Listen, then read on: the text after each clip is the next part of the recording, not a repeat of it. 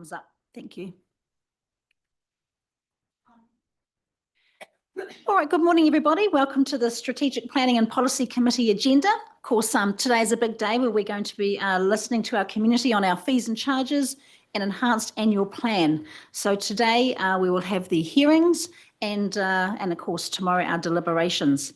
So first of all, a warm welcome to everybody, and we'd like to start with a karakia, please. Thank you, Bill.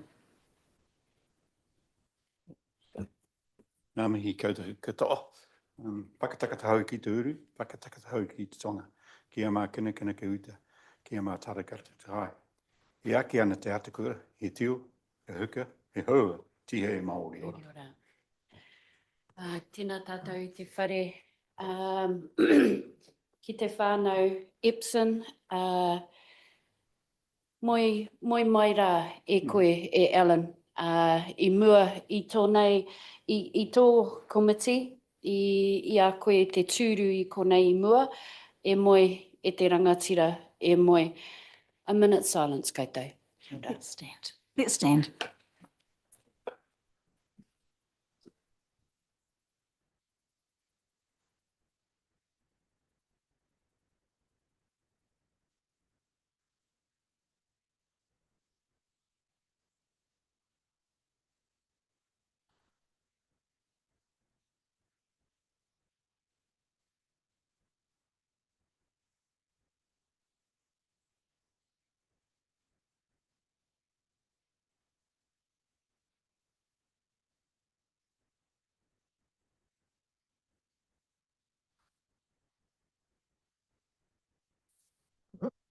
Okay, thank you, everybody.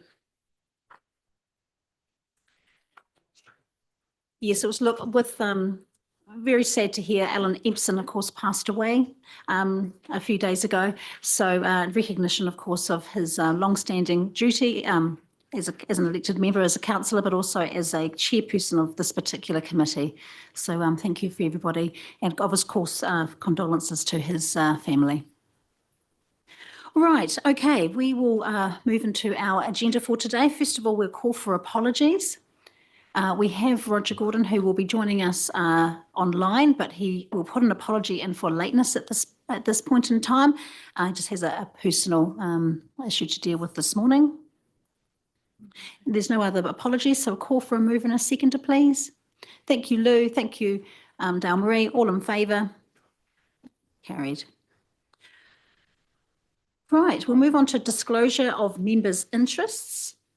I will call for any disclosures around the table. Ms. Susan. Thank you, Liz. Yes, I have a conflict of interest in respect of the submission from Sport Waikato. I'm a trustee. Thank you, Susan. Claire? Got a number. I've got the Pirongi Award Committee. I chair that committee, but I didn't have any participation in the content of the submission. It was completely, independently done by the members. But I wanted people to know that. And there's also, there's a submission from Taia to Taia, and I'm on the governance body of that. And lastly, for Waikato Screen, it might be a perceived interest. My son is working on a film project, and so there'd be possibly a connection there. Thanks. Okay, thank you, Claire. Philip? Yep, thank you, Madam Chair.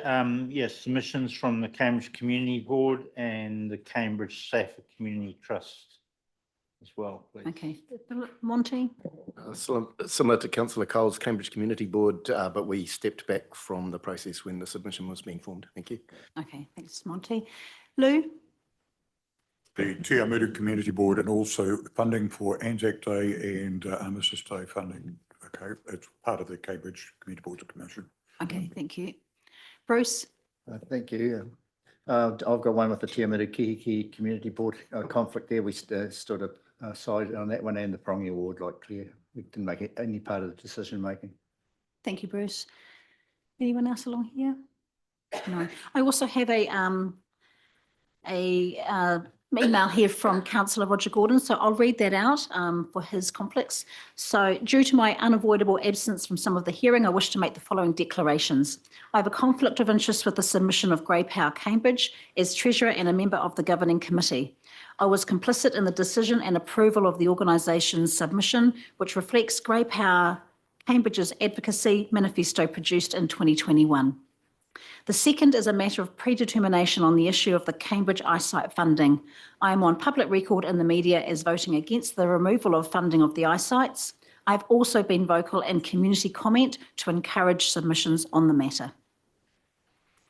All right, so that is the end of all of the conflicts as I understand it. So we will move now on to any late items. None? Good. Long day anyway. Confirmation of order of the meeting. Mayor Susan will move. Councillor St Clair will second. All in favour? Carried. Okay, those administrative duties out of the way. I'd like to welcome, of course, Melissa, who is going to present our first item, which is the fees and charges. Thanks, Melissa. Perfect. Thank you. So through the chair, Council consulted on the draft fees and charges for 24-25 between the 25th of March and the 26th of April. So over that time, we received 31 submissions, and of which one of those submitters wishes to be heard today. Their submission is attached to the report. And through this report, staff are recommending that the Strategic Planning and Policy Committee hears the verbal submissions. Thank you, Melissa. Okay, we have a recommendation on page 7 of our agenda, which receives Melissa's reports, but also here's the verbal submission, which we'll hear shortly. Can I have a move and a seconder, please, for that recommendation? So I've got Councillor Pettit, Councillor Thomas, second. All in favour? Against? Carried. Okay, thank you. All right, so what we'll do is we have our first submission from Alcohol Health Watch. It will be a submission that is online. So warm welcome to Andrew Galloway and Jennifer Lamb. We can see you online. So good morning and thank you for being here. I will hand over to you. Morena, kia koutou katoa. Apologies for your loss, or condolences rather for your loss, and thank you for making the opportunity to hear us. My name's Andrew Galloway. I'm the Executive Director here at Alcohol Health Watch, and my colleague Jennifer Lamb joins me. We're a national organisation funded by Te Whatu Ora Health New Zealand to provide credible, up-to-date evidence regarding alcohol policy and planning matters. Our recent submission on the review of the Waipa local alcohol policy highlighted the fact that of all drugs available in New Zealand, alcohol is the most harmful. Alcohol is the leading cause of preventable death, injury, ill health in Aotearoa, New Zealand, and a significant contributor to the social and health inequities experienced by Māori, Pacific people and other impacted groups. When we look at Waipa, we understand the district has approximately 73 on-licensed premises, 38 off-licensed premises and 29 clubs holding liquor licenses. We also know that, for example, the number of liquor stores per 10,000 people is above the national average. The police, licensing inspectors and medical officer of health and other agencies such as ourselves are well aware of the significant burden that alcohol places on this district and the disproportionate impact of alcohol, particularly for vulnerable groups. When we look at the licensing regime, local government have a really key role in promoting the social, economic, environmental and cultural well-being of communities and supporting the system of control over the sale and supply of alcohol. The licensing regime is an important component of the system of control, and it's part of a package of measures such as the local alcohol policy and alcohol control bylaw. When used comprehensively, can create safer environments and significantly minimise hazardous drinking and subsequent harm. It does come at a cost, and consequently the Sale and Supply of Alcohol Act 2012 envisaged full cost recovery. While there are default fees set under the Sale and Supply of Alcohol Fees Regulations 2013, in our experience, these do not cover all costs incurred by the Council in carrying out its activities, particularly as the fees were set many years ago and are overdue for review. The fees and charges proposed for the 24-25 year envisages that the default fees will be applied, which means the council will be partly funding its alcohol licensing system, including the costs associated with monitoring and enforcement through general rates, and it's not aiming to achieve total cost recovery. As noted in our written submission, council has the ability, and we encourage councils to make a bylaw under the sale and supply of alcohol fee settings bylaw order 2013, and alter these nationally fixed amounts and set fees that reflect actual costs as a licensing agency. There are a growing number of councils who have chosen to take this path. For example, we've made submissions to a number of councils in the Wellington region in the last couple of weeks, with most choosing to make a bylaw, such as Porirua and Kapiti Coast. We want to reiterate that the setting of realistic fees would mean that the policy objectives of the licensing fees regime, namely to recover the reasonable costs incurred by council in administering the licensing system, to ensure that those that create the greatest need for the regulatory effort bear the commensurate costs, to allow circumstances to be reflected in the fees paid by operators and income received by the council, and finally, but importantly, to minimise alcohol-related harm to the extent that this can be achieved through a cost recovery regime. We believe it would also align with the council's community outcomes of being socially resilient and promoting the well-being of the district, and ensure that all of the premises in the district comply with alcohol licences. Thank you very much for the opportunity to speak. We know you've got a busy day, and that's the end of our submission, but happy to take questions. Lovely. Look, thank you, Andrew. Appreciate that. And look, an excellent submission as well. As you know, we will be deliberating and discussing this tomorrow.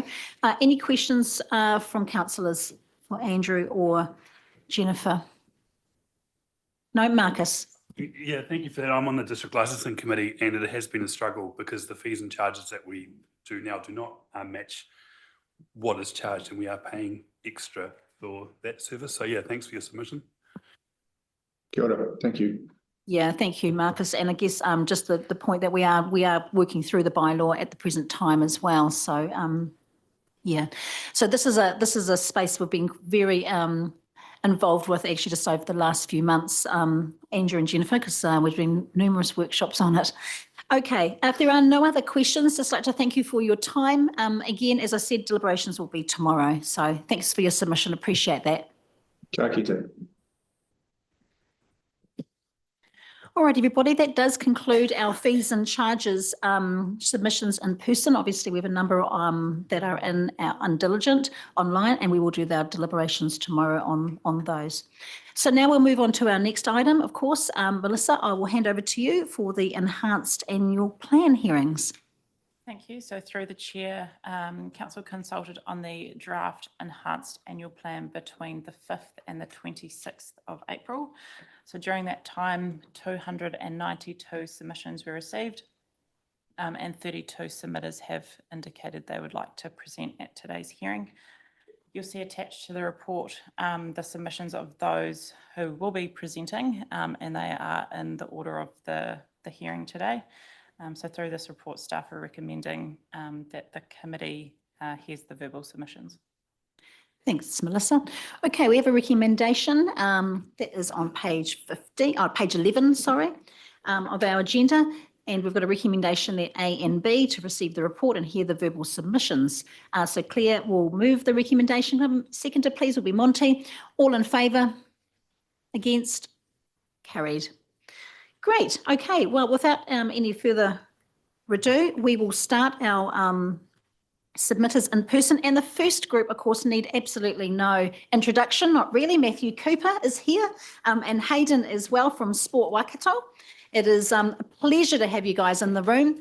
Long association, of course, with your organisation, but also with you, Matthew. Gosh, long time. So yeah, it's great to have you here and appreciate the submission that you've sent. So we've got 10 minutes allocated for you. So yeah, over to you. Thank you, Chair Liz. Not as long as your Chief Executive though.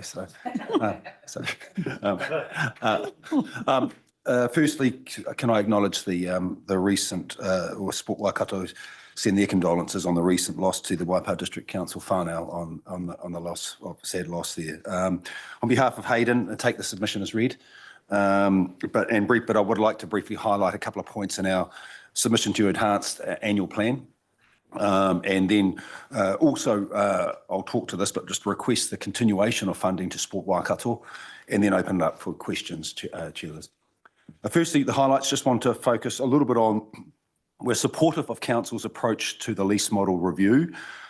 We understand there have been some challenge in some aspects to the review that it does come at a high cost. So do appreciate Council having to deliberate around that. We have got obviously some alignment in the recommendation around which is a good document, is the Waikato Regional Active Spaces Plan, which again has a strong focus in Waipa about the aspects of getting good evidence. So we have got good evidence.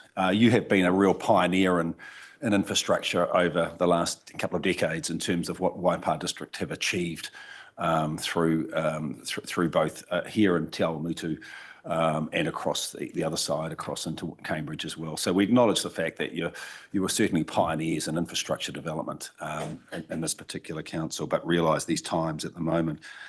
Leamington Domain Master Plan, we see that obviously as to highlight that, because we need to be fit for purpose over in Leamington, and I think what you're doing there is you've seen quite a big growth cell happening in that particular part of the Waipa District, which I know you're future-proofing there as well, about the importance of that master plan there for Leamington.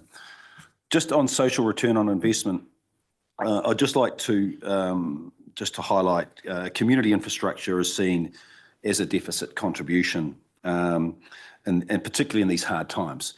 Social return on investment of recreational physical activity in New Zealand report showed that recreational activity generates significant value for society across multiple wellbeing domains and outcomes.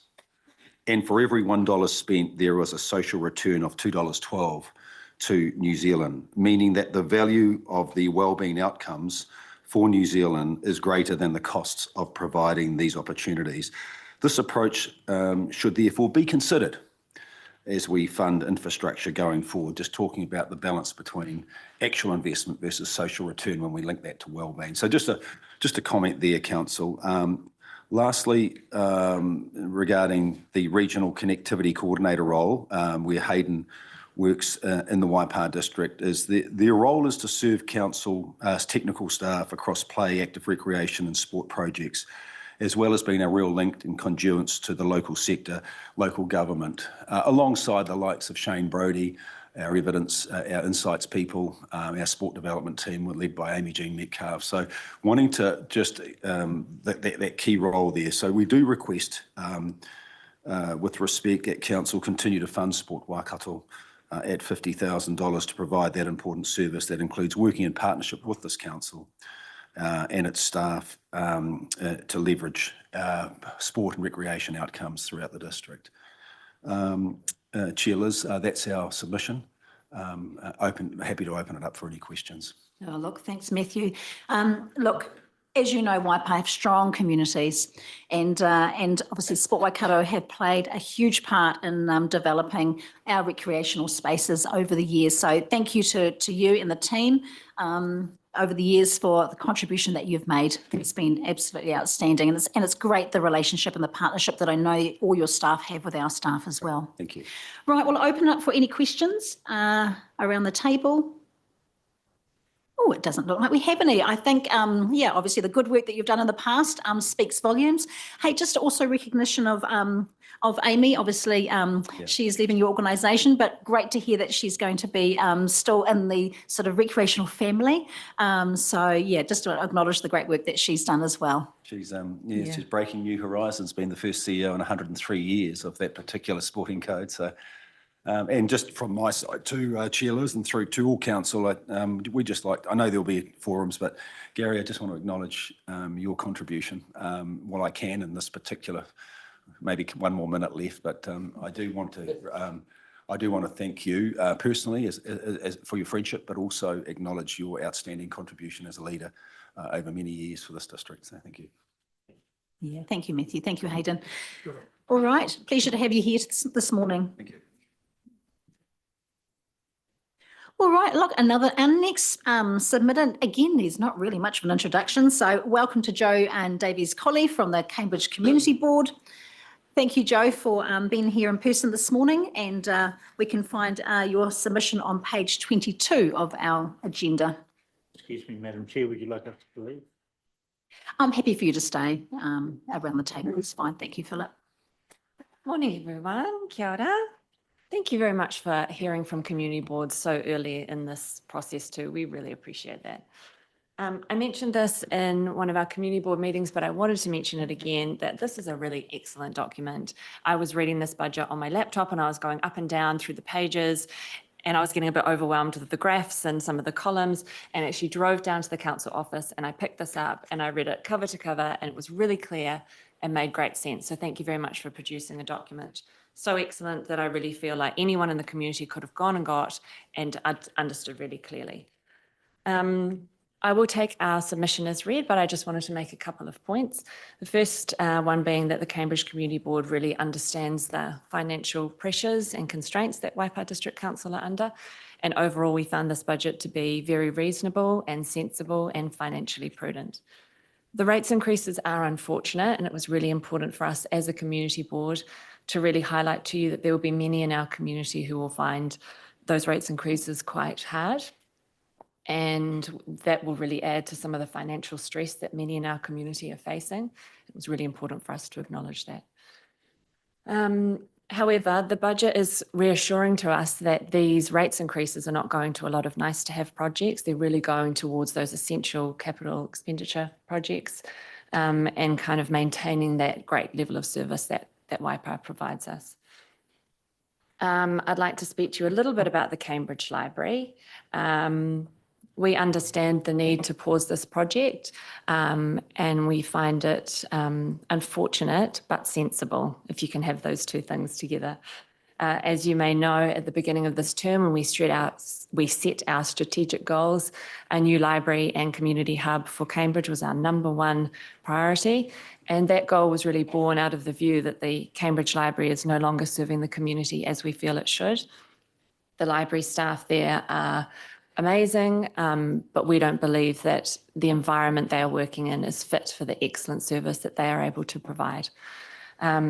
As you might remember, at the beginning of our term, we engaged very strongly with the community over the library. We positioned ourselves down there and spoke to music groups and parent groups, and we ran a survey that had over 500 responses, just under 500 actually, with over 80% of those saying that yes, they did agree that we need a new Cambridge Library. And board member Elise Badger was part of that library feasibility study working group and fed very strongly into that on our behalf.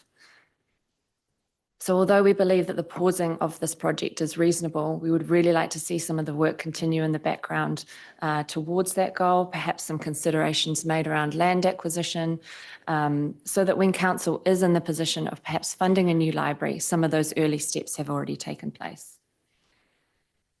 As our submission reads, we have some concerns that because the library project is being paused in this enhanced annual plan, if it's not picked up again several years into the LTP, that by the time the library is actually built, it won't be meeting those service delivery targets for that anticipated growth that is going to happen in Cambridge and Waipa communities.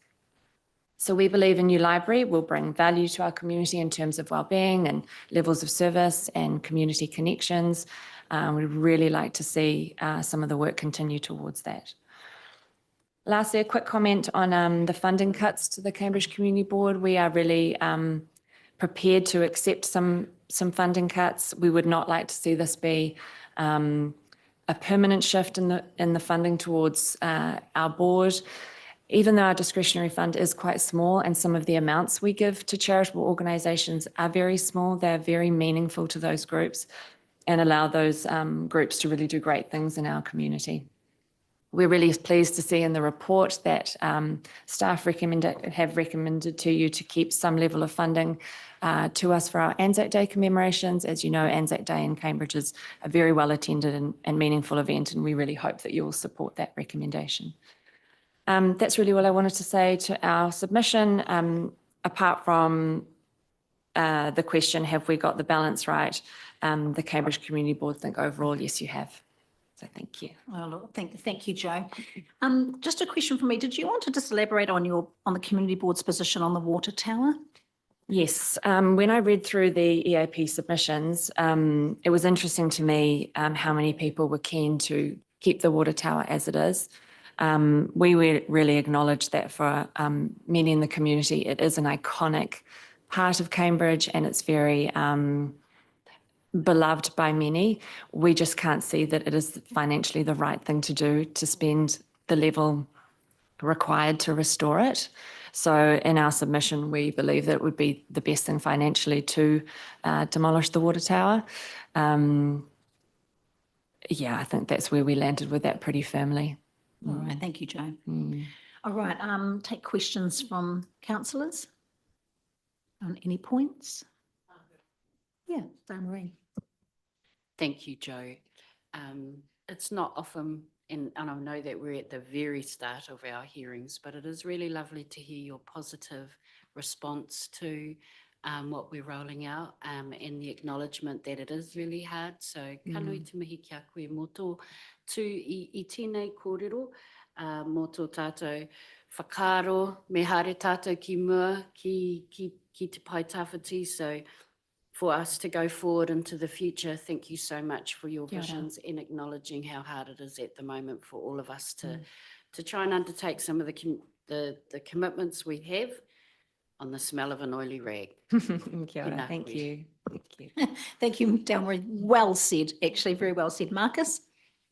Jo, with the demolishing of the water tower, does the community board think that that's a fair price, or is there any way that we could engage with our local Cambridge community about doing it a different way? Like, is this? Absolutely. Yeah, absolutely. We were also concerned about the length of time and perhaps some of the increased cost that it might take to get to the point of the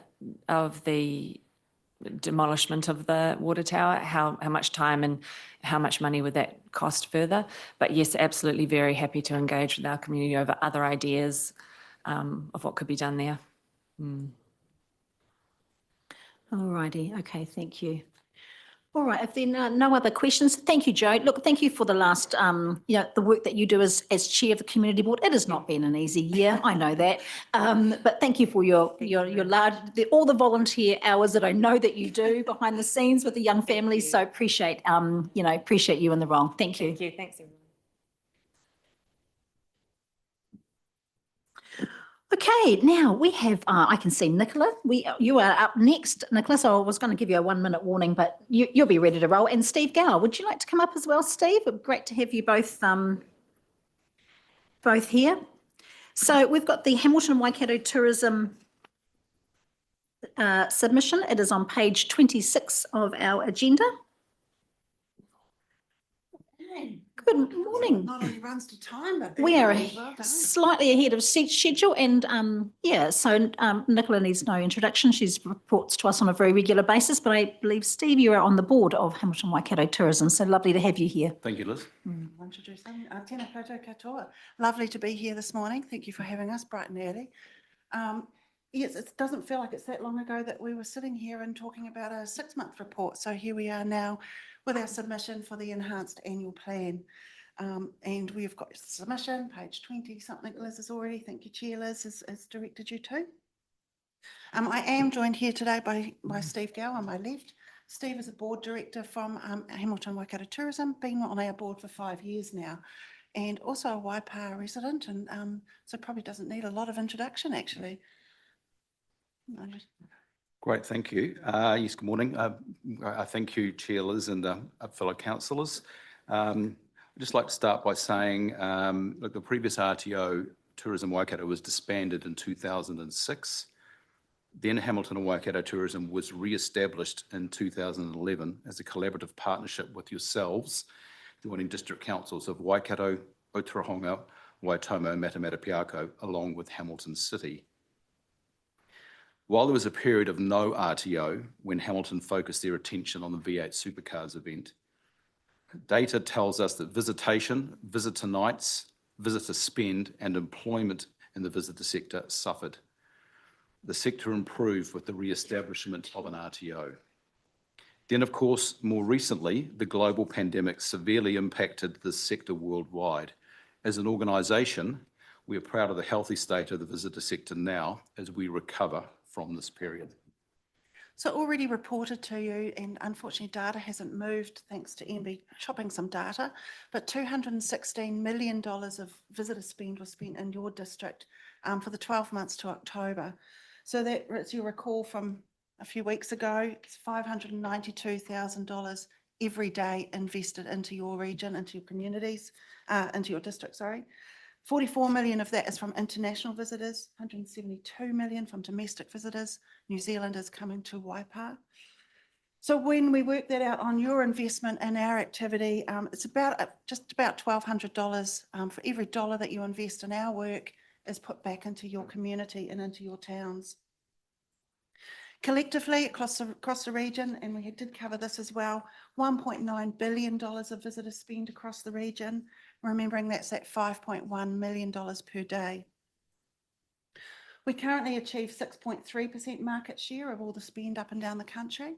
So if activities reduce from the RTO, and that means maybe 5% reduction of market share, that would have an impact of around 149 million into the region. We know 12,200 people are employed in the sector. If we overlay that spend, if we lost that 0.5% market share, that has the potential to impact just on under 1,000 jobs. So we are quite concerned around any potential reduced activity from the RTO could result directly on jobs and employment in our region.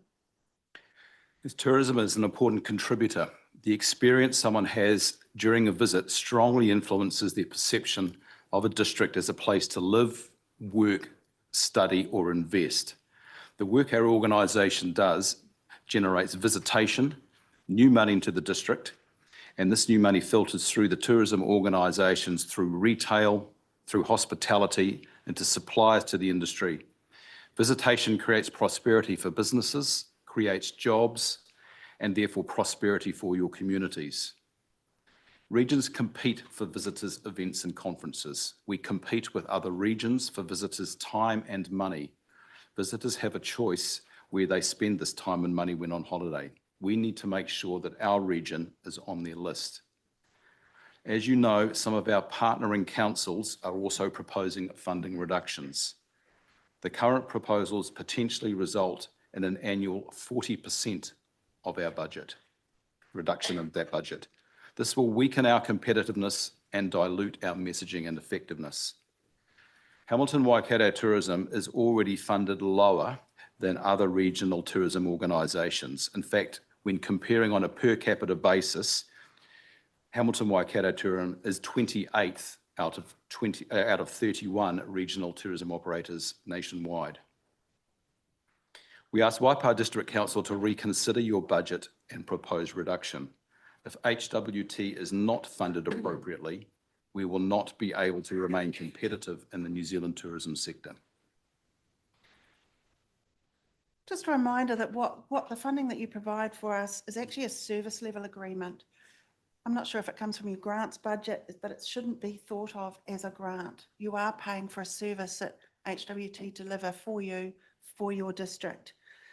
If payment's not sufficient, or if the RTO doesn't continue, whatever it is, might be, you might need to think about having those services in-house or foregoing them completely. But it is a service level agreement. It is not just a handout.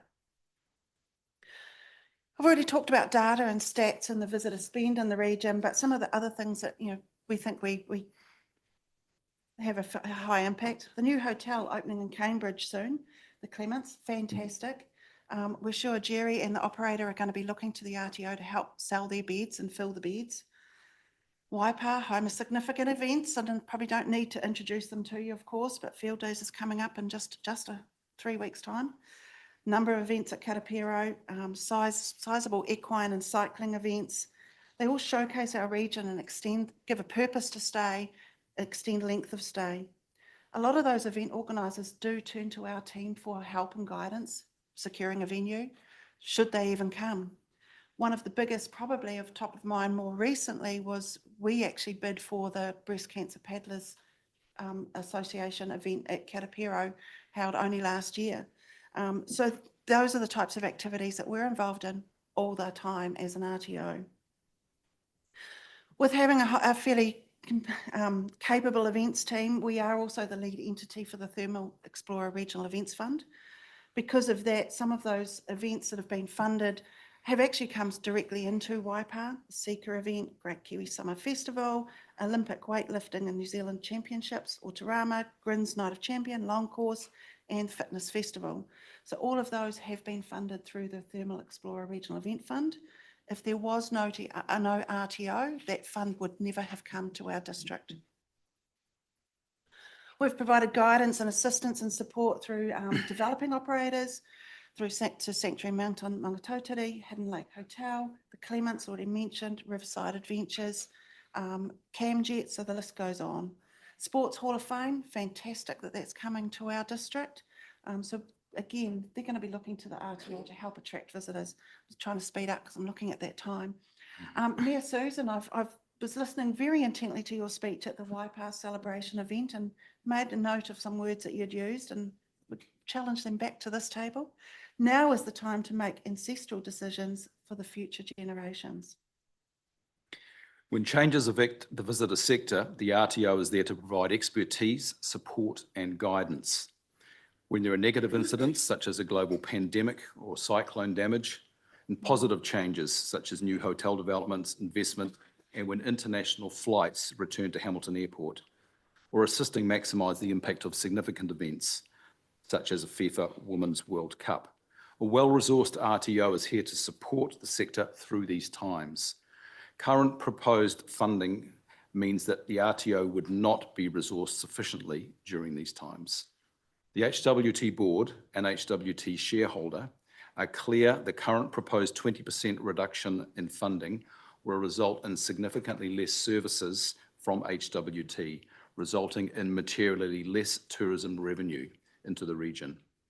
From past experience when the region had no RTO, tourism revenue were badly affected. The HWT board will endeavour to do all we can to keep some level of presence. However, we will be less effective with any reduction in funding. Looking forward, the region needs tourism growth to increase the prosperity and living standards of its people.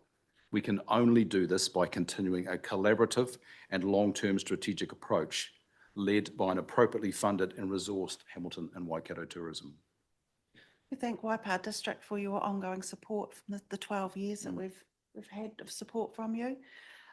As you've heard, our funding per capita compared to other RTOs up and down the country we're 28th out of 31.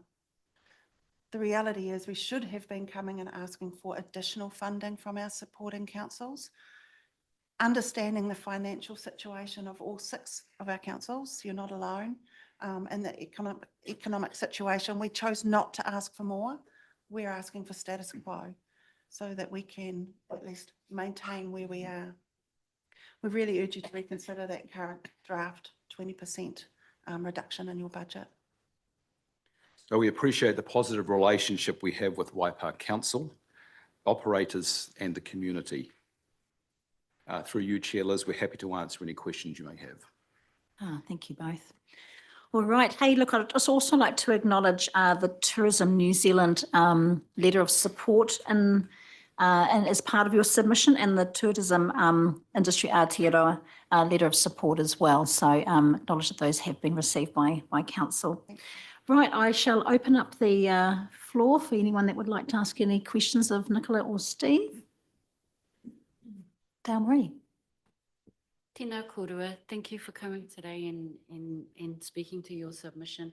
What's your relationships like with the Tainui Cultural Trust and particularly in the Māori tourism space? Tainui Waka Tourism? Yeah. We collaborate with them where the work has us together.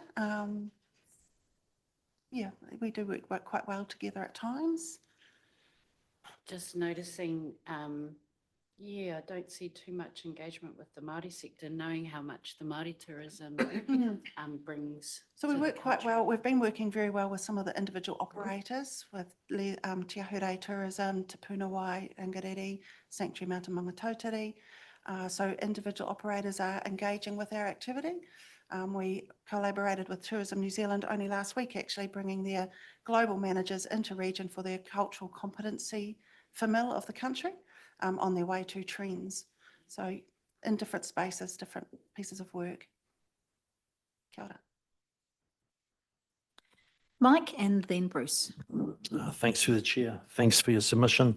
Hey, just reading through some of your submission and some of the related ones as Chair Liz has alluded to.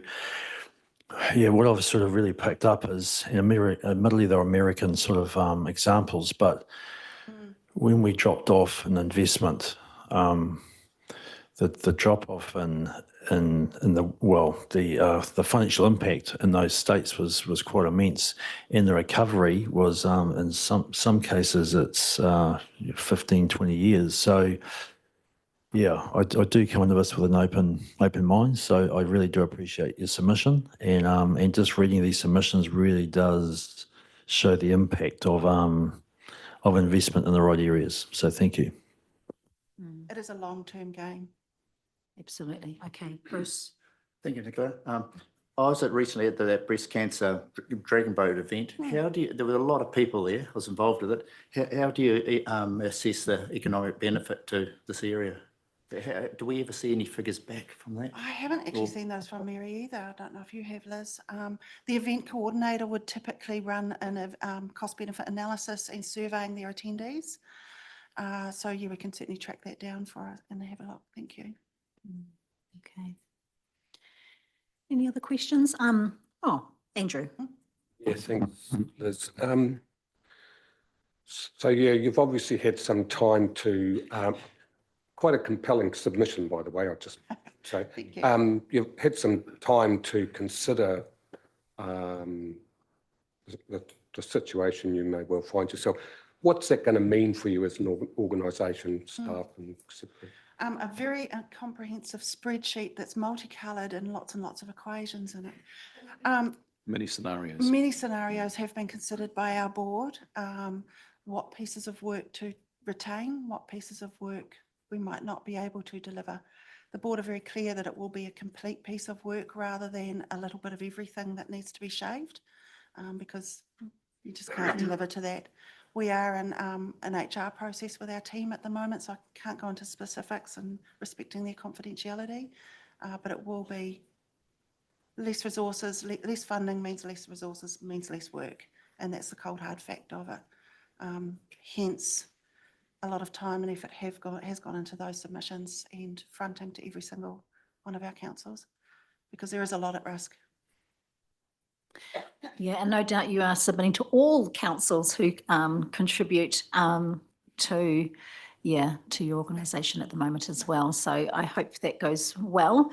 Hey, I just want to also acknowledge the some of the new product that you did mention, but in particular what we call the Old Masonic Hotel, which is under renovation, and that's progressing beautifully, and very excited about the announcement that the Sports Hall of Fame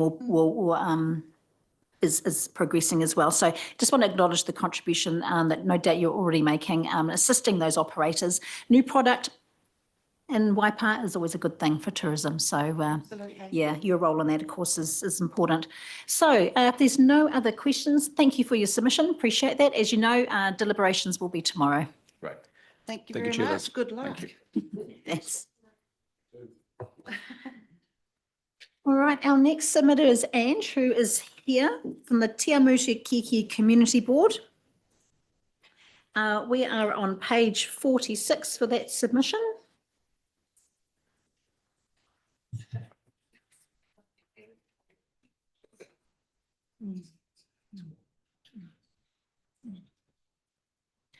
Morning, Ange. Nice to have you here. Of course, everyone around the room already knows you, so I won't go into too much of the the introductions. But yeah, just like to acknowledge that your submission is on behalf of the Te Amutu Kiki Community Board, and of course Bruce and Lou are our representatives on there, so they will stay silent for this part of the submission and deliberations tomorrow. So welcome. It's good to have you here. Okay, so thank you. So morena Chair Liz and councillors, staff and members of the community. Thank you for the opportunity to speak to our enhanced annual plan submission. First up, I would like to acknowledge the hours and work and rework that have gone into this enhanced annual plan in an attempt to keep the rate increase as low as possible. It is no easy task with increasing inflation, interest rates and compliance costs, not to mention the big expense of retaining our water assets and their associated costs. Unfortunately, in our view, based on community comments, the proposed rate increase is still too high and is going to put a huge financial burden on many in our community who are already struggling to make ends meet. The proposed rate increase potentially means another $55 to $65 per week for an average 3 to 4 bedroom home. Community Board, along with the Business Chamber, support the pause of our big aspiration projects and also encourages our decision makers to consider the need and desire of the community when revisiting them. Can we cut our cloth to fit? Could we see an improved balance between what we want, future-proofing, best practice, and what we can actually afford? I've spoken to many people, for example, about Te Arawai, and they are not opposed to us finally getting a new museum/discovery centre, but they are not at all keen on supporting a $33 million venture. I noted in the budget over $3 million has already been allocated to the design and planning in the 23-24 budget of Te Arawai. Why and how are these costs for projects that have not even started got so massively expensive? We do understand that, these are costs coming from outside, but it's just a question that we ask. I recently caught up with an old friend who previously worked at a council, and they were saying they're doing exactly the same job for a consultancy firm and getting paid nearly double. Maybe therein lies some of where the money's going. We're in the wrong profession. Is there a way we can reduce some of these fees by utilising the talents and ability of our staff, who I'm sure would relish the opportunity to provide their ideas instead of having to sell someone else's? We believe there are some significant savings to be made in this space and can only speak to experience, as there is not a nice line in the budget that says total cost of consultants. We recently saw $25,000 spent on consultancy, drawing up an enhanced section of the town hub that included a considerable number of pink blobs on the plan image, an enhanced drawing of the space between the library and Devoy building that we had an alternative idea along with a few suggestions regarding what the building and space could be used for. Was that a good use of our money? We also feel strongly that there are some areas of the budget that have been cut in the wrong places, such as the community funding streams. These support the amazing job our community provides, generally on a shoestring through hours and hours of volunteering and goodwill. I see this sentiment has also been strongly supported by Creative Waikato. In particular for us, the discretionary fund that we administer has been cut to just $20,000. We do not support this. At $49,000, this comparatively small amount of funding went such a long way and supported so many of our community organisations to provide amazing services for our communities. We are constantly oversubscribed, with some examples of our last 3 applications being April 2023, 16 applications requesting $46,609. At that time, we only had 25,000. September 23, 29 applications requesting 55,818, and we only had 13,145 in the kitty. This last one, April 24, we had 16 applications and just over $36,000 worth of funding requested, with only $8,439. The organisations and community wellbeing that will be impacted by this cut is one thing. The value we get for our community in economic terms is another, as these small amounts of money that we divvy out go towards providing so much good. For example, the annual Christmas parade, services such as the Te Awamutu Health Shuttle, the many sports and community groups who we support to replace worn-out amenities, the much needed and valued programs or equipment for our tamariki and rangatahi. We are very keen to work with the community on some projects we see as worthwhile and of interest to the community. For For example, we've had an indication of interest to learn more from the respective power companies to develop a kaipaka power park, as this is on their land, and create a walkway into there. Cleaning the pond is clearly an important issue, as it was one of the main comments about the park and the feedback from the concept plan. And we have some very passionate volunteers who would relish the chance to help improve the water quality. We just need permission to get in and make these things happen. A number of the service groups have got together and are looking at what projects they could take on collectively. One or more of these in our submission may well be something they would consider if we were granted permission. To be able to support our community, we believe we can withstand a small cut, but still need at least 40,000 for the discretionary fund. We would also like to maintain our support for some continued funding for our eyesights, who do a great job for our communities, both on a local level and for our visitors to the district. Again, as a return on investment, we get so much more than we put in. Yes, there is room for improvement and for the eyesights to find alternative funding. However, we believe we need to support them to do this, and severing all funding is too drastic a measure.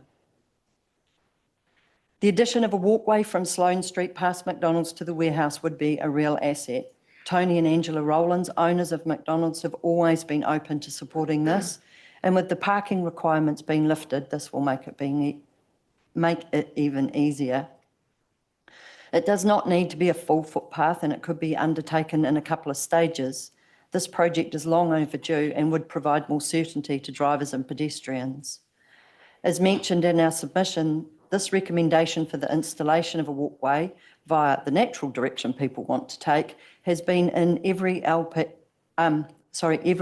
plan and long-term plan submission Community Board has completed for at least the last 10 years. Based on initial conversations I've had with the transport team, this could be done within existing parking roading budgets, so no additional funding is required. It simply needs council support to make it a priority.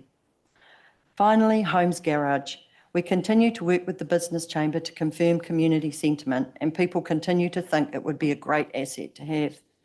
Since our initial presentation to Council, Shane Walsh, Chief Executive of the Business Chamber, has had some communication with the property team, but as yet no confirmed details have come back to either of us regarding the cost to remove the transformer pole or decontaminate the site.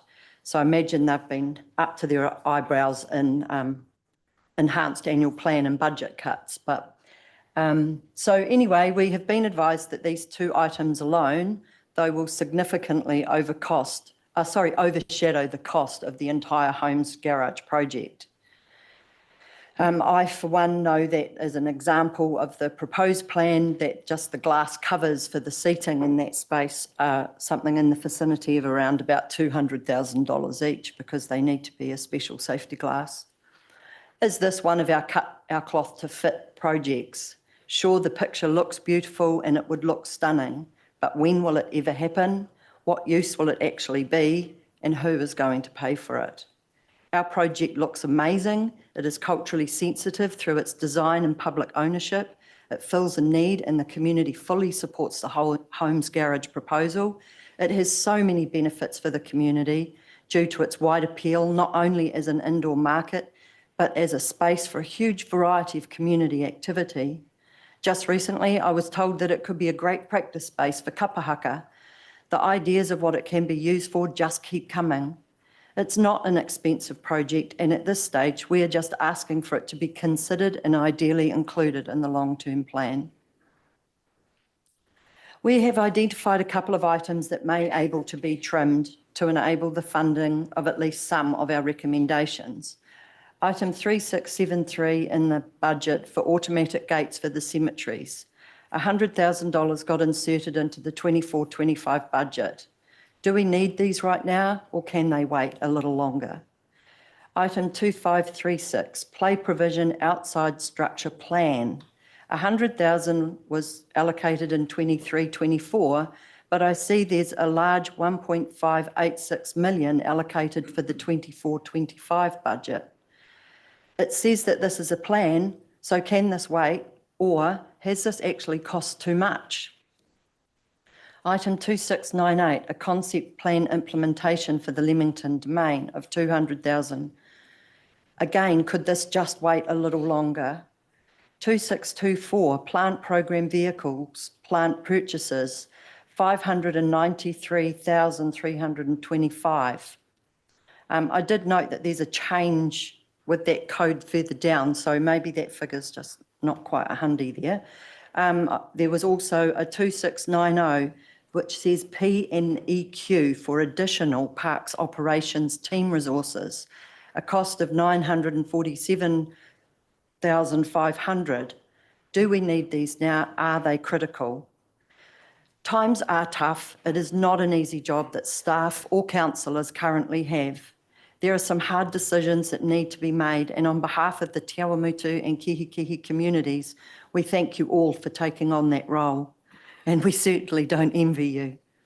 Thank you. We appreciate you taking the time to listen and to consider our recommendations and requests. Kia ora. Thank you, Ange. It was a great submission. Any questions? Bill? Kia ora. Thanks very much for that.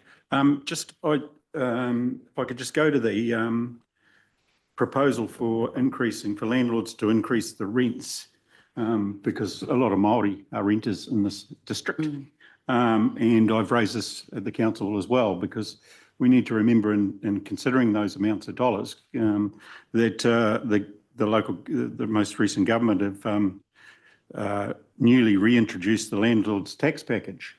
So I'd hate to think that all of the rates increase that we're talking about in terms of Aotearoa was all being passed on to renters, when indeed the government has given something back to landlords as part of that package.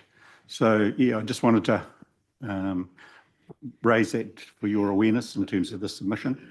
The second point I wanted to raise was you talk in the submission about Archbishop Richardson's report, which I understand has been given to council as part of other submissions, but and concern over any possible sale of whenua in terms of Homes Garage and the Devoy buildings. That would be, the maimai that would be caused to mana whenua in regards to that. So because it's in your report, thank you, Ange, I think I can speak to it. Yep, absolutely. I don't know whether there's a conflict of interest for me or not, but generally you'd say that any whenua across the district probably has some conflict of interest for mana whenua and tangata whenua. So thanks again, Ange. Kia ora. Thanks, Bill. Thank you, Bill. Okay, we've got Mike and then Andrew, then Dale Marie. Thank you through the chair. Thanks, Ange, for your report and that verbal report also. Hey, just to clarify something for a start, and it's really what Bill just talked on, that $55 to $65 a week. But 12% of say, Do you want to know how I did that? I just went 10%. So I kept it very much on the low side. I went so our average rents here are between $550 and $650, thereabouts, for a 3 to 4 bedroom home. So I just went 10%, so 55 to 65. Right, but I guess what and that's not saying everybody's going to go up. That's just saying how it could impact. That's a possible impact. I'm not trying to imply that that's everybody's going to have that happen. Absolutely not. Yeah, but just to clarify, in terms of rates of TAs around 12%. So rates on, say, $3,200 property, which was just figure I plucked, is actually more like $384 a year, which is $7.38 a week. So just want to clarify that in case Mary Ann gets it wrong. Yep, gotcha. Hey, and just a couple other things though, it's not really part of us, but things like Charawai, Cambridge Library and those big ticket items, I think we'd all agree when it comes to trying to push those things forward, it'll be doing something we can afford as a district. I quite liked your attitude towards that growth model, which is part of our debt ceiling issue of just looking at how quick we do grow, and you put a 50% sort of 50% full before we go again. But I know council have worked on some percentages around 80 in the past, but I do like the philosophy, maybe not 50, but I like the philosophy of maybe slowing down to go forward. And the last thing I just want to comment on, and I've changed my views here since I'm left the community board, which is easy to do, around the discretionary funds, and it's really listening to submitters like some of them this morning, like from Waikato Tourism, for instance, of just the opportunity cost of every dollar that council spends, and you sort of hear the return on investment. A dollar, the council invests $1 here, and the return that you can get back. And in that sector, for instance, or things like that, we're really investing in business. And then what one finds is then those businesses invest back into their communities. They're the people that people start going to through right or wrong. So, yeah, so I hear what you're saying about keeping that funding for that purpose. But I guess I'm just looking at best bang for buck, particularly in this market. Yeah. Thank you, Ansho. Thank you, Mike. Okay, Andrew? Yeah, Mike's already covered off the point about the rates and the rates increase equates to 7 or 8 minutes. So yeah, I just wanted to clarify. Apologies for my maths. It's all good, all good. It was good, made a good story. And look, I guess just a comment after that, your submission demonstrates how well engaged you are with the Te Awamutu Kihiki community, and it will be considered. Thanks, Andrew. Damarie. Tēnā koe, Ange, thank you. Anō e hoa I tū mai nei ki tō kōrero. I just want to touch on a couple of things. Te ara wai, better funding is where we got that money from. So that actually from, and Sally can correct me because she's in the room. So only because I've gone to loggerheads online about with people around that funding. So everybody online, just know, came from better funding. And just in regards to your comment around wages and salary, because I've been having some online interactions with certain people around that space. I hear you, Ange, you tell us you want us to do more and you want to reduce in places. But I got to say, when I look at these kaimahi here and how much they get, well below what we know they will get out in the private sector. So I'm actually really tired of people bashing our kaimahi because I feel that they don't get what they should get out in the private sector. But how do we balance that? In council, we want to look after them. We don't want them to leave, but you want us to do more and you want us to chop more. But then you give us a whole new list of things you want us to do as well. So ka whakaro nui e hoa. And I love how you advocate for our people. But like I said to Joe, hard doing it all on the smell of an oily rag, and then you bring us another full list of things to do. So ka nui te mihi kia koe. Kia ora, Dale. Yeah, and look, Ange, absolutely appreciate your submission. Obviously it's a team effort with the Te Awamutu Kihiki Community Board, and I want to echo some of the sentiments as well. Damarie has mentioned it is an unenviable position most councils are faced with right now, and we will do our very, very best. Hey, just want to acknowledge your day job as well. I know that you are here and represent. You're the heart of Te Awamutu Kihiki, and it's just. Yeah, I know you give it 100%. So for all the volunteer hours that you do with the community board, our appreciation as well. Not an easy role. Cool. Thank you so much, Liz and councillors. Appreciate that. Thank you. Thank you. Have a good day. Good luck with the rest of your deliberating. Hopefully not too many throw you into, put a foot in both sides.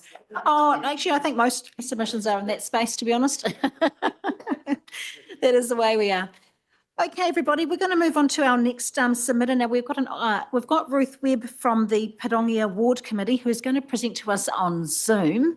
So we'll just make sure that she's here. Now, the Parongia Ward Committee submission is on page 49. And Ruth will join us very, very soon, I'm sure. There we are.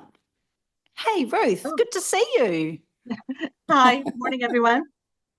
Oh, you don't look like you're in a sunny tropical place, so I'm going to presume that you're still local.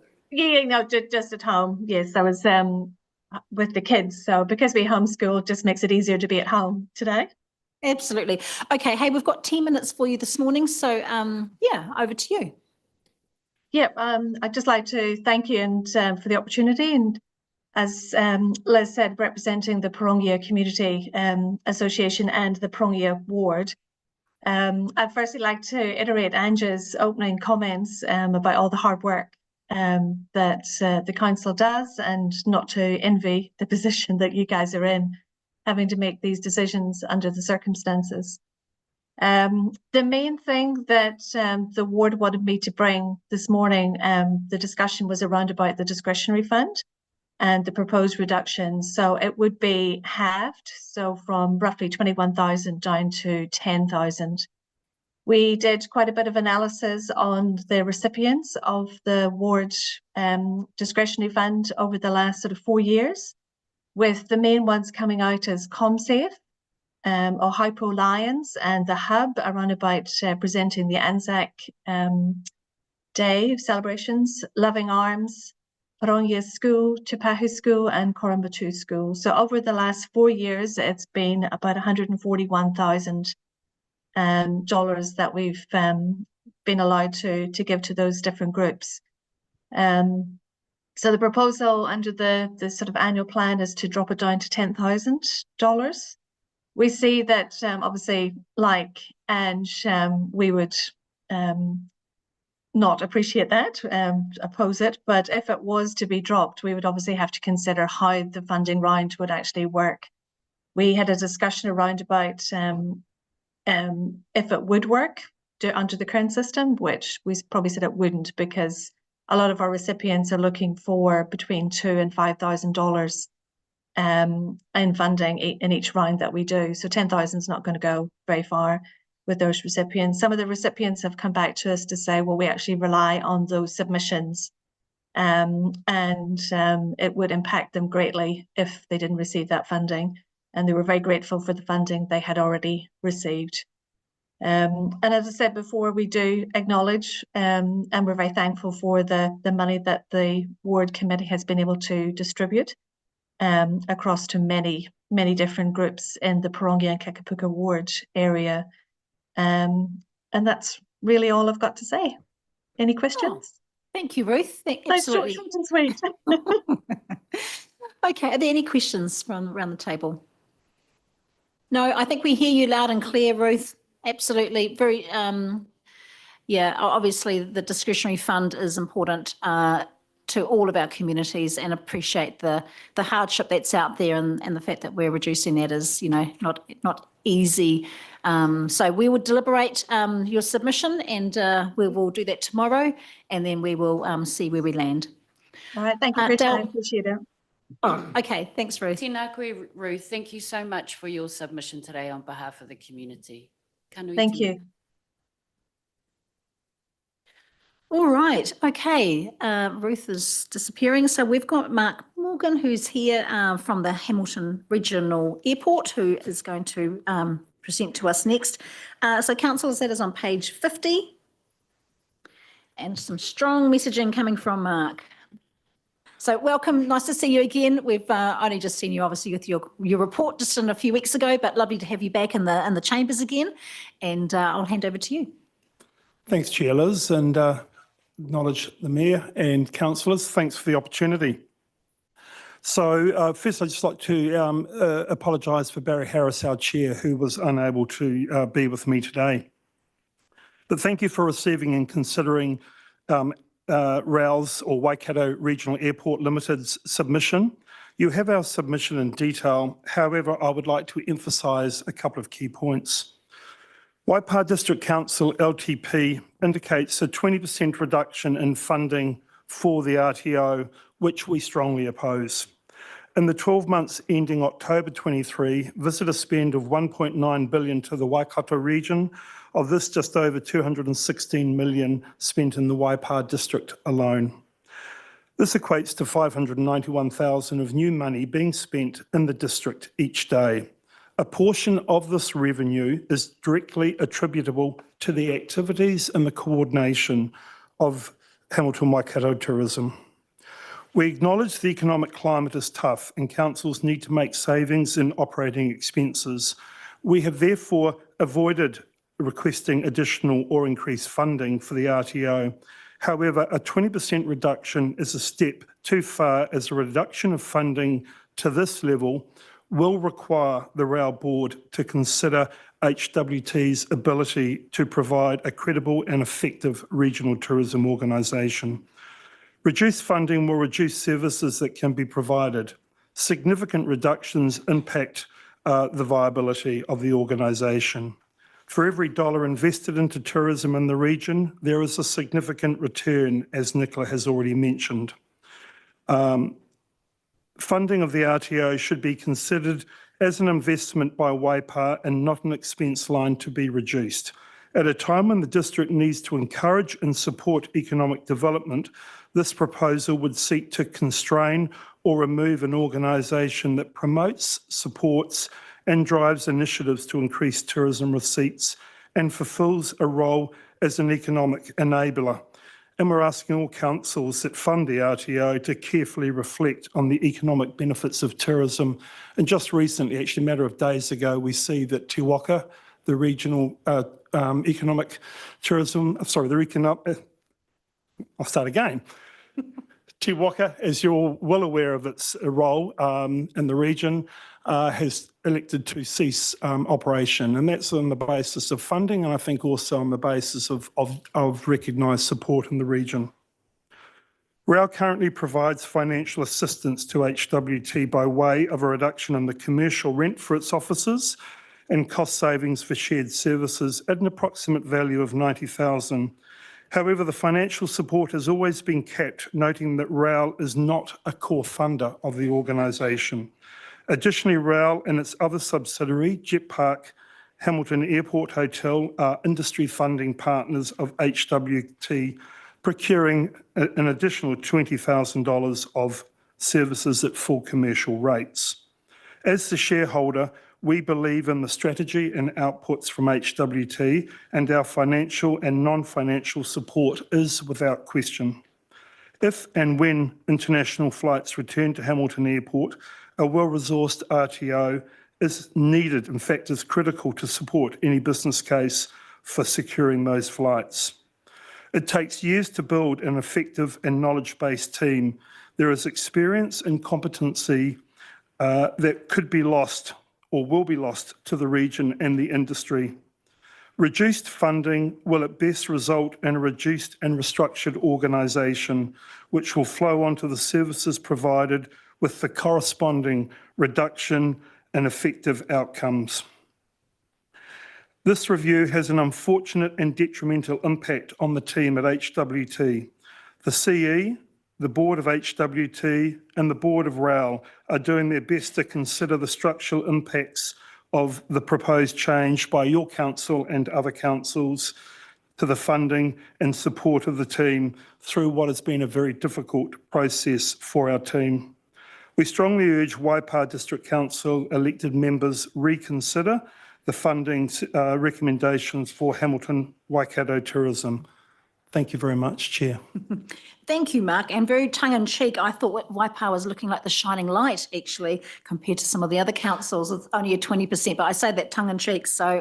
No, I think it's a very fair point that the suggestions at the moment range really between 20 and 50%. And there's no question at 50% that is a very difficult situation for the RTO to consider. But at the moment, you're the shining light in a dark cloud. Okay, look, thank you, Mark, for your submission. I hear you loud and clear. Are there any questions, comments? Monty. Thanks, Mark. Hey, look, it's a bit of a small business mantra that I know half my promotional expenditure is not very good. I just don't know which half. So there's quite a bit that we're facing today in this kind of what I've put in this big bucket of A&P, you know, the advertising promotional sort of funding. What's your elevator pitch why HWT as opposed to some of the others? Well, I think we see the significance. So almost 2 billion of receipts into the Waikato region for tourism. And there's no question that tourism, yes, we had COVID, but fundamentally continues to grow for New Zealand. And And I think for New Zealand Inc. and for this region, 75% of those receipts are domestic tourism receipts. So, and a large part of that comes out of the Upper North Island and of course Auckland. So I think that if you're limited on your options, betting on tourism and the infrastructure that has actually been created, and particularly in recent years, and I think that's the point where the RTO has very much supported the supply of new tourism product. And of course, we know that you have one cafe, you have 10 cafes, and you get a lot more people coming. And it's the same logic with tourism. And if you have the product there, people will come. So I think I understand the short-term challenge, but the long-term opportunity is to invest in a known quantity, and tourism is a known quantity. Thank you. Thank you, Mark. No other follow-up questions? Oh, Andrew? Yeah. Thanks, Mark. I obviously thought about this pretty hard. So I take it that rail sees HWT as a significant contributor to the air traffic? Yes, look, I think firstly, it was rail, it was the airport that resurrected the RTO back in sort of 2010 when the councils let it lapse, and we know the devastation that had on tourism and the opportunity back then. So look, yes, we have had a promotion actually this year between Hamilton and Christchurch airports and the corresponding RTOs. And I think that's been very successful. So I think whilst most of the tourism is a drive market into this region, I think longer term that will change. And I see the growth of this region and the constraints of Auckland providing opportunities into the future that we need to seriously think about. So just to further that, yes. So like logically, you'd think the biggest benefactors to be tourist operators or people providing the attractions. Is there room for alternative funding from councils to industry levies or sources? Okay, first part, I think, and I'm dipping into probably matters that I'm not entirely sure that I have all the answers to, but what I would say to you is there's a direct benefit to the tourism operators, but you can't underestimate the wider benefit to the region, whether that be the petrol station, the cafe, the general service industries of all of your towns in your region that pick up the benefit of people that are coming, let's say, down to a particular event, whether it be at Karapiro. They're not just spending at Karapiro, they're spending right throughout your region. So I think that's the first point. The second around other options such as bed tax or other forms of income raising for the industry, I think you need to watch closely the national profile of that before making decisions regionally would be my advice. Okay. Lou? Thank you, Mark. It's great to hear you again, and I'm very, very supportive of what you actually are saying. However, I just wanted to ask you, you're talking here of reduced risk of reduced funding, but when you said international flights, and I'm very, very interested in this and what you think of the proposal of international flights or when they're likely to come in, are they likely? And, because we're looking at investing in the short and the longer term, and we need to have some idea of the fact of where we're going to have these international flights. Look, I really, at the end of the day, international flights, firstly, are always commercial in confidence. So any discussions that we ever have are exactly that until they materialise. And look, we haven't had international flights for more than 10 years. My view is that the opportunity in the next few years is much greater than it has been in the last 10 years. I say that because the region is growing substantially, but there is challenge with Auckland Airport. So the opportunity for a regional disbursement, particularly Trans-Tasman, is greater than it has been. But look, I certainly can't ask you to continue the funding based on securing it because I really don't know if and when. But I think it's more a when, not if, but it could be years away. Right, Dale Marie and then Susan. Tēnā koe, Mark. Tēnā koe. Kia ora, thank you for coming again and standing to talk to your submission. Just wondering, any forward movement with Waikato Tainui or any of the PSG settlements?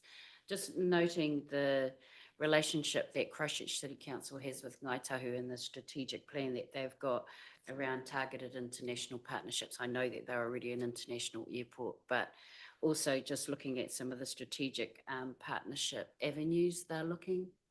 Yeah, what's your guys, any strategic moves with Waikato Tainui? Just wondered.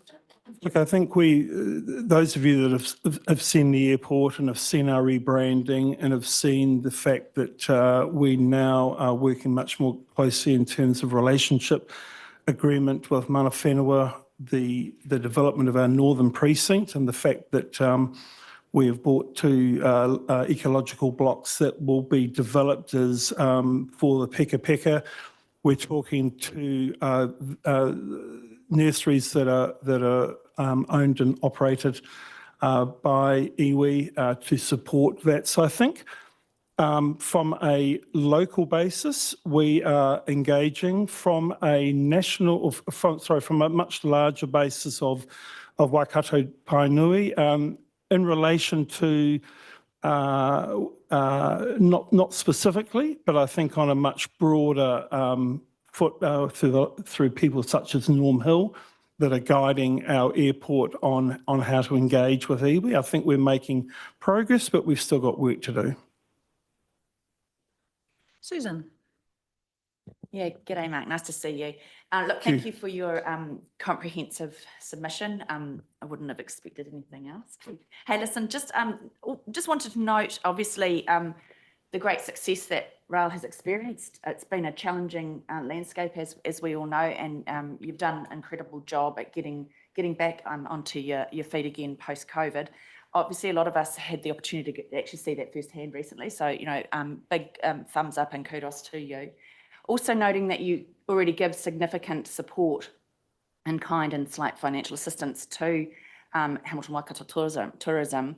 I just, noting all those things, wonder if there's an appetite there for rail to step up even further into that space, given we're a council, a shareholding council, and I guess that support would come from your company as opposed to coming directly from mum and dad ratepayers. So I'm just trying to understand if there's an appetite there within the company to potentially look at jumping into that space, because it seems there will be quite a void. Thanks, Mayor. And look, I wish my chair was here beside me, because it really is a board view as opposed to mine as management. I think what I can suggest, though, that the rail board feel that the contribution they've made is more than sufficient. And I think there's a view that that this is the benefit of the wider region, that the funding councils was, you know, the stalwart for this organisation to fund it. So I don't think there's a view at the moment that they would view to make up any void. It's not to say that I guess they'll have to wait now until the process is concluded and then make a decision as to what that gap is. But their initial view is not to provide additional funding if there is a gap. Okay. Thanks for that. I just hope they seriously do, you know, consider it, because there are obvious negative impacts, I guess, for Hamilton Waikato tourism, and yeah, I'll just leave it there. So thanks for your comment. I will take your views back to the board and let them know. Yep. Okay, Mark. Hey, look, next steps are we'll be doing our deliberations tomorrow, just noting that this is just a 1-year enhanced annual plan. Next year, we'll do the long-term plan. So the deliberations just for the next 12 months will occur tomorrow. Thank you. Thank you very much. Thanks, Mark. All right, everybody, we'll move on to our destination submission. We have Lucy and Ruth in the room, so a warm welcome to you both. We'll find the destination Cambridge submission on page 55 of our agenda. So look, great to have you ladies in the room. I see we've got a PowerPoint presentation as well. Is that correct? Right, so I'll hand over to you for the next 10 minutes. Good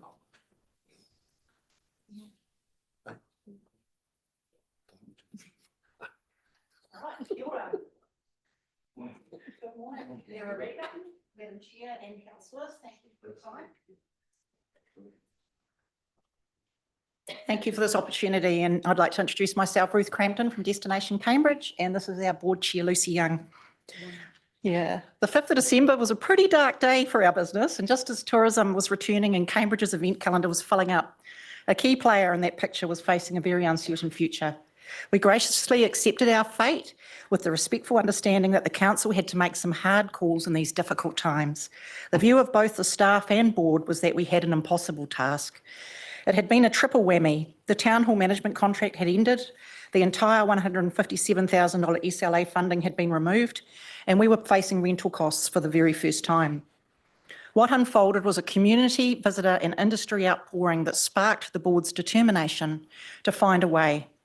Once we viewed the Waipawa District Council recommendation document on our fate, which we had requested through a legoima, it was obvious that the decision to cease funding had been made on a very narrow range of data. If I'd been sitting in your seat that day, I probably would have made the same decision. The focus of that document on foot count via the eyesight door was just one part of the picture, but unfortunately the full picture was not clear to you all. Yes, footfall is down. We've had 3 years of COVID border closures and are no longer servicing the town hall. But the digital aspects of our business far outweigh those walking in the door, and international visitors have returned to 82% of their pre-COVID levels. The extensive website has over 140,000 unique visits per year and is the #1 site used for those planning their visit to Cambridge. So here's our accommodation page, here's our things to do page. Pretty comprehensive. We have a lot of operators who are members and advertise on the website. Industry connections, support and promotion are also key aspects of Destination Cambridge's role. Last weekend, a shared stand of tourism operators at the Waipawa Home and Leisure Show spoke with hundreds of locals about the tourism products available in their backyard. All felt it had been extremely worthwhile. And I'm not going to go into the economic benefits of tourism. You will have read and seen from Hamilton Waikato Tourism and Hamilton Airport and other submissions that it is good for our town. All our community benefits from tourism, and Cambridge is currently hot property in the domestic market, and our awareness is growing in the international market thanks to the great work of Hamilton Waikato Tourism in that arena. Our central location at the end of the expressway is a key benefit. You have all worked to create the sporting hub with beautiful assets to attract people to do more here. So it is hard to digest that such a key and cost-efficient operation would be closed down. But we are not closing down. One councillor was quoted as saying, if the industry wants it, then they should pay. And that is what they have done. In the last year, 2 key tourism operators have stepped up their funding and involvement in the Cambridge eyesight, and we have created a tourism hub. Industry memberships are at the highest they have ever been, and all signs are that our industry will stand behind us. But we still have a shortfall of $50,000 for the coming year. We are partway through an extensive business plan to ensure sustainability after that time. Cambridge Eyesight is poised to become a critical visitor information centre in the Waikato as Hamilton Council relocates and renames their visitor offering, only promoting Hamilton. This has actually worked in our favour, with visitors driving to Cambridge for face-to-face assistance. Just last week, a couple destined for the Hamilton Eyesight booked $900 worth of product in our region, and they stayed 2 nights. Other Waikato information centres are dropping the eyesight name for a variety of reasons and becoming localised visitor information centres. There is a real opportunity here for Cambridge, as eyesight is a part of Tourism New Zealand, and there are some marketing synergies by being affiliated with the eyesight brand. Not only our visitors, but locals file into the eyesight daily as we assist them with their local travel arrangements and information for their visiting friends and relatives. The recommendation by your staff to this hearing that a 0.32% rates increase would be needed to fund the eyesights is inaccurate, as we're not seeking the full 23-24 amount, but rather a third of the previously funded amount, and only for 1 year. Our tourism skills and knowledge position us well to be able to support visitor promotion and event information to our wider communities. We are open to working with our council team to effect that. Peter Tate is organising an event here in the Labour weekend, and we assist event organisers like Pete to encourage more participation of their events by providing website links to book accommodation, imagery, collateral to promote their event and listings on our event page. We operated a pop-up eyesight for the Wakarama event earlier in the year. And smaller event assistance is offered to the likes of corporate groups, car rallies, weddings, etc., where we give impartial suggestions on venues and activities, and in some case organise site visits for them. Your funding specifically would assist us to continue to develop these areas of the business, as well as a small percentage towards our town hall rental. I'll just let you read that there. We've been humbled by the support of our community, industry and visitors, both in person and by their numerous submissions, and we'll do our very best to continue to serve them each and every day. With new exciting developments coming online, such as the upgraded Masonic Hotel and the Sports Hall of Fame, Cambridge will definitely be a place to visit. I hope this presentation has provided some clarity as to the value we bring to not only Cambridge, but the wider Waipa district too. Thank you. Lovely. Look, thanks, Ruth. Lucy, did you have anything you wanted to say? Or no, you're all good. You're there in support. Good as gold. Okay, any questions? Mike and Marie. Okay, Susan. Thanks both, and thanks for your words, Ruth. Yeah, more a comment, and I guess a key thing that I picked up here on page 55 is, is that whole 1 year thing to give yourself time to actually continue the obvious good work and mahi that you folks have put in to become financially standalone and financially viable. So I appreciate what you've done, and really a strong submission. And I guess tomorrow will bring an outcome for you. Thank you. Thank you. Marie and then Susan. Thank you for coming and speaking to your submission today. Just a couple of quick questions from me. What's your engagement with Tainui Waka Cultural Trust like? It's not really an area that we've explored. It's been more a relationship with our RTO, but we are in conversations with Leanne. Is that Leanne? Yeah. And next time she's over, we were going to have a chat, but it's sort of a little bit outside our remit a little bit, because there's no product in our area that we can promote with them. There's no that I'm aware of. That I'm aware of, exactly. That's yeah. what we talked about. Yeah. So with the Waka Ama support, was that just this year that you guys have given that support? I think the council's been involved before with Wakarama, but for us as an eyesight, yes, we reached out to the organisers in the early stages to see what we could do to help, and we introduced them to a few local operators for some local deals as well, like the 5 stags for some, for the participants to go and have a drink after the event, and then supporting with some other bits and pieces like a staff member on site at their request. How many operators do you represent? How many members? Yeah. We're up to about 125. Wow. Yeah. So if we were to put a levy on each of those to support you guys better for what you do for them, would that be something that you guys have explored before? It was a question I had last year, actually. Yeah, it's funny you should raise it. That would be really interesting to explore, because I know what you guys do. You just do a fantastic job. And just lastly, internships. I'm looking at that social media promotion of Cambridge, and that's one way that we utilise some of the graduates, and those before they get to graduating is popping into Te Pukenga and Waikato and seeing who you've got in the district. Absolutely open Simon's to that. got a good angle on that at does. the Cambridge Town Hall. He does, yeah. Kia ora. Thanks, Marie. Okay, Susan and then Philip. Yeah, look, through you, Madam Chair, look, nice to see you both, Ruth and Lucy. Look, I just didn't want to grill you or say anything, but I just want to applaud your tenacity. Would have been quite easy, I suppose, to have just kind of got, really septic about the whole position. I mean, we don't want to be in this position as a council, and we certainly don't take any pleasure out of placing our community good organisations under financial strain as well. So look, I just want to acknowledge the great work you've tried to turn, what is the saying, a silk purse from a sow's ear. You've done great work at a time where it could have been easy to have said no. So kudos to you. Thank you. Philip. Thanks, Madam Chair, and thanks, guys, for your report or your submission today. It's really great. So just a quick couple of comments, really. Just congratulate you on your securing a new partner for Destination Cambridge, and also just to congratulate you on all your work you do to promote Cambridge and the region and things like that. So well done. It's really great. Thank you. All right. Hey, look, thanks everyone. Hey, and just echoing Susan's comments, I've been where you've been very, very long time ago, reimagining the model, getting something up and running when you don't have any money. Reiterate some of the comments that Dale Marie made earlier with regards to other people's smell of an oily rag. You know, this is cutting our cloth at the moment is not an easy thing for us all to do. So Lucy, to you and your board, thank you for the volunteer efforts that you've made over numerous years. And yeah, like I say, it's not an easy time, but appreciate the work that you do in our communities. All right, thanks. Okay, everybody, we have Kirsty and Simon who are going to talk to us from the Cambridge Town Hall Trust. We've got that submission on page 60.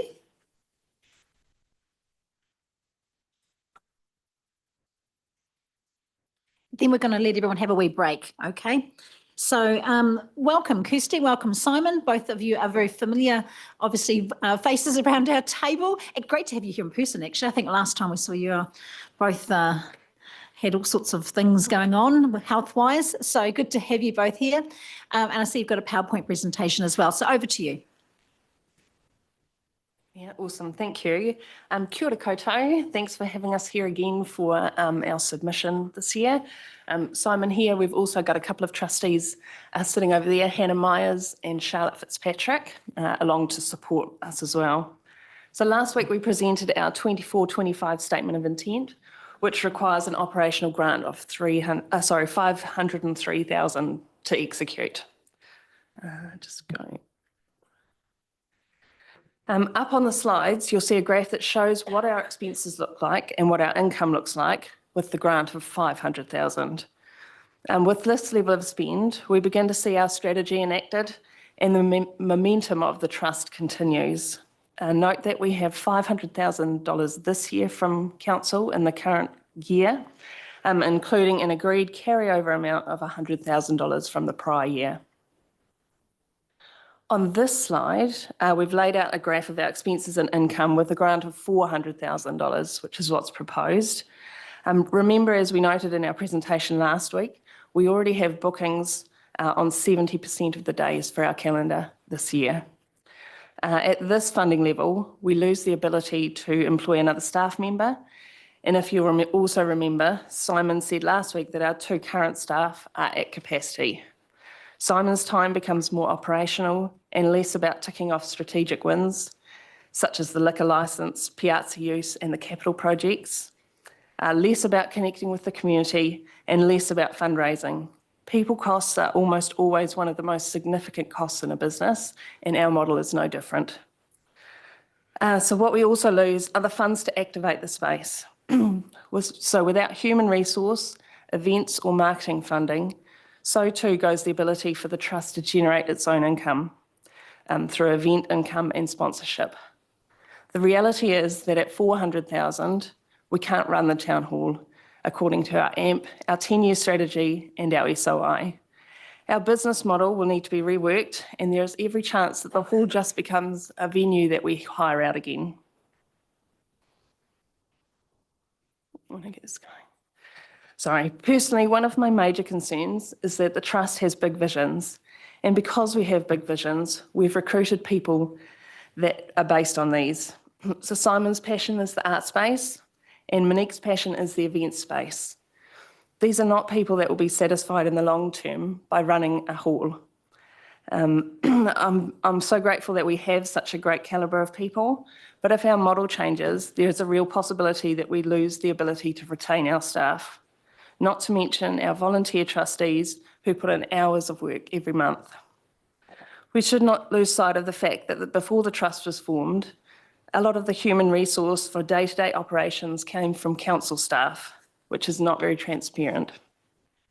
As we mentioned last week, the trust is endeavouring to fundraise up to $25 million for our major capital project. Our preference is to do that internally, but that without sufficient OPEX to do that, the only option becomes getting external fundraising professionals in to do it. Cost indications at this point are that it will cost about 20% of whatever is raised. So to get our 25 million, we need to actually raise 31.25 million, and that comes at a cost of 6.25 million to our community. So our aim, supported by the KPIs in our SOI, is to have a town hall that's for everyone. That means we don't solely focus on income over diversity and community use. Increased usage creates more cleaning and more wear and tear in the hall. And hall high-ridge income doesn't and never has covered the cost of this stuff. We have a heritage building with a lot of unknowns. This is particularly important when it comes to R&M.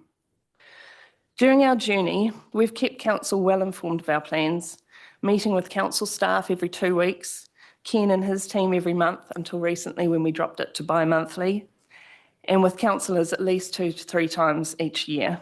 Our AMP and 10-year strategy was officially tabled in August last year, and we worked with council staff on this for much longer. Our budgets for the next 10 years are included in this. We've had no official feedback from council, although our lease and services agreement does require this. The reality is that we're kind of left scratching our heads, wondering what we could have done differently to impact the outcome of the $400,000 operating grant. A partnership between the Trust and the Council is vital for the Hall's sustainable future. The Cambridge Town Hall is one of the most important enablers of cultural and social well-beings in the Waipa, and it helps Council deliver on its strategic objectives too.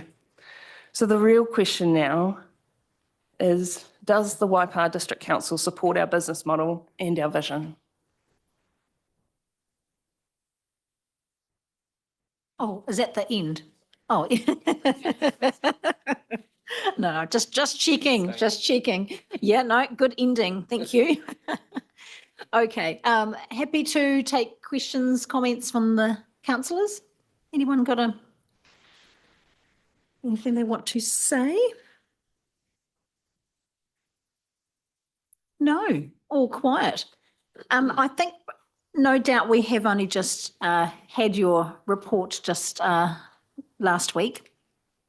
So I know that this issue is forefront for many elected members around the table. You'll know from our council papers that there's certainly some consideration given to increasing the operational amount somewhat, but we will be deliberating that tomorrow. That is the plan amongst once we've heard from all those who want to speak in person, and obviously we'll be working through that tomorrow. So if there's no questions, thank you for your attendance. Really appreciate that. Good to have you here today. So thanks for all the good work, guys. All right, everybody, we're going to break for morning tea. We're slightly ahead of schedule, so we're going to break till 11:10, just give ourselves a little bit of a breather. We've had a busy morning already. So 11:10, we'll be back, please. Yeah.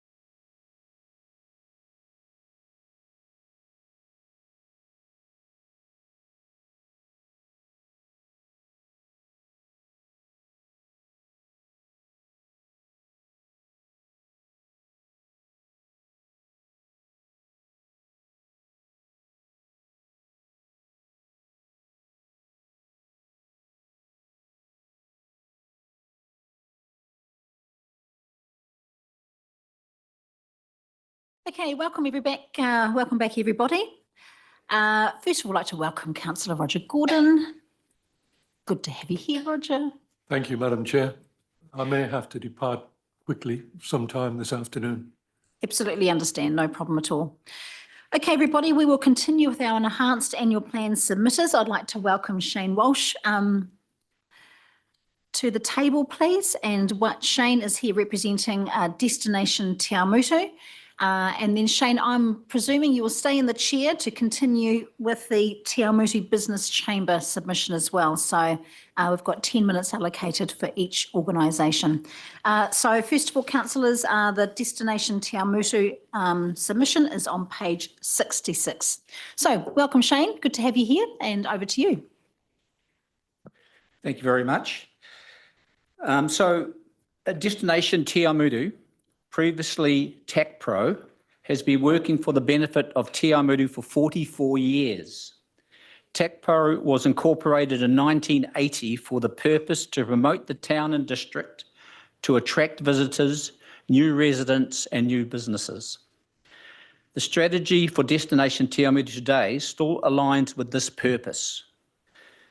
The board is made up of business owners from the tourism industry who volunteer their time for free for the benefit of Te Awamutu and the surrounding areas. You have the details of our strategy in our submission, but I want to emphasise some of the work that Council has basically stopped. Destination Te Awamutu facilitates events and ensures there's a full calendar of events for TA and the surrounding areas. This helps makes Te Awamutu a great place to live. The craft fair is an example. It attracts 10,000 people and the local business turnover increases over that weekend because of it. Destination Te Awamutu wants to create a great visitors experience, including incorporating into the visitors centre local Māori cultural ambience that positively reflects the Te Awamutu brand. So this is our strategy. We support Te Awamutu tourist businesses and have developed a new website. This has been completed a few weeks before the funding announcement, and we would like to maintain it for the benefit of the businesses. We want to develop new tourist products, emphasis on Māori culture, local history, food and ecological businesses, and ensure that Hamilton Waikato tourism support and actively promotes Te Awamutu tourism. This strategy not only helps to make Te Awamutu a great place to live, but also develops the local economy. This is what you have stopped funding at a time when tourism numbers are close to pre-COVID and we are in the middle of a recession when any efforts to grow the economy should be supported. Community support has been strong, wanting the visitor centre to remain open. Members of the community initiated a petition which has close to 200 signatures. This is without them even really trying. Why is the community support so strong? Because the visitor centre is more than an eyesight, it's a community space. The eyesight operates out of a building that was built by the community for the purpose of providing a building for a visitor centre and a community space. This building was gifted to council. Te Awamutu is known as the Rose Town. It is amazing how many local and international visitors visit the Rose Gardens. The eyesight location across the road from the gardens is where you pick up a guide recently developed by the Rose Society. This navigates visitors around the garden, describes the various roses and educates them on the history of the gardens. Field Day is a busy time when our farming community come to the eyesight to purchase event tickets and utilise buses that Destination Te Awamutu has organised in conjunction with Field Days. We estimated last year that this service kept 300 cars off the road. The visitor centre is also located near the bus terminal and provides bus tickets and timetable information. Yes, you can source this online, but not everybody can afford a smartphone or is able to navigate the technology. Many of our elderly residents who are entitled to free transport are not tech savvy, and the eyesight staff help them to secure a B card. The view that everyone is online and therefore we no longer need a visitor centre is just wrong and discriminates those who are unable or do not have the financial resources to own the technology. The bad news. The decision to stop the funding came as a big shock. We were never given the opportunity to present an alternative funding plan. The community believed that the process is an unacceptable way for council to treat a community organisation made up of volunteers who give their time freely for the benefit of the community. Council wants connected communities. This decision and the way it occurred does not align with your stated values. Let's talk to you about the process since the bad news. The Te Awamutu community has made it very clear that we should continue to operate a visitor centre in Te Awamutu. Since the decision was made, we've gone through the process of making 2 staff redundant and 1 other gave notice before the process started. The only way we can afford to keep the centre going is to have a low-cost model of volunteers. We approached Te Awamutu Citizens Advice Bureau as they operate under a structure of a manager and volunteers. We hoped that they would relocate and join us in operating the centre. They decided after many meetings that it would not work for them. We then were very lucky to contract in a part-time manager, Ros Liddell, who has previously managed the Te Awamutu Eyesight. She has many years tourism industry experience and strong community values. She has been tasked with finding volunteers and increasing our income streams to achieve a sustainable model. But this will take time and will be difficult to achieve. In conclusion, we believe the report that recommended to councillors to stop funding was narrowly focused and did not provide enough information to make an informed decision. The report focused on dwindling numbers and did not paint the full picture of the benefits and the community good. The report also recommended that council take over and maintain an online visitors presence. We would argue that council do not have the knowledge, experience, staff to do this and should leave this task to Destination Te Awamutu and Destination Cambridge. We note that the council has not acted upon this recommendation despite the fact that they recognise the importance of maintaining an online presence. We note the decision to stop the funding was not unanimous, and we ask you to reconsider this decision now that you have a fuller picture. We need time and do not have the funds to continue for more than 10 months. We are asking that you listen to the community and give us the opportunity to continue to operate a visitors information centre to support local businesses and grow tourism in Te Awamutu while maintaining an online presence. Thank you. Thank you, Shane. We have a few minutes for questions. If anyone has any questions or comments for Shane.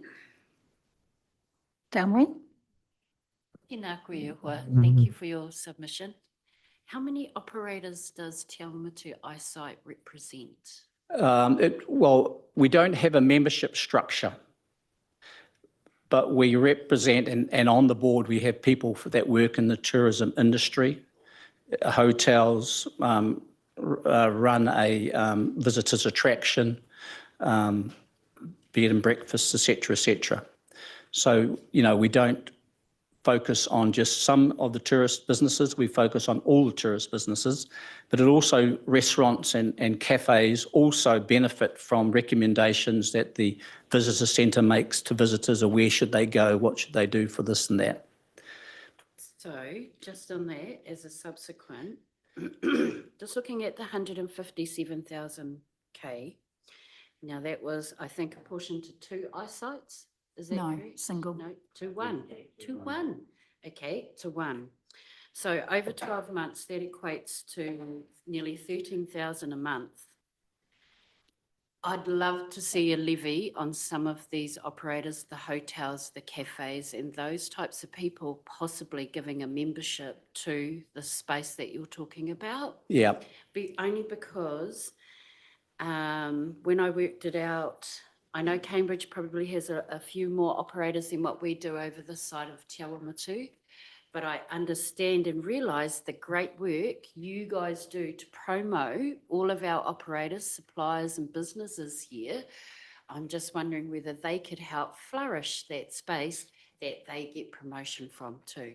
Yeah, and I think that's a very good comment, and that is part of a potential solution that we're looking at. So over time, Te Awamutu hasn't gone down that particular track where Cambridge has. I think Cambridge has done the right thing. I think Te Awamutu should have done a better job at that.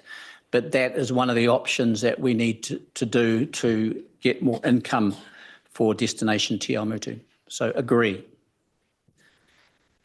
And just to correct something there, Shane, so it did have that operating model in place, but it was a long time ago where both the Cambridge and the Te Awamutu sites did have a membership model. And it's probably, you know, time to investigate that again, potentially. It's up to your organisation, of course. Andrew, quickly, and then we'll move on to the next submission. Yeah, so just, you're obviously transitioning to a lower cost model than what you have been running. Yes. Did you have a figure that you were asking for? Yeah, yes, it's in our submission. So we're asking for 70,000. Sorry, and, yes, yeah. right. Yep, got and of course, that's half what we were getting previously. Yep. But that is just giving us the time to come up with a sustainable model. Okay, look, thanks everybody. We'll move on to the Te Awamutu Business Chamber submission. Thanks, Jane. Okay. Right. So the Te Awamutu Chamber of Commerce was formed in 1911 and has continued to represent the interest of local business for the last 123 years. You must appreciate when businesses are in the middle of a recession and are having to make tough decisions, they get very upset when they're told the local council are going to increase rates without any tangible benefits to them. So my job is to communicate their frustrations on their behalf. So the Chamber does not support the cutting of funding for local community organisations. We would like to maintain the existing level of council discretionary grant funding, district promotional fund, heritage fund and community event fund. These funds are used positively to create great communities, and in these difficult times should be maintained. The quantum of money saved by cutting local community support and event funding is insignificant compared to the savings available from several major projects. We believe that cutting these funds does not align with your stated values. The Chamber does not support the total elimination of funding to both Destination Te Awamutu and Destination Cambridge, who support local businesses. The Chamber is concerned about the decision to cut funding to community groups without giving these groups the courtesy to hear their views and consider other options that they may present. These groups are made up of members of the community who give their time freely for the benefit of the community. The cessation of grants to these groups without consultation is unacceptable. Our members are very concerned about the significant increase in rates in the middle of a recession. We are concerned that you are suggesting an average of 14.8% this year, but are silent about ongoing rate increases. If we take Hamilton as an example, they're suggesting 19% now and the need for 15% annually for the following 4 years. This equates to a 100% rate increase over 5 years. We are concerned that Waipa District Council will be similar, but you're not providing the information. The Chamber is alarmed that the financial year starts with a $296 million debt and ends with a $398 million, an extra $101 million, increasing debt by 34% in a high interest environment. We are concerned that contestable projects do not have a cost benefit assessment, and there is a lack of projects that provide economic growth. We are alarmed about Council's lack of focus on economic development. And to emphasise that point, your latest economic development strategy is dated December 2012. Projects with limited economic benefit, for example, spending $5 million at Memorial Park, sports ground enhancement, cycleways, rural road settings, could be delayed until more certain times. Outside of growth projects, there seems to be little assessment of the economic benefit of projects. The Chamber has suggested many ideas that would benefit Te Awamutu. These had been endorsed by the Te Awamutu Kihikihi Community Board. An example is Holmes Garage Community Space idea, the Youth Business Incubator, and the outcomes of Who Are We Te Awamutu survey, which included improving the main street and diverting traffic away from the main street. The Chamber is frustrated by the dysfunctional relationship between Te Awamutu Kihikihi Community Board and Council. Ideas and proposals that have strong support and benefit the community and that have been endorsed by the Community Board are not supported by Council. We do not support the quantum of investment allocated to support growth expectations. We know there is a slowdown. We know there are construction companies laying off staff. We believe Council allocating 57.8% of your debt to growth related is unwise, given the evidence of slowdown of economic activity, and you should delay or defer this expenditure. Last year, you delivered a surplus of 1.1 million versus your budget of 45.2, a performance well below budget. And one of the main reasons for this was due to development slowdown. We believe this will continue. We are concerned that there does not appear to be consideration to other options that would help to minimise rate increases. We do not see any evidence of efforts to find efficiencies and minimising your operational costs. We're concerned that over the last 6 years, salaries and wages have increased 64%, and over the last year, 8.4%. We do not see evidence that you're considering selling assets. We are concerned that the assets are not returning a satisfactory return and should be sold to minimise high interest borrowing. An example of this is the airport shares, theoretically worth 36.5 million and only returning an annual dividend of 78,000, which equates to a 0.2% return. We are concerned with wasteful spending and the cost of consultants. Members are frustrated that outside consultants are often used at high cost and you are not supporting local businesses. Auckland Mayor Wayne Brown announced proudly last Wednesday a 6.85% rise and said, "I've proposed the lowest rate increase of any metropolitan council in New Zealand." How did he achieve this? By restructuring council to minimise cost and gain efficiencies, seeking to eliminate wasteful spending, selling assets, including Auckland Airport shares, and he's also asking the CEO to find additional savings of 141 million over the next 3 years to ensure council remains on a path of financial sustainability. To conclude, it's pretty clear that the business community do not believe you have the balance right. We believe that you don't have a revenue problem, you have a spending problem. We believe you need to go back to the drawing board and, as one member suggested, throw out the hedge clippers and pick up a chainsaw. Thank you. Thank you, Shane. Questions around the table? I've just got a quick question. How many financial members does the Te Awamutu Chamber have? 125. I think we've increased membership by about 46%. Thank you. Okay, we'll start with Andrew. Yeah, thanks for that, Shane. And look, there's a whole bunch of stuff in there.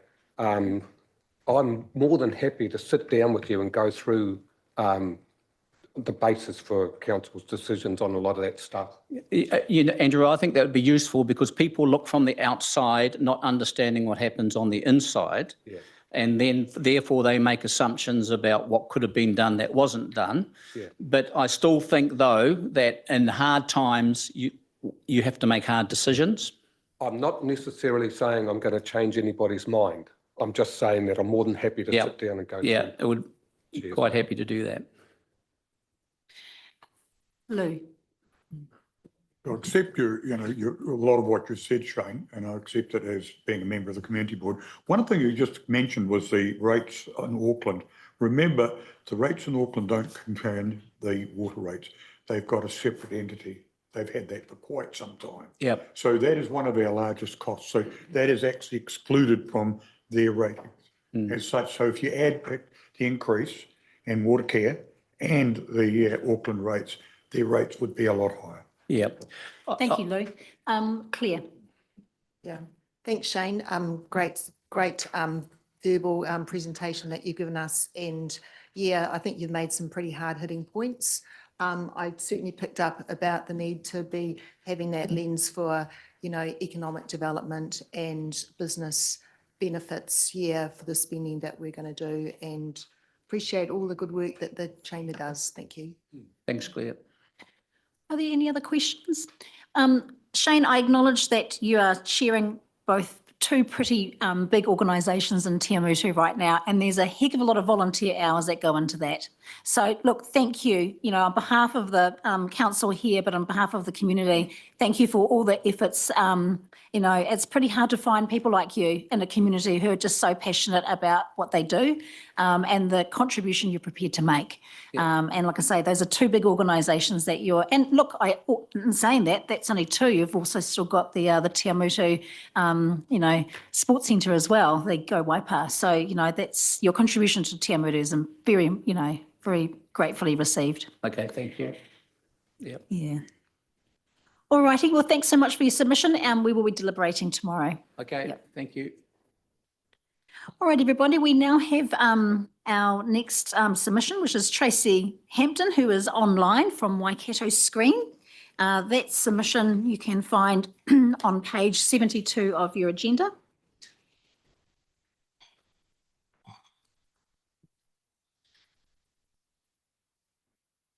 Welcome, Tracy. We can see you online. Thanks for joining us today online. Really appreciate that. Next 10 minutes is yours.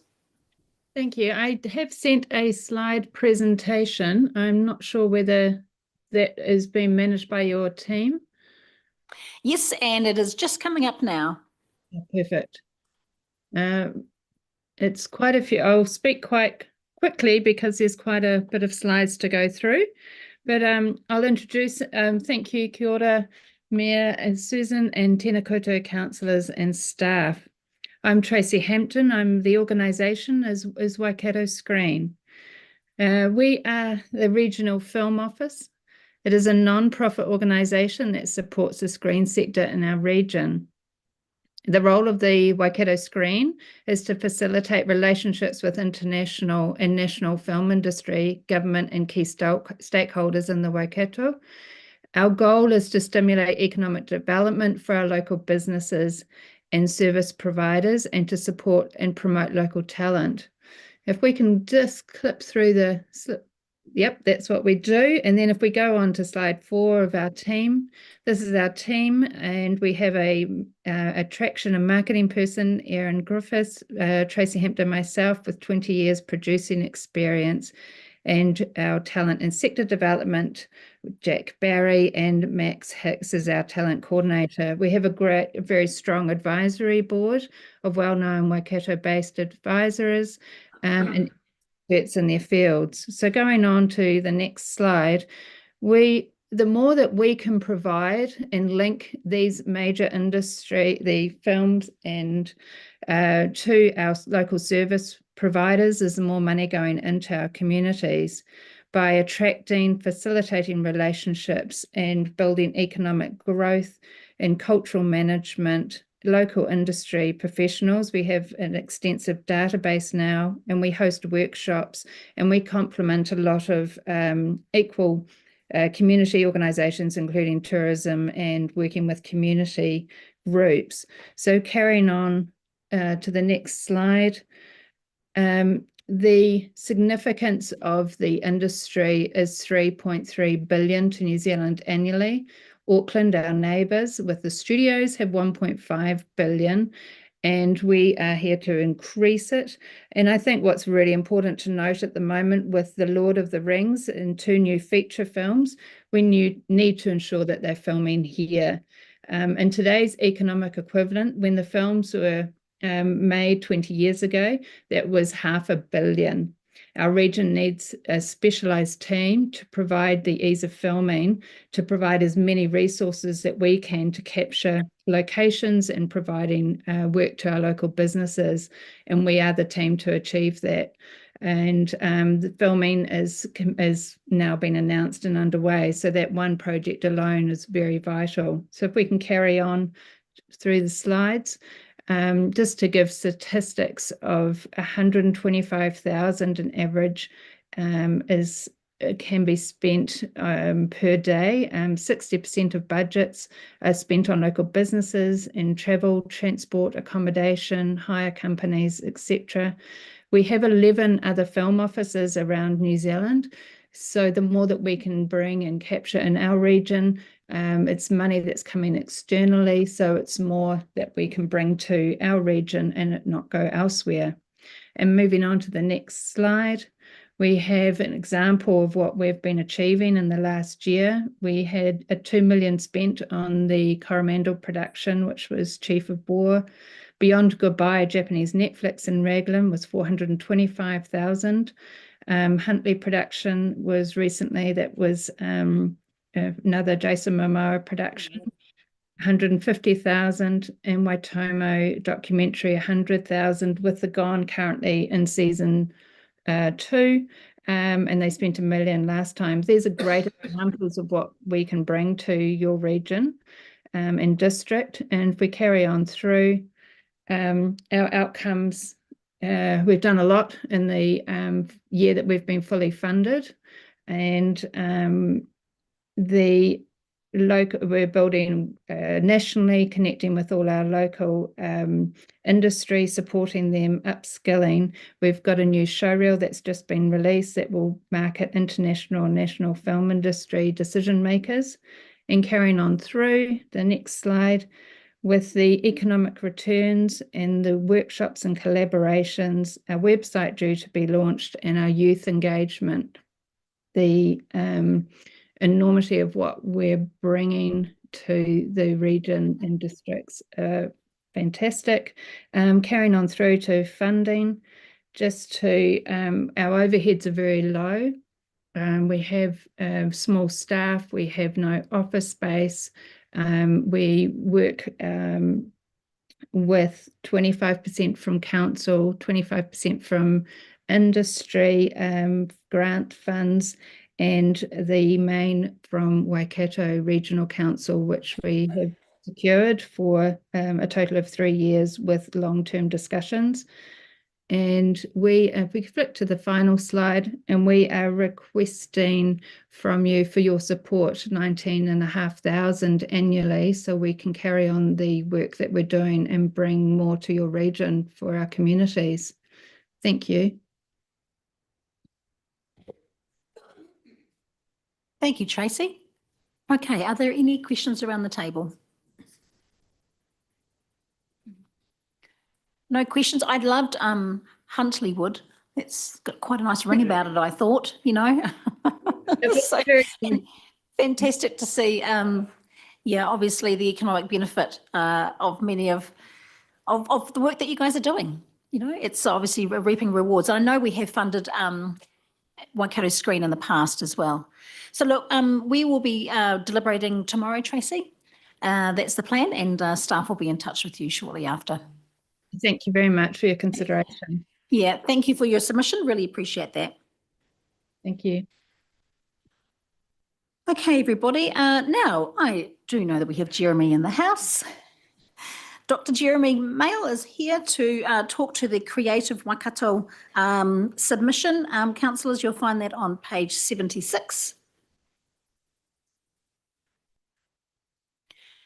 Morning, Jeremy. Nice to have you here. Nice to see you again. I think it's been a wee while since we have seen you, so I know you've been busy looking at the.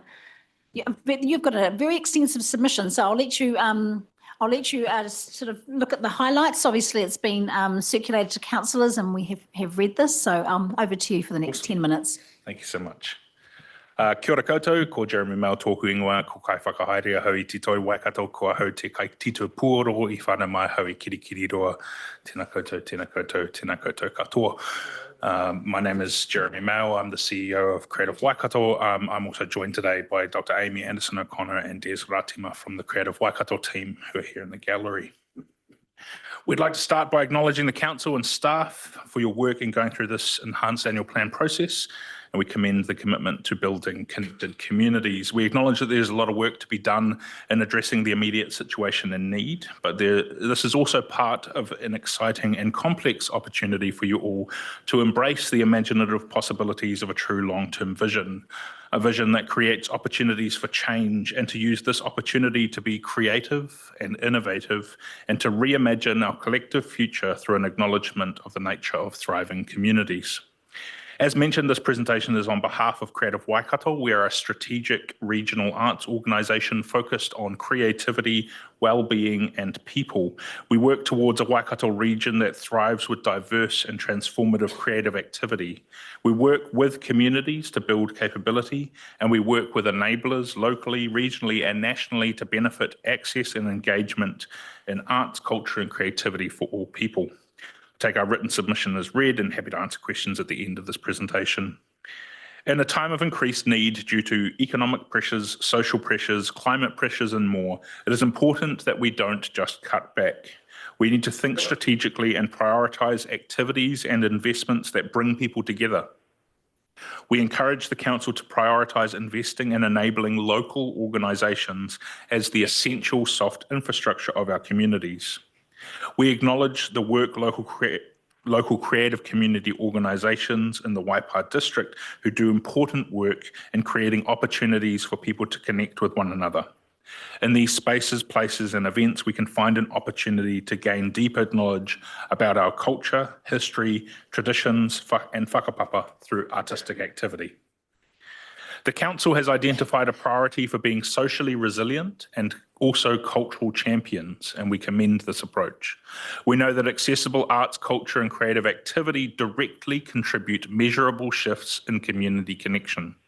We recently worked with a number of local artists and organisations in this district on a range of different projects and want to acknowledge their mahi and recommend the Council continue to engage with them and invest in them. And some of that is articulated in the submission.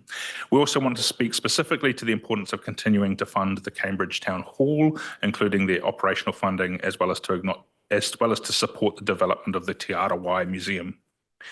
There is a real need to support positive mental health in the district, and evidence shows that increased engagement in arts, culture and creativity has a positive impact on mental health.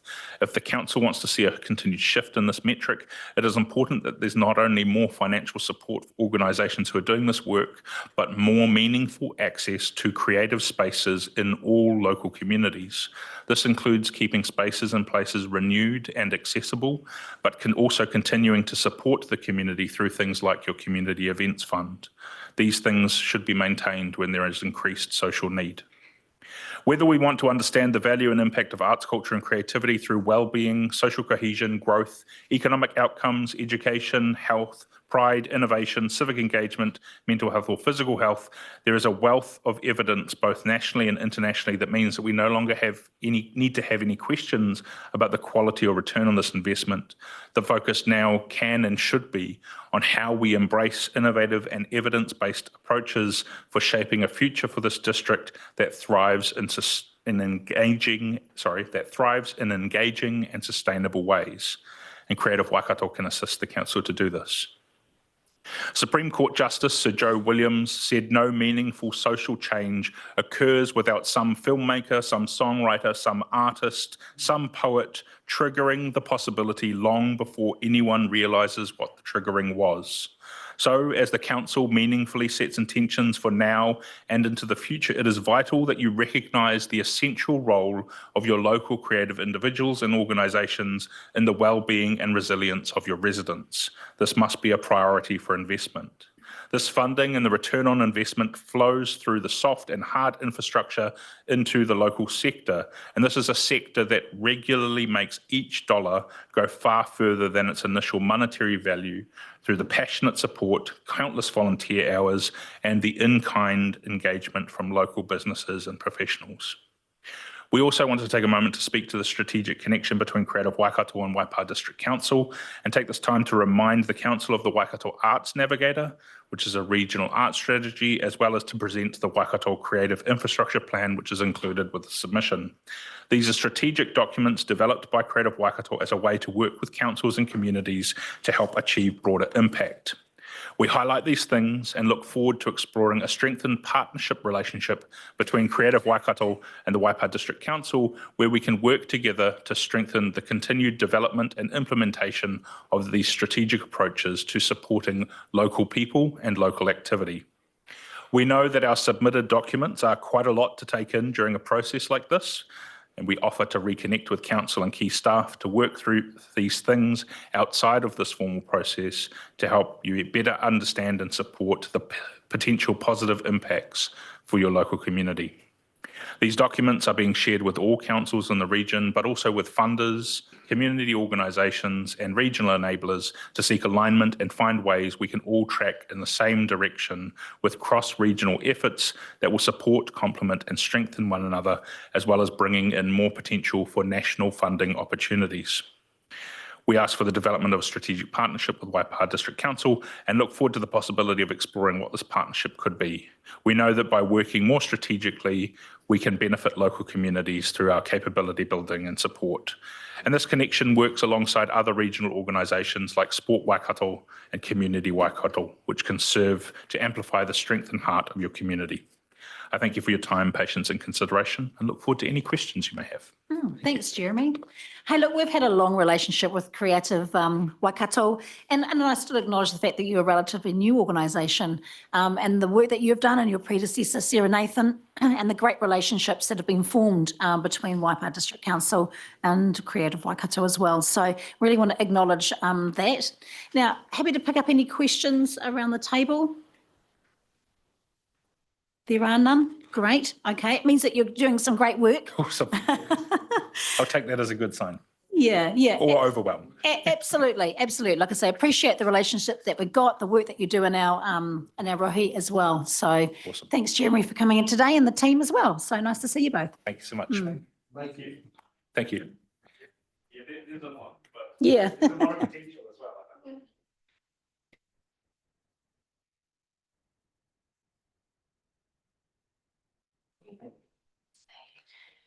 All right, we've got some lovely folks coming in now from the Pirongia Heritage Information Centre. They're not even going to get to sit down. They're going to come straight to the front table. We have in person today, now, hang on a minute. Where's my bit of paper gone? Wasn't Miriam, was it? No, it was Marilyn. We had Miriam, so it's Marilyn, Charlie Coles and Jenny Mortland who are here. We're going to get you another chair. So for elected members, we've got our submission here on page 174.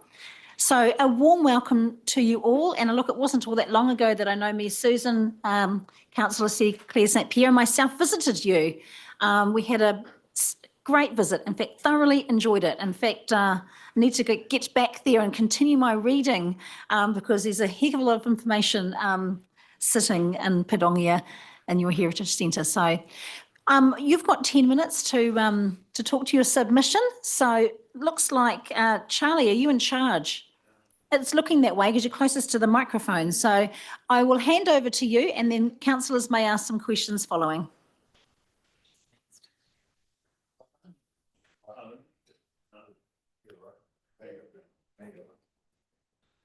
You may not want to hear me, but thank you for the welcome, Mayor. I was going to introduce, Marilyn is our president, and Jenny beside me is our administrator. And so thank you to everyone for allocating this time. You've received all our information, I believe, so I'll be very brief. The reason we're asking for an increase in the operational grant of 8,000 is that it's been the same for the last 9 years. As you're well aware, costs have increased substantially in that time, so we probably should have asked for this a few years ago. Everything is done on a voluntary basis, apart from our administrator, Jenny. We're extremely fortunate to have Jenny, a qualified accounting technician who works 8 hours a week at $32 an hour, which we think is bargain rate, really. And that amounts to $13,312 a year. That's her salary. Jenny actually spends a lot more time than she is paid for. We manage our finances carefully and spend a lot of time applying for grants, which is very time consuming. Marilyn never misses a chance to apply for other council grants. All repairs and maintenance are done by ourselves. A basic summary of the figures, no, you don't have them in front of you. And we have a budget here which is available. But the wages are $13,300. Phone power insurance, $5,500. Running costs $4,250. So our total expenses for the year are $23,000. That's based on last year. That is all the information I wish to present. If there are any questions, we'll endeavour to ask them. Lovely. Look, thank you very much for being here today, but also to talk to your submission. In fact, yes, I think that the work that you do is actually pretty marvellous, actually, in Pedongia. Now, I know that Councillor St Pierre would like to say a few words.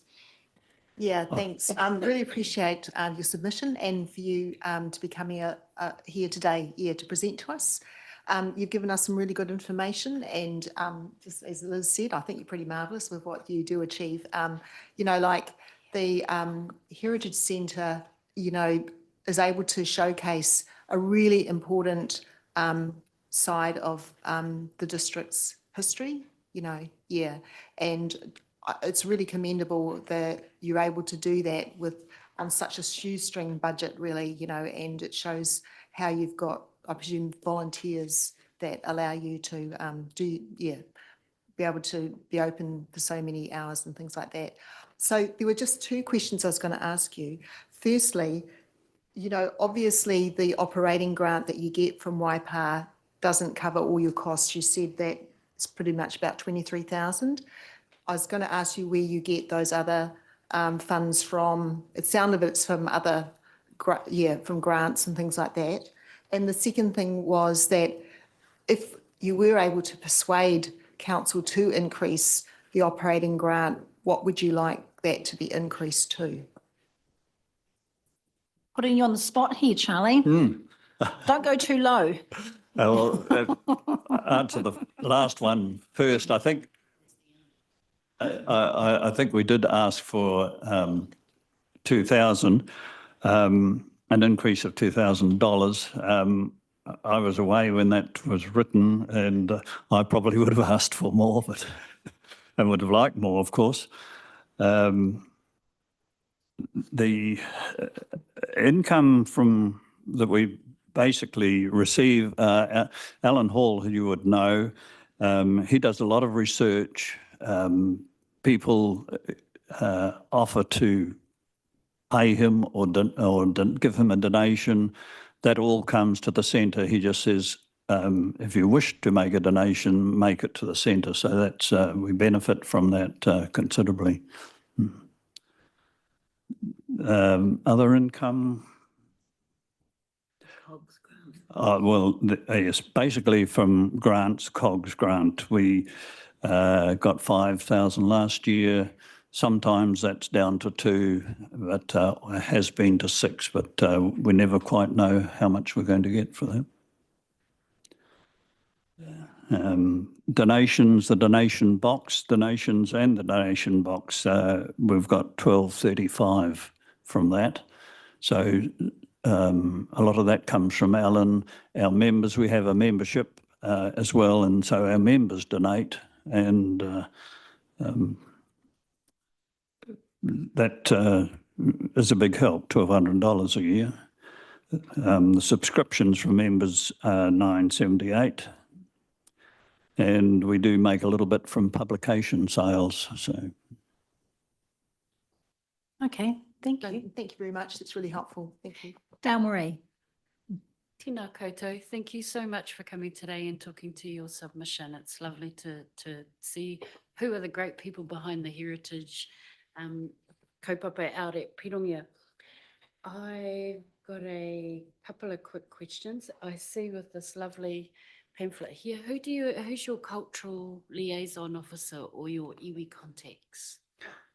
We have 2 newly appointed.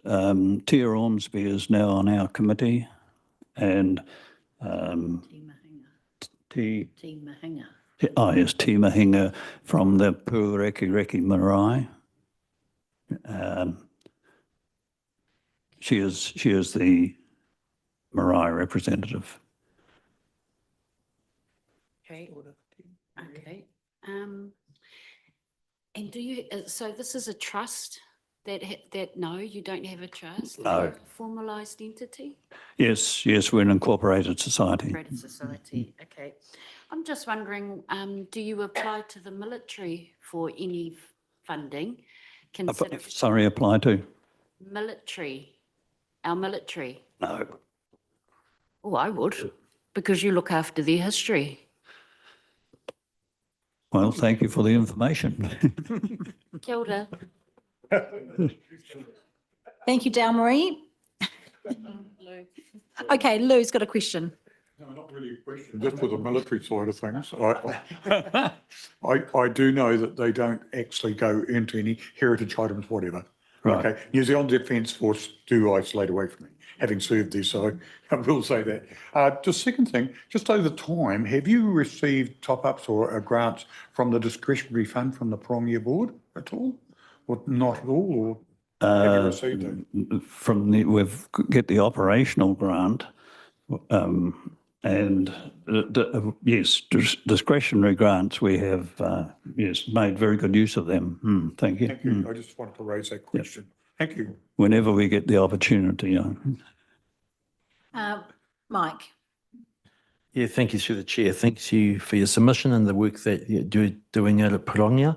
Just with regard to the Cambridge Water Tower, you've made a comment there that it's your view that the residents of Cambridge should make the decision. So if that's how you, is that, have I got the right one? Right submission, yeah. So if that's the thinking, would it be fair then with that rationale that the folks of Cambridge, if they wanted to retain this, are the ones that pay for it? Yeah, what you said is the committee's picking up. You're sorry.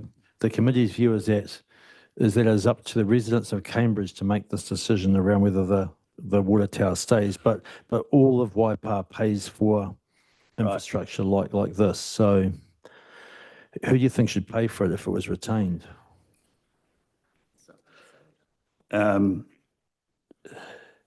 this is under there. Are there any further comments you used to make? The committee's view is that it's up to Cambridge residents to make this decision. We understand the Cambridge Tower is one of only 2 remaining in New Zealand and originally sited on council parkland, tourist soil, etc. That's. Yeah, all right. I'm no, not sure yeah, that I'll we're leave honest it with that. No, that's fine. It was interesting actually that there's only 2 remaining. I hadn't realised that. Is that right? Thank you. Okay, any other questions? No more? Okay. Look, thank you, all 3 of you, for coming in and presenting today. Again, just echoing sentiments around the table. You're doing a pretty fantastic job there. And I absolutely appreciate the voluntary support as well. So look forward to another visit, actually. Thank you very much. If anybody wants, we have a few copies of budget. We can leave it at this At the front. reception if anybody wishes to see it. Thank you. Right. That will be much appreciated. And just, we didn't have enough, I've got plenty of pamphlets if anybody wants them for our advertising there. That's all produced in-house without payment to anybody. Okay, thank you. Thank you. Thank you. Thank you very much. Thank you. Good surname. Very good. Exactly the same too, on this one.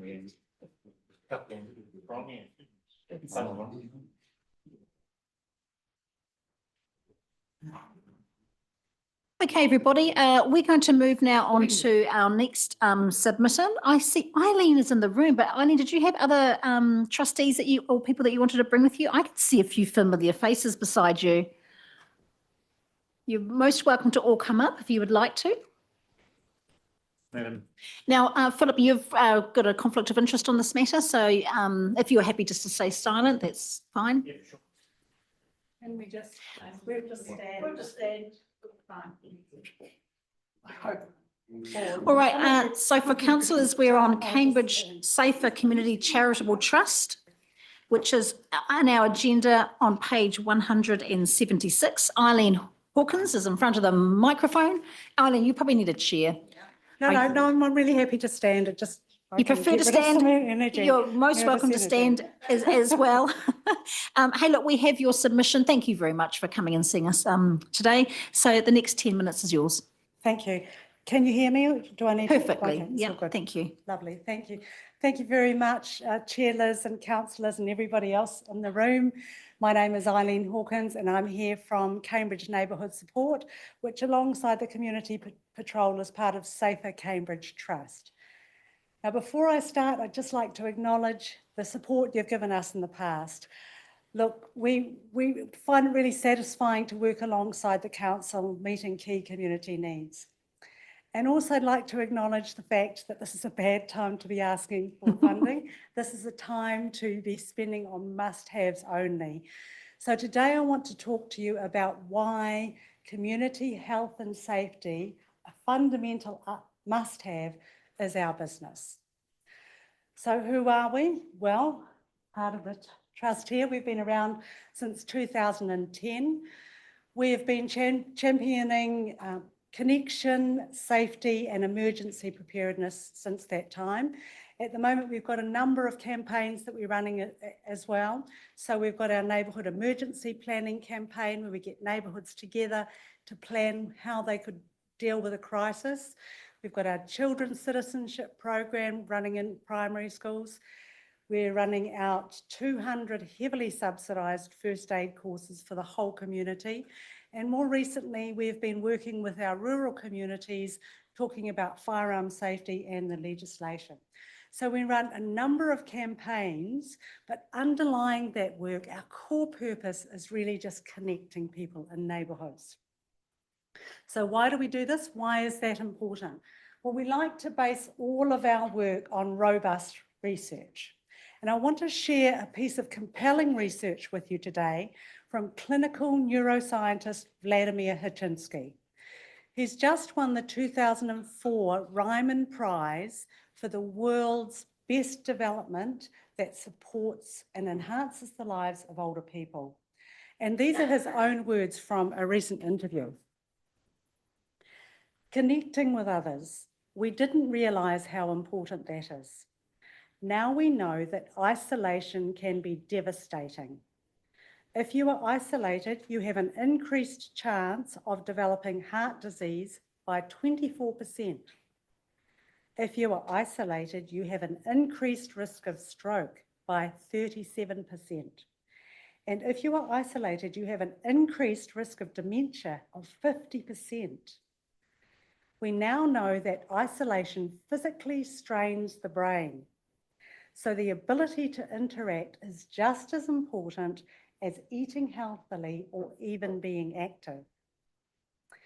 So our work in connecting people in neighbourhoods and building really strong, supportive neighbourhoods that are available right outside people's front gates is actually vital to community health. Remembering that the ability to interact with others is just as important as eating healthily and even exercising as well. We also know that our community patrol, the only one running for 7 nights a week, is making an impact. We like to think that the recent 7% drop in crime in Cambridge is somewhat due to their good work, because we can see in the rest of Waipa, crime over the last year has actually increased. So we believe that we're making tangible difference to our community on a daily basis. What are our challenges and what do we need? Well, we have 2 challenges. We have a rapidly growing population in Cambridge. I think everybody knows that Waipa is the growth, Cambridge is the growth centre for Waipa. And I know that when we see the 2023 census figures, we'll probably see a significant jump in the population for Cambridge yet again. Also, we have ongoing crime. Despite the recent drop, Cambridge now has become a target for out-of-town criminals. They're coming in, they're hitting our supermarkets, they're making our way around the retail area as well. And unfortunately in Cambridge, car tampering and theft has become commonplace. So we have our issues. So to conclude, we know that our work is making a tangible difference in our community. Our work on safety and emergency preparedness is building really much safer and self-reliant neighbourhoods. And our work on connection is actually vital to the physical and mental health of our community. And just reiterating that the ability to interact is just as important as eating healthily and even exercising, so something to remember. We have pressure on us from the ongoing crime and from the rapid population growth. So we see that an investment in Safer Cambridge Trust is a strategic decision. It's a proactive investment in the health and safety of our community, and it also aligns with the Council's legal core purpose of supporting the well-being of its communities.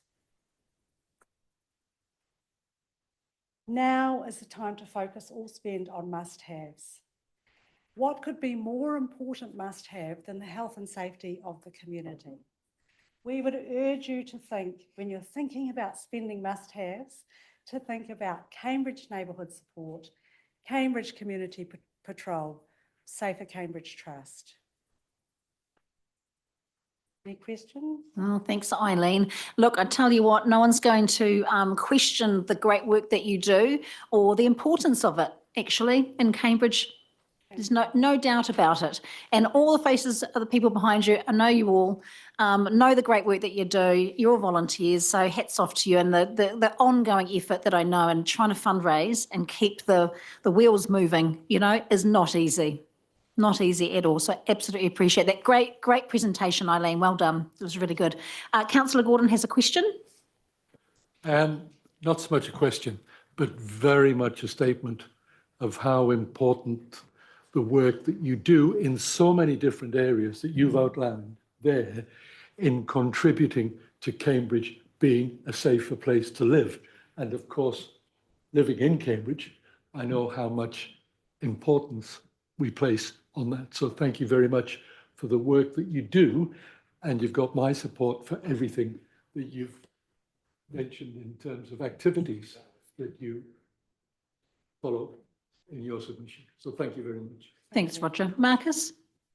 Yeah, excellent submission, but I'm just wondering, because there's strength in numbers and with funding and things like that being tighter, are you looking at working with the Tiamuru Kiki Community Support Trust as well to be able to get, like, would it be easy to get funding, like working together as a group? You mean the neighbourhood support in Te Awamutu? Yes. Okay. Well. ComSafe, yes. Oh, sorry. ComSafe, yes. Yeah. Well, from time to time we do work together, but the thing is that, and we've actually talked about working, could we work more closely together before? But when we've looked at it, the problem is that we are both under-resourced. You know, we both have big populations to contend with. So the only benefit of working, you know, so what we would each need is more resource, because it's the people on the ground that we need, you know what I mean? Already we're not covering what we need to be covering, and helping each other from time to time or collaborating from time to time is good, and we do that when we can. But actually we're spread so thinly that really it's actually more resource we need, rather than, you know, we can't kind of leverage off each other the same way as we leverage off other organisations. So what we try and do is actually go out to other organisations sometimes when they're having an event or something like that, and we'll ask if we can tag along with that. And that's better for us because other organisations are more well-resourced, etc. Yeah. Okay. Lou, last question. Thank you very much. I'm involved with civil defence at a regional level, and I just wanted to ask you, who do you deal with in civil defence, and do you apply to Waikato Regional Council? If you were, we're looking at the moment, after the Bush report we had after Cyclone Gabriel, and all of the efforts we've had, we need local institutions that we can rely on to communicate with the community. We can't rely on police. I'm not against you, but at that sort of instant, we need people on the ground. And I'm saying that have you applied through your local controllers, or who are you dealing with at that level? Okay, so I deal with Kathy Shaw from the council. Yeah, I know Kathy. You're right. And I'm actually on her civil defence welfare group. Good. So we get together once a quarter, I think, and talk about emergency planning, etc. And then I meet with her probably another time a quarter too, so that we can talk about how, you know, how they might leverage off us as well, because we have a database full of, you know, people's contact details. And we also record vulnerable people or people who may need help in case of an evacuation. So when we're doing the neighbourhood emergency planning, we don't give our database details to anybody, but we allow people to send messages through our database, such as the police or civil defence. So that's the way that we're working at the moment. So, you know, we're gaining knowledge as we go along and having lots of chats with Kathy. But your comment about the regional council is interesting. We haven't applied to them yet. So I could look at that as well. Well, I think that, you know, just to carry on with that conversation, to think about it, because as I say, it's absolutely essential that we have these community, you know, societies that can actually operate in those sort of incidents, like an earthquake or something. Absolutely. And there could be some funds actually to be able to. Okay, no, that's good to know. Okay. Thank you. Thank you. All right. Look, thanks, Lou. If there's no other questions or comments, or thank you very much for coming in today. Thank you. All right, we're going to just swap a couple of little things around here, folks. I'd like to welcome Dave Peters. No, he's not. I've got that wrong. Steve Kidd and Gary Thomas from the Leamington Rugby Sports Club.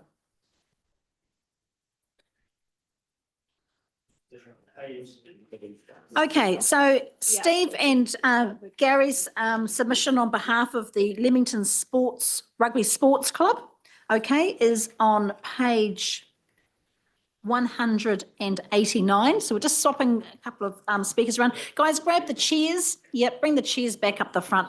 Hey, just want to say I was very lucky to attend the casino night. I think it was the fundraiser for young fellas heading to Australia a couple of months ago at the Leamington Club Room. So really thoroughly enjoyed that night. So you guys do a lot you support a lot of different age levels and players and things as well. So first of all, warm welcome to you all. Appreciate your submission, which has been read in advance.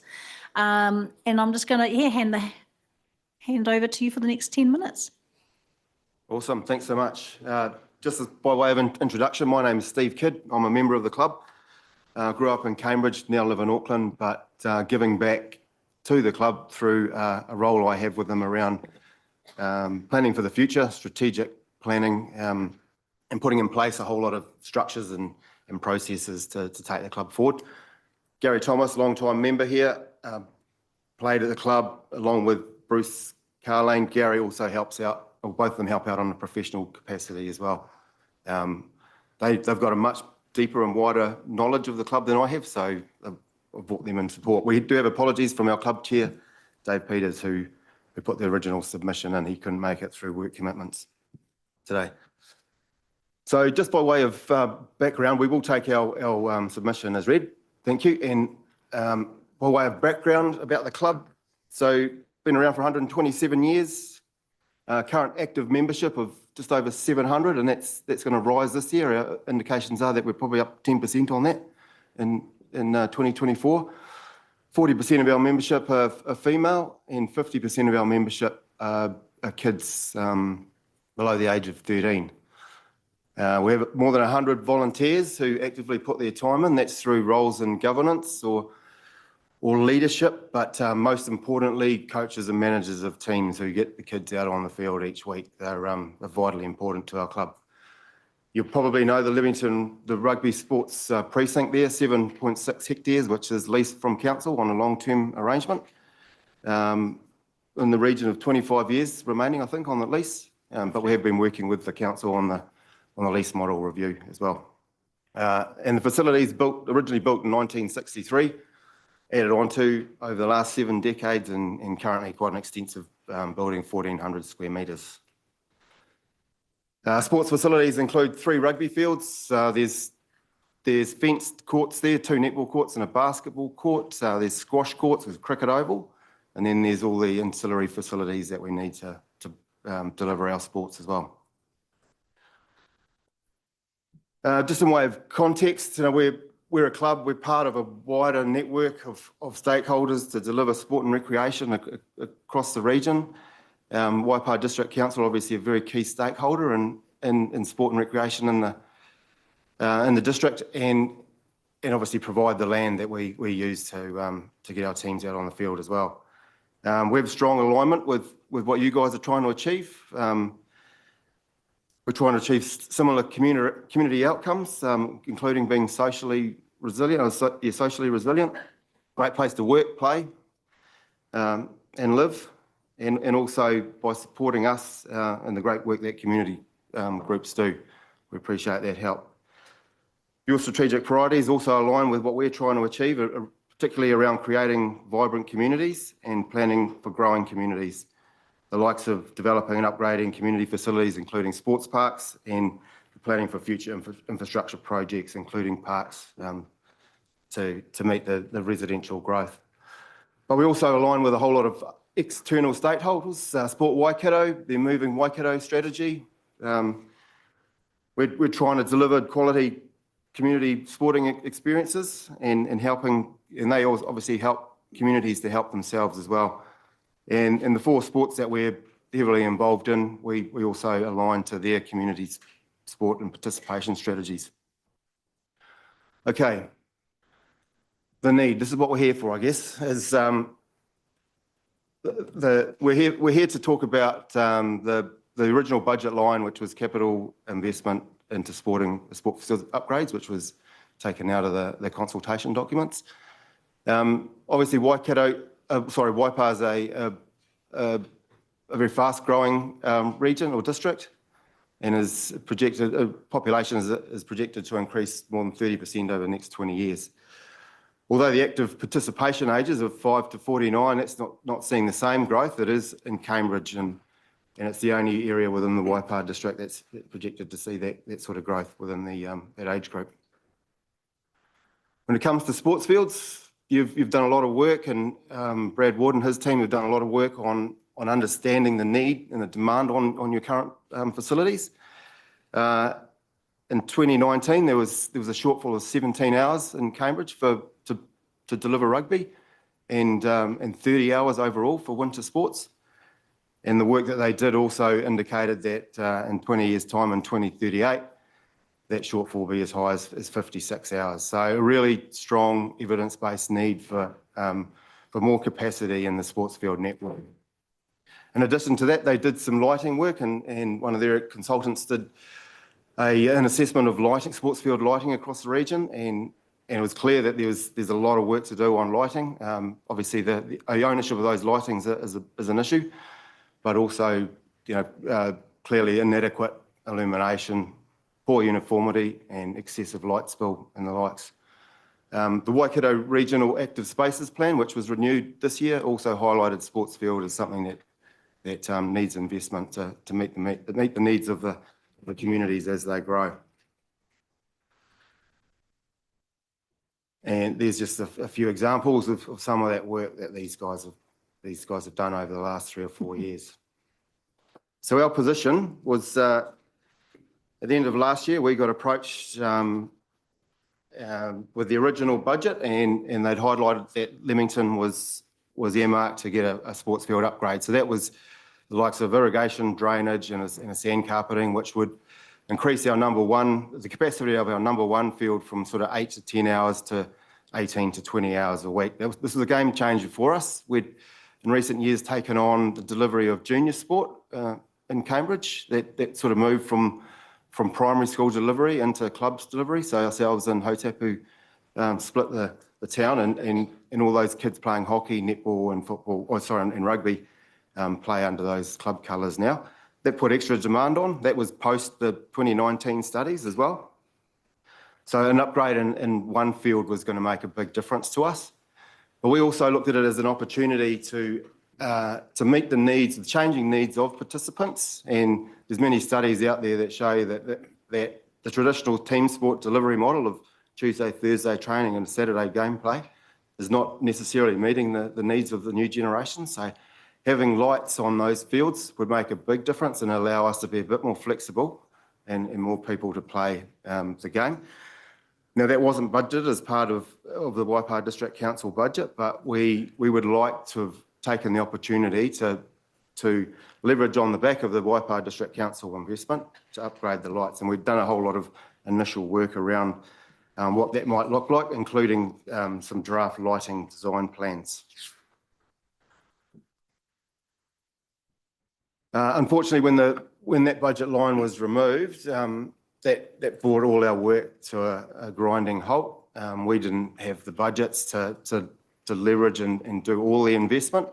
A key part of what we were trying to do was to use the initial Waipawa District Council investment and leverage off the back of that using our own connections, sponsors, stakeholders to help us get better and more, greater community outcomes for that investment. Unfortunately, with that sort of seed funding gone, we went in a position to carry on with that. There's also no point in putting lights on fields that don't have much capacity. You're not growing the capacity of those fields by putting lights on. All you're really doing is overusing mud and not getting great outcomes. So Yeah. Unfortunately, that work's all sort of come to an end. Last slide here, just our recommendations. We'd like you to relook at that investment line. We're really keen. We're excited about what this could do. It could be a game changer for us in a lot of respects. Obviously, there's also, once you do upgrade a sports field, there's consequential OPEX that comes in the back of that as well. So making sure that once that field is upgraded, that it's being maintained properly and the budgets are there. And last point is carry on with the lease model review. We think that's a really cool piece of work, and potentially could open up a lot more opportunities for wider sports codes to get involved and optimising the network that you've got. Hey, thanks, Steve. That was an excellent submission. Hey, just a couple of quick things from me. So we are just simply cutting our cloth for 12 months. which I'm sure you appreciate reading through our enhanced annual plan. So I'm strongly encouraging you to come back to this table when we do our 10-year plan, which is literally in a few months' time. I'm no doubt that Brad will be working with you closely anyway. But yeah, the long-term plans where we're going to be probably taking a much bigger, coming back to the table, I suppose, around, a lot of the sports fields improvements that we hoped to do this year. Obviously, deliberations are tomorrow, so, that still may or may not happen. But in terms of the bigger picture and the sports review model and all that kind of stuff, like I say, it's probably more likely that we'll be having a lot more conversations around that for the long-term plan, which will be next financial year. Now, just very quickly, we've got Marcus and then Roger. Yeah, thanks for that. Hey, I'm just wondering, do you support the grant that we give to Support Waikato, and what do you guys get out of the programs that Support Waikato provide? Yes, we do. We do support it. The regional connectivity manager is a really useful resource for us. Easy to get hold of, provides us with a lot of the information that we're looking for, and some of this data we've used as part of our submission as well. We find them a really good, useful resource. Really supportive of the work they do around strategies and planning. It helps us align what we're trying to achieve at grassroots level. So, and particularly around the facilities work, that regional facilities work, and now in its 4th edition is a really good piece of work and provides us with clarity around what's important for the region. So. Roger. Yes, thank you, Madam Chair. Thank you, guys. I'm a Hautapu supporter, but Oh no, geez, Roger. But however, what I would like to say, no, it's Hautapu. But anyway, what I would like to say is the figures that you put on the screen there, in terms of the youth membership that you have, both of your club, and of course that's also mirrored in the other club in town, is incredibly important to the development of the youth in our town. So I really congratulate you there. But I also would like to support Chair Liz's comment that this year is only an enhanced annual plan, and that we are going forward during this next year for the consideration of the long-term plan. So yeah, I do encourage you to come back and put in further submissions then for the next 10 years after that. Yep. Thank you. All right, everybody. I think we'll call it to a close, if that's okay. Thank you for coming in today and submitting in person. It's really, I don't think we've seen you here before in person, and it's really important, I think, that you do keep coming to the table. It's really great to put faces to names and to see the data as well. We know Cambridge is growing. We know there's a lot of kids out there who want to keep playing sport. All the new codes coming in as well. We've got to make room for them as well. So very, very supportive of all the work that you guys do as volunteers as well. So appreciate that. All right, so thanks very much. Now we have one more submission, and that is the Te Awamutu Football Club. Now we've got a bit of a combo going on here. So we've got Sean, who's going to come and take the hot seat, but we've also got Simon online. Gosh, you guys are dressed the same, so I'm guessing that's a particular jacket. It's a football club jacket, yes? Okay, so Sean, who's speaking? Simon, are you speaking? You must be on mute, sorry. No, still can't hear you. Oh, Sean, I'd be shaking your boots about now. It looks like you're going to have to take over. Are you able to hear me now? Oh, there we go. Yes, you're all good. Lovely. Simon, Okay. nice to Are see you able to? Oh, you can see me. Sorry, I'm in Australia, unfortunately, at the moment, so I wasn't able to appear in person. Oh no, good as gold. Simon, nice to see you. Thanks for coming in today online. So the next 10 minutes are yours, and you've got some support there, of course, with Sean in the room as well. Okay, thank you, Madam Chair, councillors. So I'm Simon Bradanovic. I'm the Secretary of Te Awamutu Football Club. Also present is Sean Stringfellow, who's our president. We echo the comments that you just made previously about being visible, turning up at these opportunities so that people can find out a bit more about our club. When we appeared at the long-term plan submissions 3 years ago, I think there was quite a bit of surprise at the size of the club then. And in the 3 years since then, the club has doubled. We've now got 34 junior teams, 6 senior teams, and in Tiamutu, unfortunately, they're just spread over 3 separate facilities. None are really fit for purpose and haven't been. The club is trying to make do with the best that it can out of what it has available. And since those last long-term plan submissions, there've been some excellent engagement with council. Council staff they've explained the lie of the land, and we understand that, but have also been provided some great guidance for us. So it's been wonderful to be able to work with council and to have some visibility.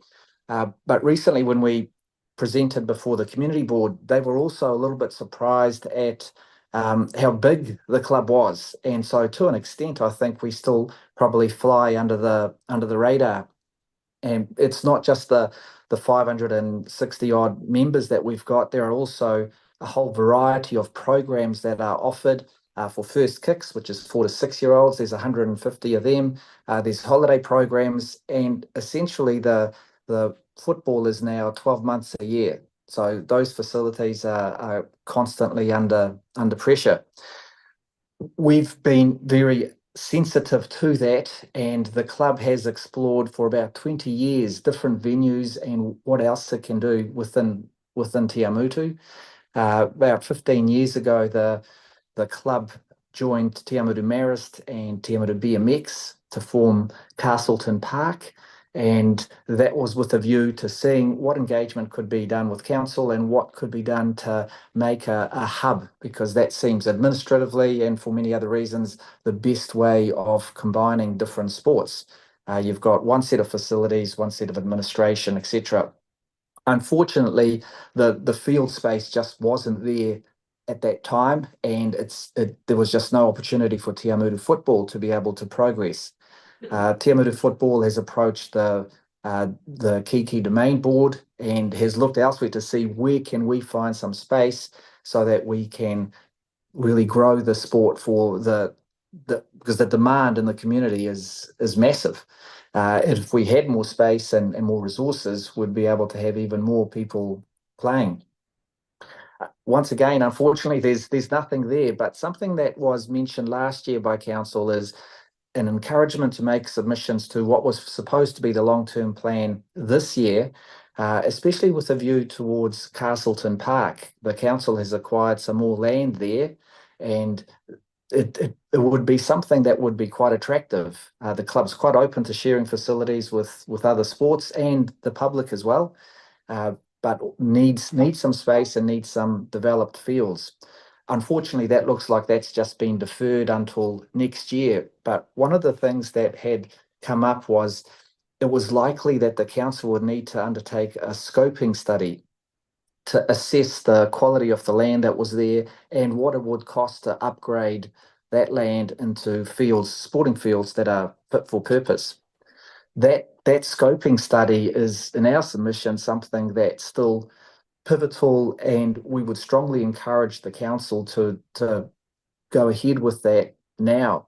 We do understand the financial situation that the council and many other organisations within New Zealand face. We do have to cut our cloth, but this is something that's going to be a long-term benefit. If there is a significant chunk of land there that's able to be developed for sporting fields, we're not talking about starting the development right now, but if we have a scoping study, we at least understand where we are, and that scoping study isn't kicked down the road, which means everything else is delayed even more. So our proposal really is that still be undertaken. We obviously don't know what the costs of that would be, and that's something that council bears. But if it was at all possible to be able to fit that into the budget, we think that there would be some real long-term gain. Additionally, we have just 3 areas that Tiamutu football can use, despite the 40 teams that we have. and those fields are all under immense pressure. We are funding and obtaining grants to be able to look after those fields as best we can ourselves. We've got turf consultants and are funding those, and they're applying fertilizer, and we're doing our best. But we are told that unless, as an example, the stadium, unless there is some irrigation there, then all our efforts will really be in vain. This is something that we spoke about with council staff last year, and they were looking favourably at that. There is a significant cost to get irrigation to the stadium. We understood, in the region of $27,000. But the ability to be able to have good quality turf in that whole area there would mean that more use of that stadium could be undertaken, and that would help with the extreme pressure that we have on facilities. So that's something that we would still be strongly recommending or proposing that the council look at. It's a significant cost, but it's still something that will once again provide a lot of benefit.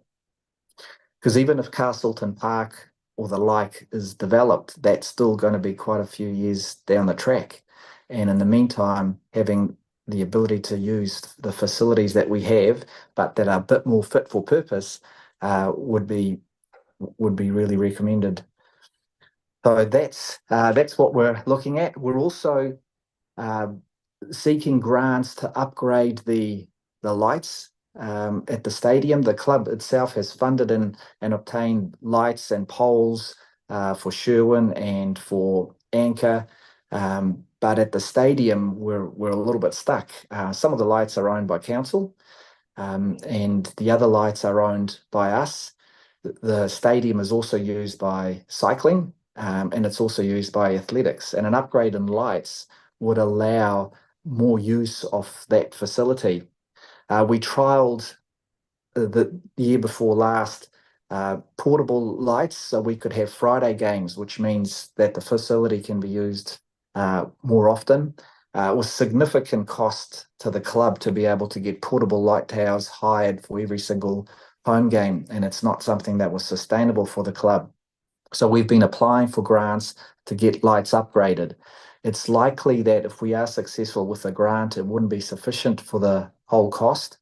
But if that's something that could be shared with council, that would be a benefit for that whole area. And it's not something that council would be paying for the whole amount. So this is just where we're looking for urgent assistance. It's not something that we really want to be seen as just running around and putting our hand out. The club is desperately trying to look at alternatives for everything. We've been doing this for quite a few years, doing our own funding, but it's just at the point now that we have got so much pressure. There's so many people from the community that are involved, either as members of the club, as supporters of the club, as sponsors, that it's a significant chunk of Tiamutu that follows Tiamutu football. And we feel like we don't want to let that community down by not really pushing our case and representing the needs that they all have. So that's just our submission in a nutshell. I'm sorry there's no pretty PowerPoint presentation. You just had to see my face. But hopefully that will help. And we've also lodged some submissions that summarise what we've just talked about. Thank you, Simon. Appreciate that. And yeah, great to have you streaming in from Australia. So, obviously your dedication, and Sean, who's here in person too, your just commitment to what you do is really impressive. Hey, I've got some questions around the table. We'll start with Councillor Roger Gordon. Yeah. Thank you, Simon. I really appreciate the challenges that you have outlined there about the increasing participation in the sport and having to manage it over a number of different venues. That must be a real challenge, especially when there's a differential in how well or not those different venues react to the weather situations. I also want to endorse your comments about increased future demand, and particularly with the higher profile that the beautiful game is going to get from for instance, the game that was there 2 nights ago, which actually totally filled and established perhaps that there is going to be that following of the game, but also the fact that there's going to be, in fact, 2 New Zealand teams that, as from next year, will be a member of the Australian League. And that, again, provides more opportunity for those people partaking in that sport to progress up the different levels. So really, really do support your comments there. Thank you. Thank you, Councillor. Thanks, Roger. Okay, Lou. Thank you, Simon. You know who I am. Simon, So I'm very, very impressed. And I do know, I just wanted to ask one thing. With the stadium, with the light upgrade, because I believe that that would be your short-term objective. Is that correct? The scoping is certainly very important, but your short-term objective, because we're looking here at an extended annual plan. We're not looking at a long-term plan. That'll come up next year. So what I'm saying is for your club to continue operating or have a forward plan, would the upgrade of the lighting at the stadium be your priority? Also the irrigation. The irrigation is so important because that pitch is, we play in the Southern Conference, so we have some teams that come from very well-heeled areas that come down to us. We're very much the poor cousin when they have to play on our turf. We've done our best to be able to look after it, but it does need irrigation. So irrigation, just to get the pitch to a reasonable standard, is number one. And then having the lights allows us to, over the next couple of years, just increase what we're able to offer on that particular area. Is there anything you'd like to add to that, Sean?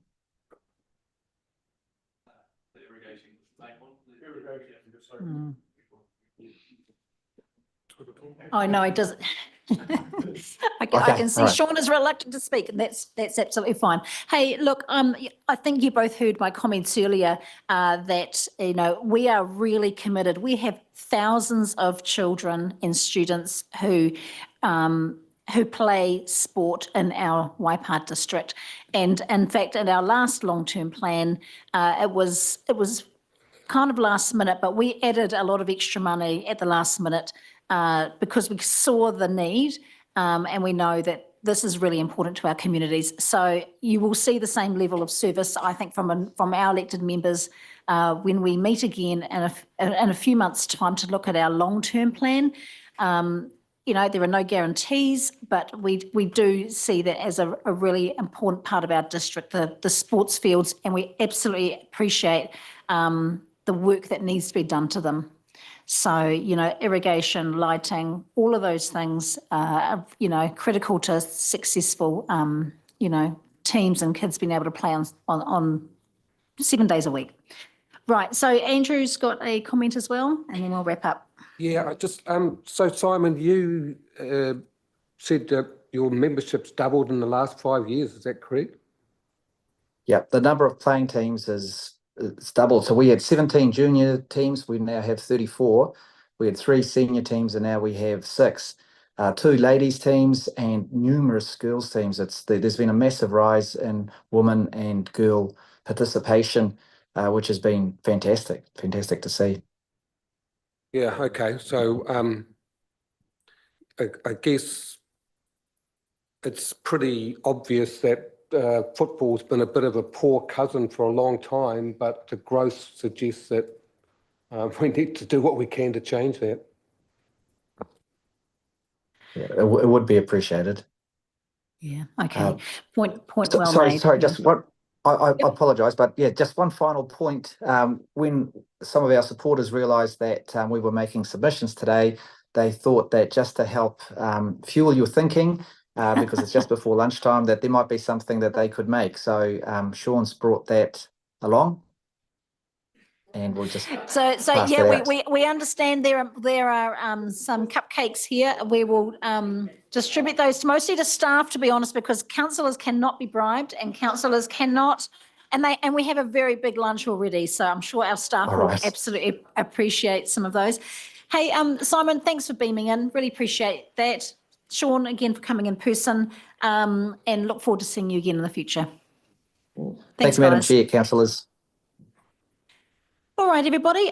So look, we're going to have a break now. I am going to just extend the time for us to return. So if we could please be back here. We've got a little bit of leeway. So if we just make it 1:25, is that okay with everybody? And we already have our next submitter here. So we will start promptly at 1:25 for everybody online. Thanks.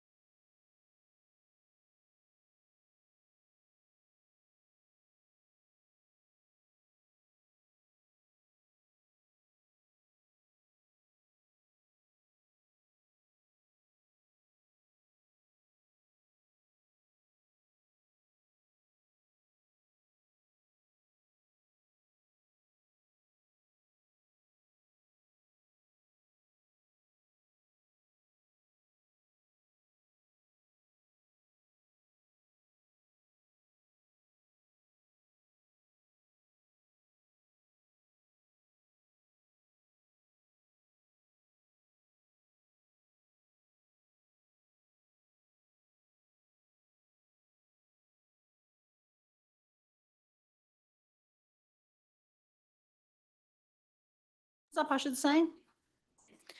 Okay, everybody, we are just back into our enhanced annual plan hearings for this afternoon. We are expected here till well into the late afternoon with a number of very interesting submissions. So first of all, I'd like to welcome both Harvey and Holly, who are going to come out and talk to us from Thriving Communities Collaboration.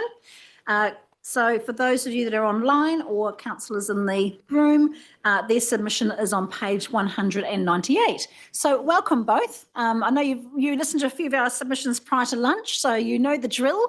I'll give you 10 minutes and there may be some subsequent questions after. Over to you. Fantastic. Thank you so much. I'm going to read because, to be honest, I'm quite easily distracted. So if I read it, I'll stay to task and on time. Tēnā koutou katoa. Thank you for the opportunity to come in and chat with you today. I'm Holly Snape. I'm the CE of Community Waikato, and I'm here with Harvey Brooks, who I'm sure many of you know. He's the Executive Director of the Waikato Wellbeing Plan. So we're here today on behalf of a number of organisations that include the Waikato Wellbeing Plan, Community Waikato, Creative Waikato, Go Eco, Seed Waikato, and HMS Trust. So our submission is representing the shared values and aspirations of the organisations working to build the capacity, capability and well-being of our local landscape. There are many organisations who contribute to the community well-being of the Waikato district, but each of our organisations have a strategic role in this landscape. And we thought this was a prime opportunity to share with you our collective perspectives. We fully acknowledge the challenges faced by the Waipa District Council with the pressures of inflation, insurance, growth infrastructure and uncertainty around things like Three Waters. In this climate, there's always going to be difficult and sometimes unpopular decisions to be made. Raising rates during a time when people are feeling financial pressure, it's a hard decision, but it's a reality if we want to retain services and invest in the future of our communities. We see that Waipa District Council has made the decision to pause some activities, and we appreciate you've thought long and hard about those decisions. We urge you also consider the impact that delaying projects can have when we push the burden of cost to progress to our next generations without confidence they'll be in any better position to pay. And it's not all just about those dollars and cents, of course. You're balancing increasing costs with some critical decisions that will impact the livability of the district. In our joint submission, we highlighted some points which we urge you keep in mind when you make decisions about these trade-offs. And we ask you pay consideration to the why as much as the how and how much. At this time of considerable financial and economic stress on our people, whānau communities, councils play an important counter-cyclical role to ensure the overall well-being is promoted and advanced. The non-profit sector is also feeling the pinch in terms of the financial environment and increased community need. So I just want to give you some context about what's happening in our sector. The post-COVID financial slump has impacted the investment portfolios of our philanthropic funders, which has resulted in the lower availability of grants, alongside increasing needs of community members and pressures on our community services. We've also started now seeing cuts to the frontline government contracted service providers, including areas of like family harm and financial literacy. Significant cuts like $100,000 cut. One organisation's had 75% of their income cut. So it's those significant cuts really starting to impact those spaces right now. We're also seeing cuts to the environmental sector and to the creative ventures. And I don't say this to burden you, or we certainly don't expect you to fill the gap, because you actually can't. The gap's too big and it is growing. But I do implore that when you're considering cuts to funding community or environment or creative sectors, you consider it within that context. And where you can preserve funding or where you can grow funding pools, you think in terms of community wellbeing rather than just through a financial lens. But I don't want to sound all doom and gloom. We're actually a very resilient sector in the non-profit space, and we continue to undertake work to improve the lives of the people we touch. And we do get creative in times of hardship. We also acknowledge the huge role that the Waipa District Council plays as a lighthouse leadership organisation for wellbeing in the Waipa District. As a collective of community organisations, we're committed to the prospect of collective leadership and collective impact. Our respective organisations have multiple touch points with communities in the Waipa district. We're actively seeking ways to collaborate with each other.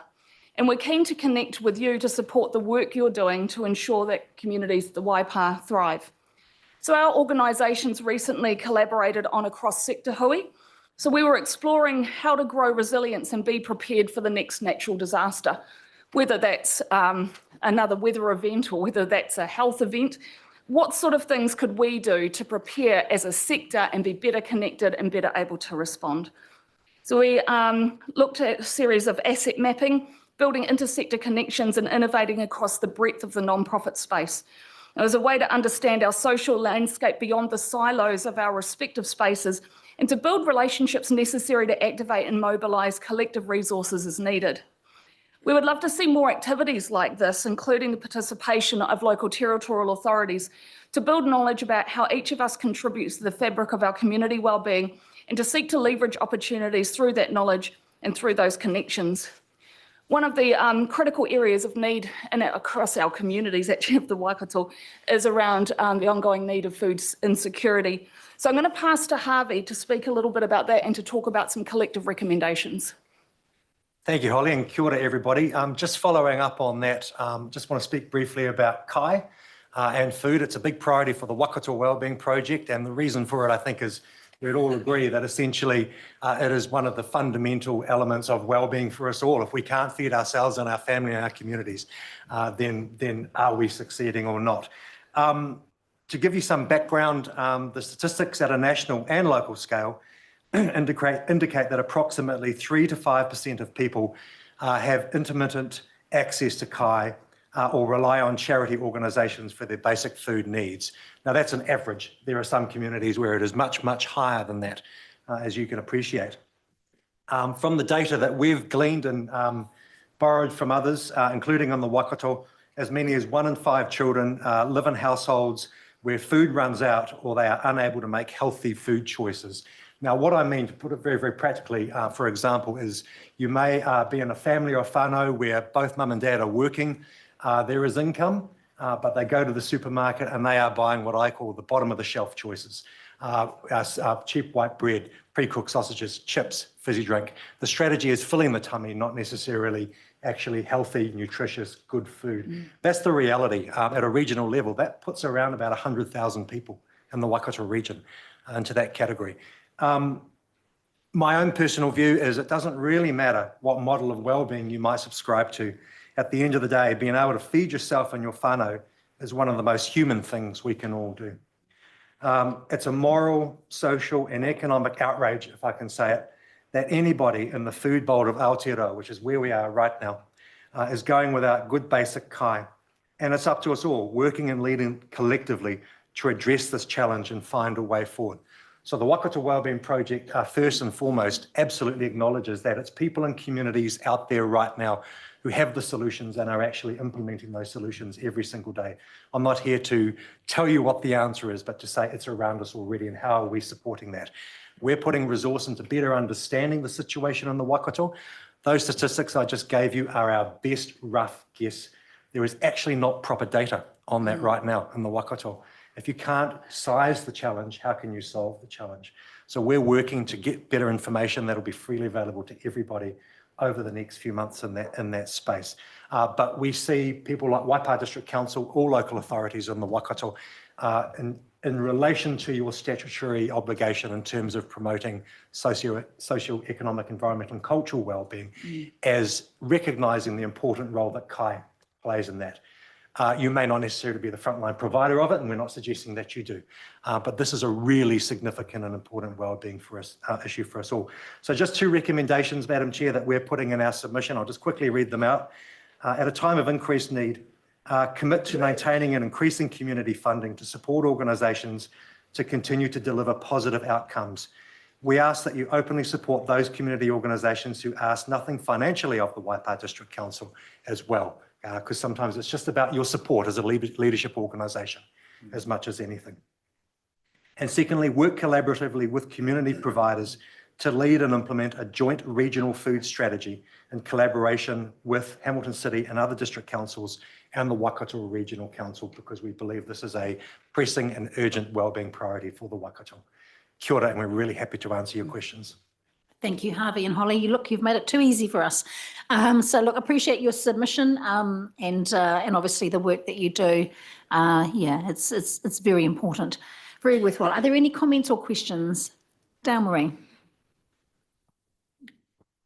Tēnā kōrua, I tau mai kōrua I tuana I o kōrua, kōrero mo tēnei rangi. Apologies, Holly. Apologies, I've just realised. Māua, I mahi ana kōrua, māua, I tō mahi ki Melville, ki taku mahi ki Fairfield. Yes. Aroha mai. No.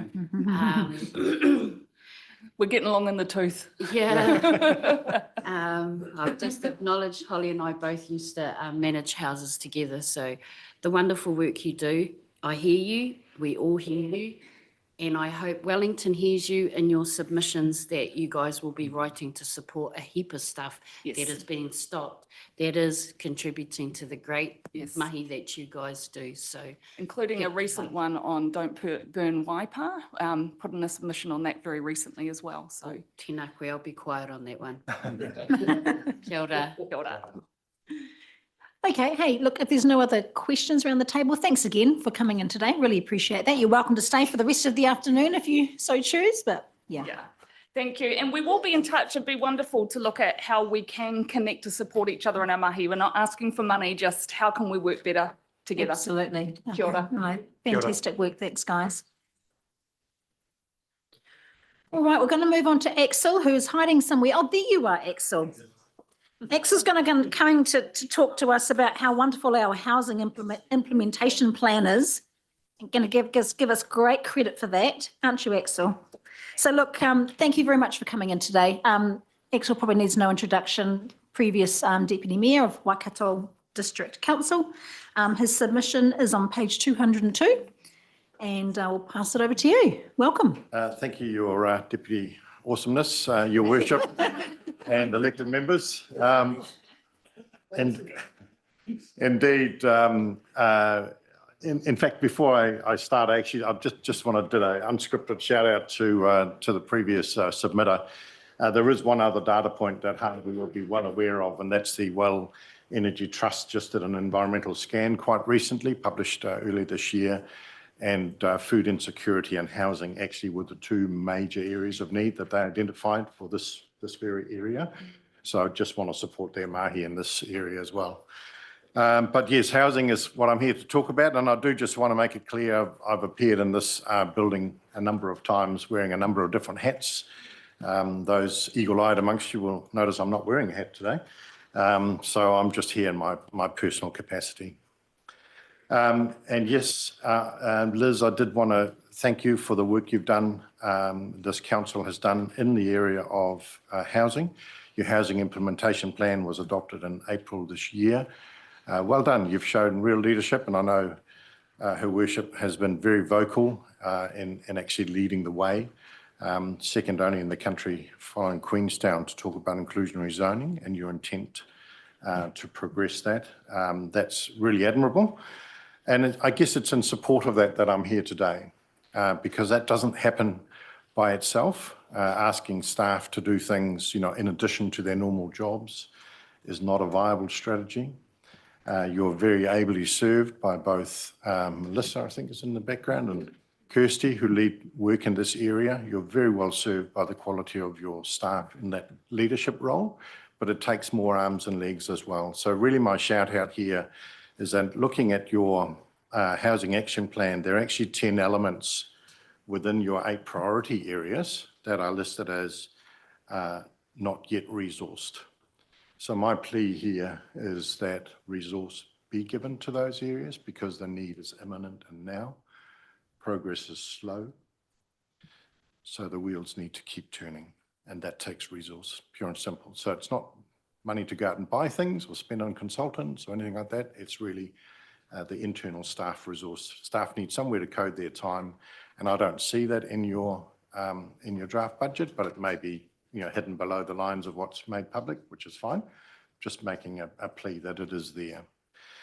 So that really is the long and short of my submission. I won't detract from it by blabbering on other things. So Yeah, I'm happy to answer any questions, but that's really it. Just a plea for resources in that affordable housing area.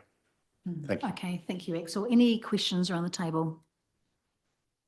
No, I mean, your guidance and of course, your opinion on housing and the work that you've done in housing has mattered a lot to us, Axel. And I really appreciate, the work that you've done for the last couple of years on this, actually.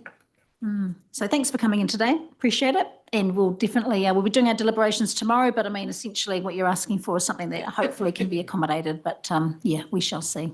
Yep, and it'd be great to see the progress on IZ as well. I know it's dear to everyone's heart, so it's difficult to keep these things on the radar and in focus, but yeah, love to see the next moves on that. Thank you. Okay, all right, thank you. Thanks. All righty, and Tanis, you are up next, and your submission looks very, very similar to the next submitter, Phil, who I know is there too. So we'll keep them separate unless you wanted to submit together. I didn't know what he's submitting on, excuse me. I didn't know what he's submitting on until we were driving across and I asked him.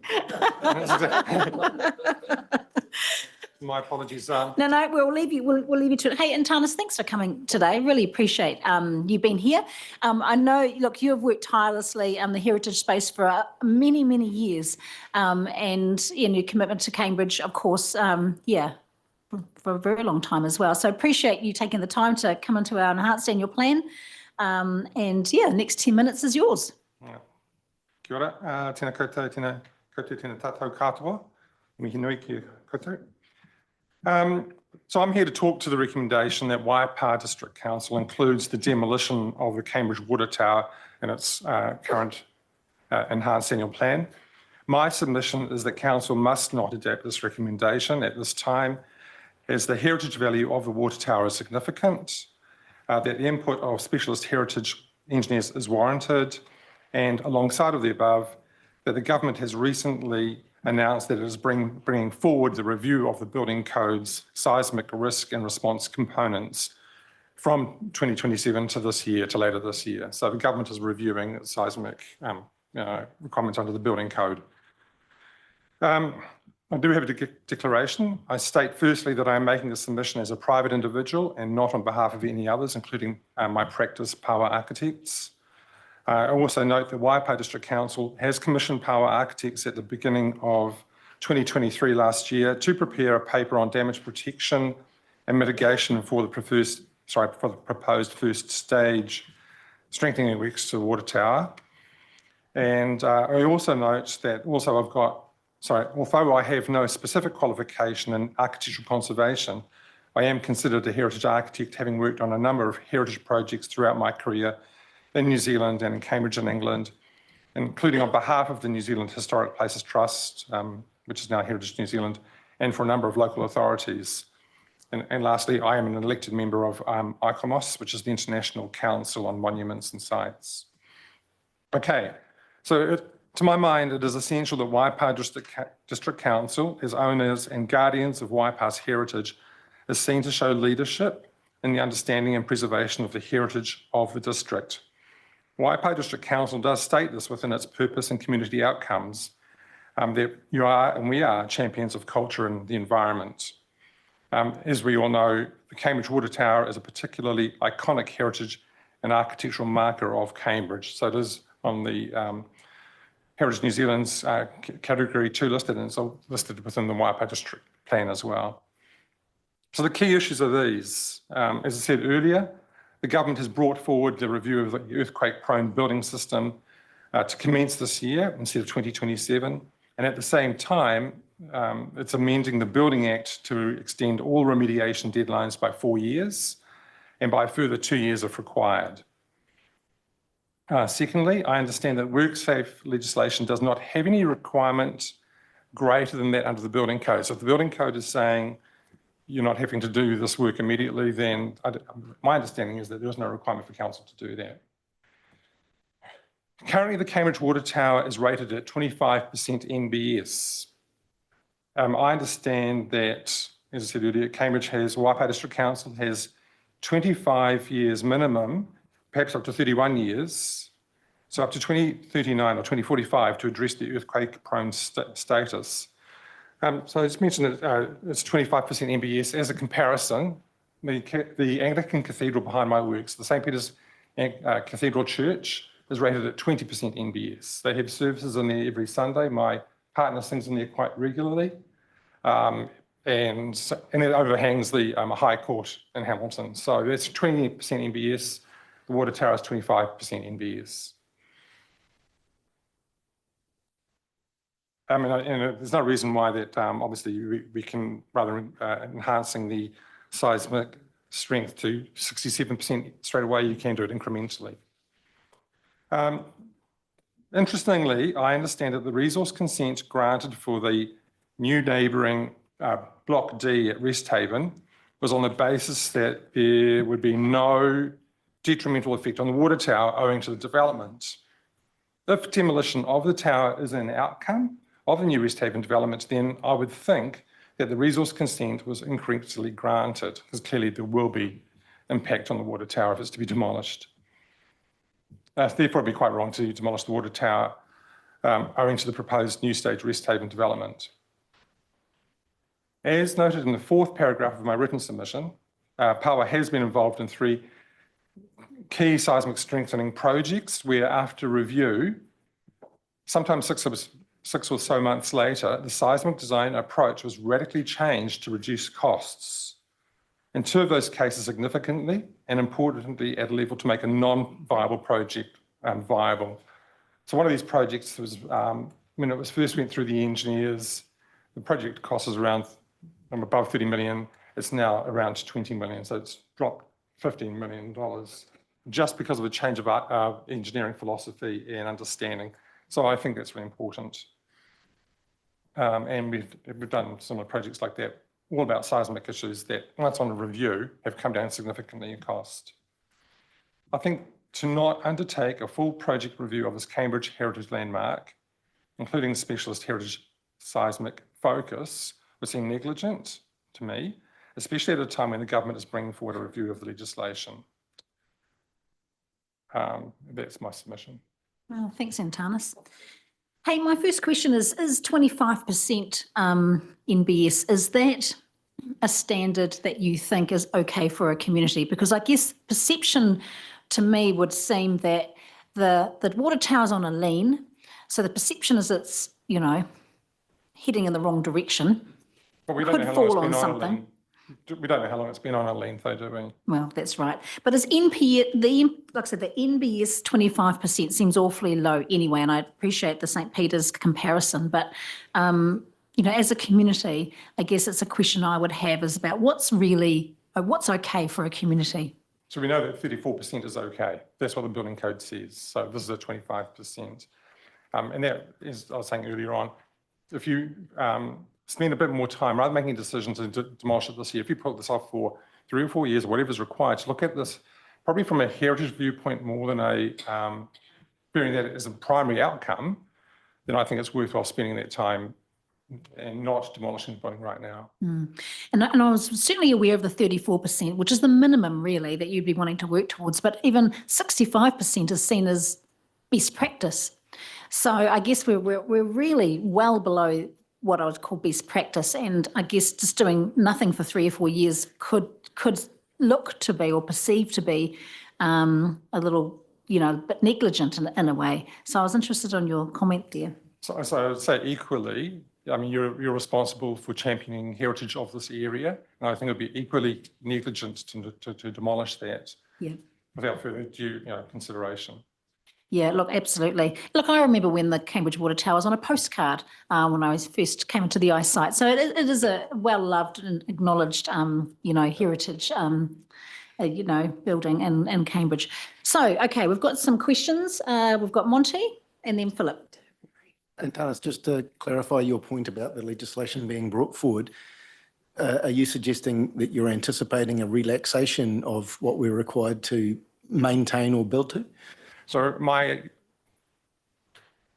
don't know. I know that they'll be looking at everything, because I know that there may be requirements to enhance the requirement to strengthen, but what I've been reading earlier on this year and hearing reported is that actually the amount of cost and loss for seismic strengthening has been significant compared to the lives saved or the alternative use of that money. So I'm anticipating, so there's an article, actually you may have seen it over the weekend, where Wellington City Council has their Oriental Parade band rotunda. That's been closed for 12 years. They're hoping that with this review of the legislation that there'll be an easier, more affordable approach to strengthening that. Okay, Claire and then Philip.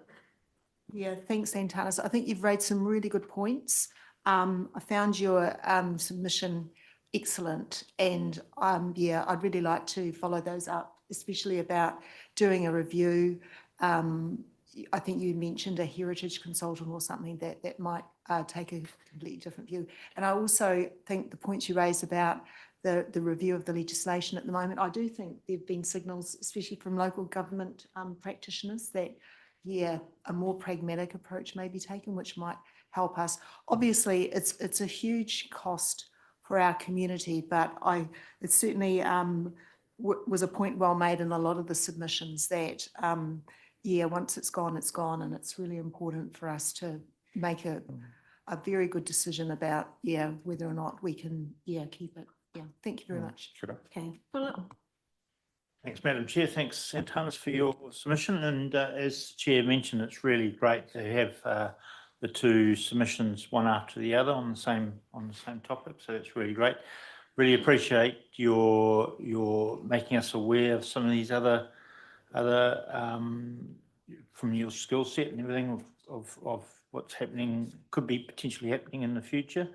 And for us to make a decision like this, it would be really good to have something firm, some firm quotes and some firm pricings on the various options before we just decide to make a decision on it. So really appreciate you making us aware of some of these things that are coming up in the near future. So I look forward to hearing the next submission. So thank you.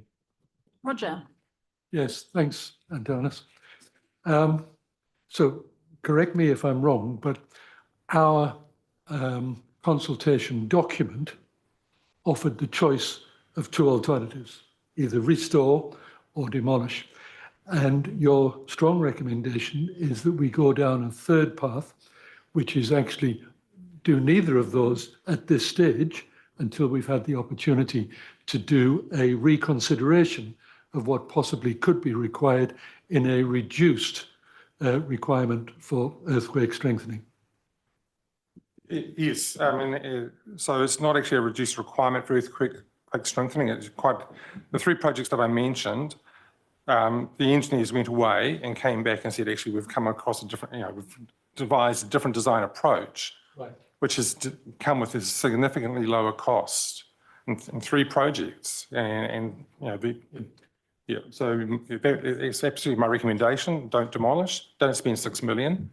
There's another path, which is actually spending the time to protect the heritage and to make it safe. Option 3. Yeah, my option. Thank you. Don't worry. Tēnā koe, Liz. Kia ora, Antanas. Those engineers that have come back with that finding, who funded them to do that? For the water tower? Yeah. That was engagement by council. Oh, okay. So you're talking about our findings. Yes. Because the only thing that I have a serious concern about that tower is, and I'm sure they're probably watching too, is the residents.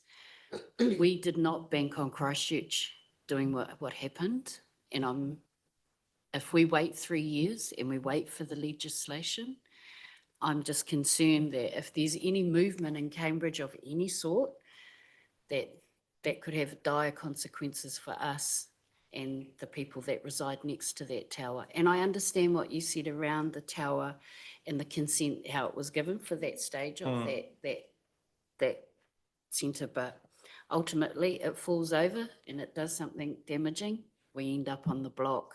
So yeah, I get that, but that Heritage Society, does it come with a philanthropic arm too? Kia ora.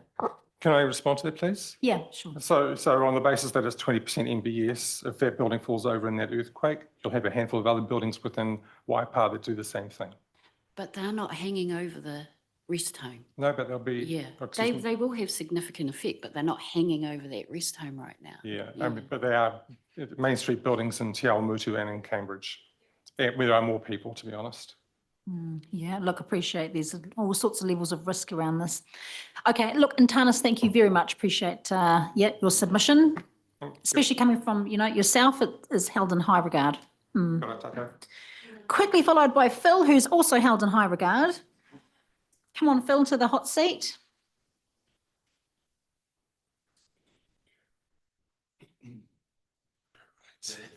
So for those of you looking for Phil's submission, it is on page 204. Over to you. Am I on already? Yep. Perfect. Kia koutou, ko Phil Mackay toko ingoa. I think most of you probably know me. I've presented before and know a lot of you personally.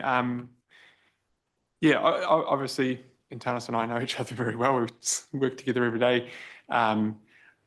Likewise, this is a personal submission, not on behalf of Power Architects, and also acknowledge that obviously Power does do a reasonable amount of work for Waipa. I guess probably Intanis and I come at this from slightly different points of view, so that's why I thought probably it's worth sort of both speaking to it. Look, I probably don't normally consider myself a big advocate for, or certainly not a campaigner for the protection of heritage. It's not sort of, but I think the Cambridge Water Tower is particularly iconic. I think particularly in the days when the highway went through town, it was pretty much the first thing. If you're coming from north, from Hamilton or Auckland, it was pretty much the first thing that you saw when you came into town was the water tower, the tree-lined streets, and that was Cambridge. And so I think to lose that would be a real shame. So I guess, probably the first point I'd make is that this is a decision that, if it's made to demolish, it's a decision that can't be undone. There's really no going back from that. The second point I'd make kind of picks up on a couple of Intanis's points and your point there, Roger, as well. This was kind of presented as a binary decision, and either spend $6 million or demolish the tower. And I don't really know that that's. I think there is a third option. I think there's another option that could be looked at. I think there are a number of problems with that idea of a binary decision on this, and it's quite a big call to put in front of the public with very little kind of context or lead into it. It was it's sort of out of the blue for a lot of the general public, I think. To ask them to make such a big binary decision off the cuff. So kind of the first point around that is what Intanis sort of alluded to, that we've been, like, our practice has seen a number of examples, and there have been a number of examples in the news, either of instances where, faced with a seismic strengthening issue, engineers have gone away, come up with a solution. It's proved to be cost prohibitive. The client's then gone back to them, or the client's asked another engineer to peer review it, and they've gone, well, actually, why don't we do it this way, and come up with a significantly less expensive option. Equally, there's been quite a number of examples in the news where 2 or 3 different engineers have looked at a building and come up with quite varying seismic ratings. So one might say 25, but another might say 35, and so there's a degree of discretion or interpretation, I guess, involved in some of those. Not everybody agrees on that. So I guess what I'm advocating for really is much the same as Intanis, that actually, don't sit on this. There is risk, as people have acknowledged, there's risk to life involved. Don't sit on it, but take some time, take a year, get the engineering work peer reviewed by someone who's a specialist in heritage architecture and a specialist in seismic strengthening. Obviously, most engineers in New Zealand these days do a reasonable amount of seismic engineering, so not to discredit the engineers, because there have been several that have been involved in this project over a period of time. But I think there is a call for a specialist heritage engineer to peer review what's been come up with, both in terms of the assessment of the danger of the building, but then also the design response of how to fix that and how to do it for a reasonable.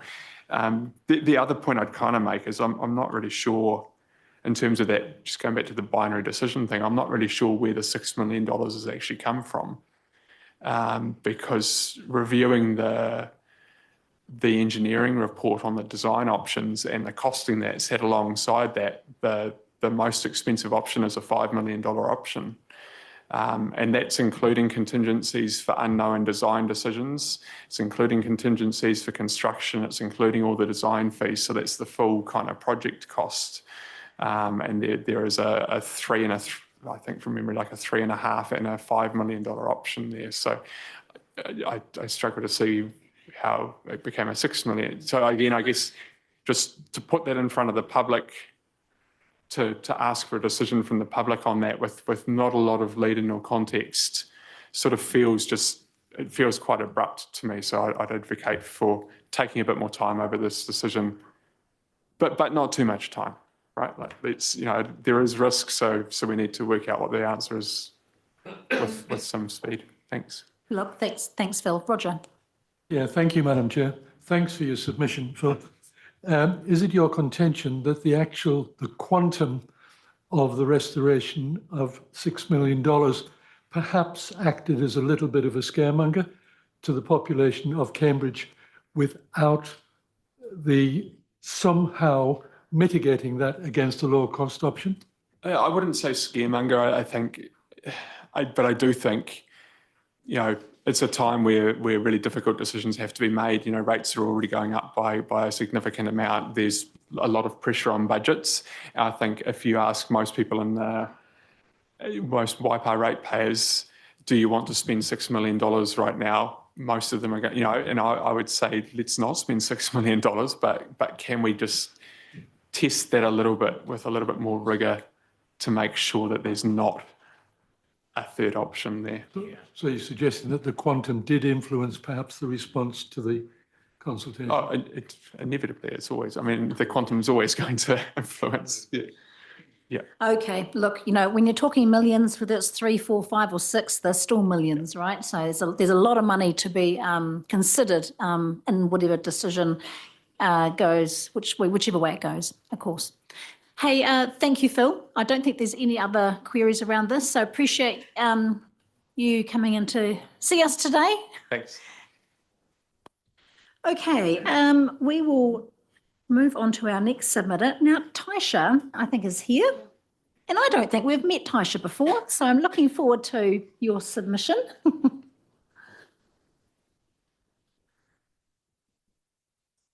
Enjoyed reading your submission, Taisha. So for those elected members, page 206, and I understand you are a performing artist, so look forward to hearing from you. Do you mind if I stand? Can you all That's hear me? no problem. Yep.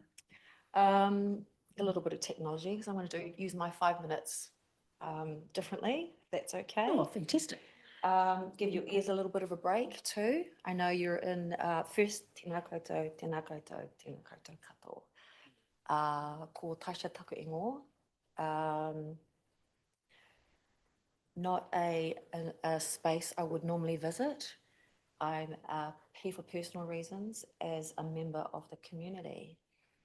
A new resident of Cambridge, and I feel it's important for me to have my say around the funding reductions to the town hall.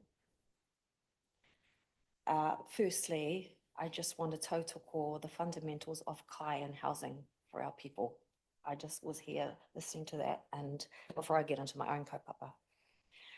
Also want to talk about the funding events fund, community events fund.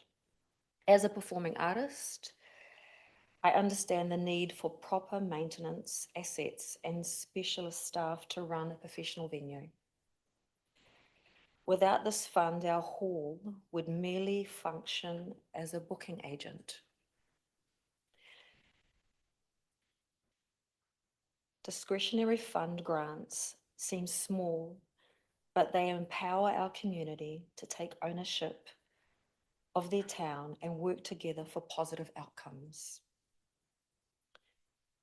I'm going to use my strongest language to be heard today. I stand here for all performing arts, all our school choirs, and every show that may potentially come to the town hall or not without your continued support. So here we go.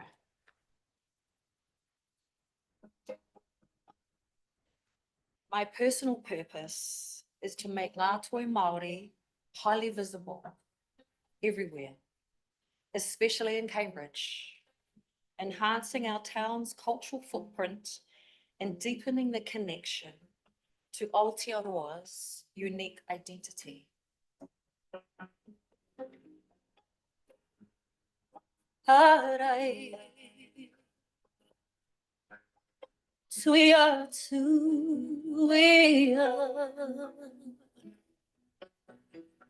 he taitinu, he tai hari.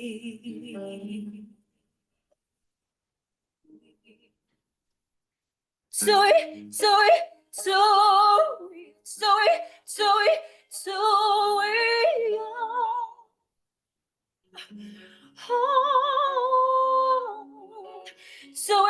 tui, tui, tui, tui, tui,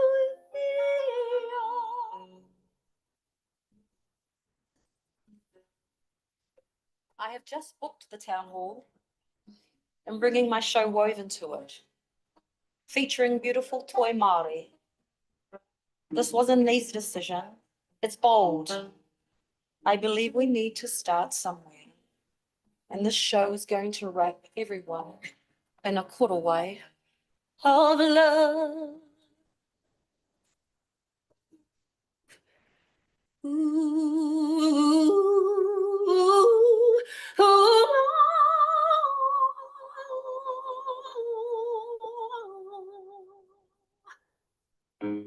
Harai. Now beyond the veil, there are invisible threads woven between us.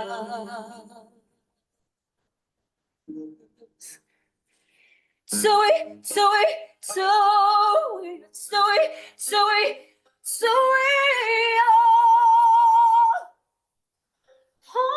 Oh, give them the funding, please, so we can have more shows like these.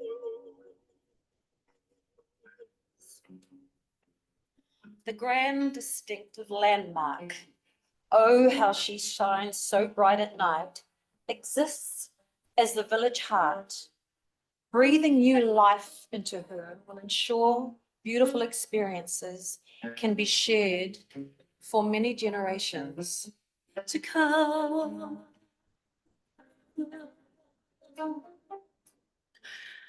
Ooh, ooh,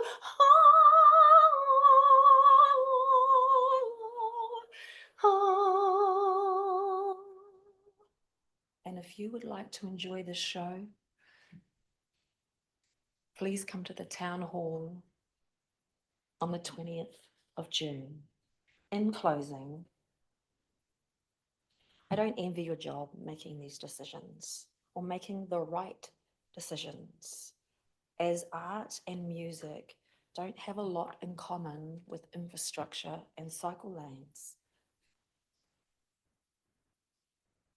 But weaving te ao Māori through music into communities where it is not strongly visible creates positive experiences for everybody.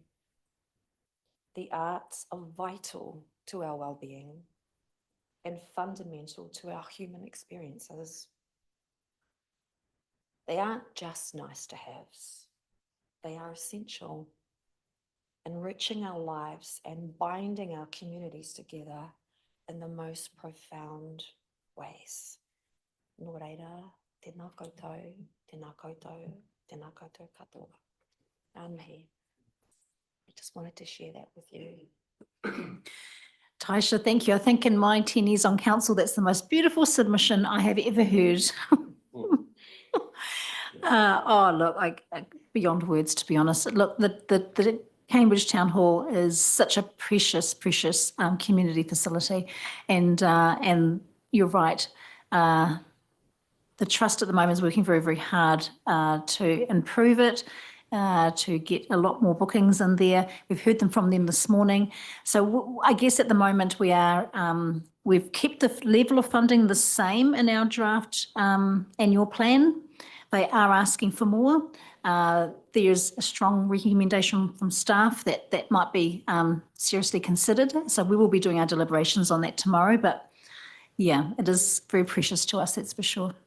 I'm making a stand and bringing my show there so that others may follow, which is it's a bold decision, bringing Toi Māori to the centre of Cambridge. But I do feel that others will follow if someone makes a stand. Yeah. Dale Marie, would you like to say something? Or? Ki te manu ti ori ori a kahanunu a nā puhi I tū mai nei I te waiata tia o tō kōrero I tū ana I te rangi nei tēnā koe. And tā mātou te waimari te whenua a waipa I tai mai koe I ko nei I te pūā wai tō waiata I tēnei whenua. Tū mai, tū rangatira koe, tēnā koe. Thank you. Yeah, thank you, Taisha. Okay, everybody, we are going to hear from Peter Fulton next. Peter, it's a pretty hard act to follow, isn't it? To follow that one. Peter's submission is on page 207 in our agenda today. Welcome, Peter. It's lovely to have you here. It's good to be here. I don't know how on earth I'm supposed to top that. It was magnificent. We don't know either, but anyway. Oh no, it's looking good so far. Look at this. It's a pleasure to be here. So I'm speaking in respect of the Cambridge Water Tower. So ladies and gentlemen, there are currently two options before us regarding the future of the Cambridge Water Tower. However, I would ask the Waipa District Council to consider a third option, which is to leave the water tower undisturbed until such time as the economy improves and a review about its future status can be conducted. Both current proposals will cost money. The $810,000 allocated to demolish could be used for more urgent and critical projects at a time when this discretionary expenditure would be, I believe, imprudent. The water tower's been there for well over 100 years now. To leave it alone represents no significant cost, and to demolish short-sighted and unnecessary. However, I do appreciate the seismic considerations. Further, the Waipa District Council is responsible for protecting and enhancing the heritage values, sites, history and built architecture of our region. To demolish the water tower is, I believe, in direct contravention of that mandate and represents a betrayal of constituents' trust in our elected officials and executive staff.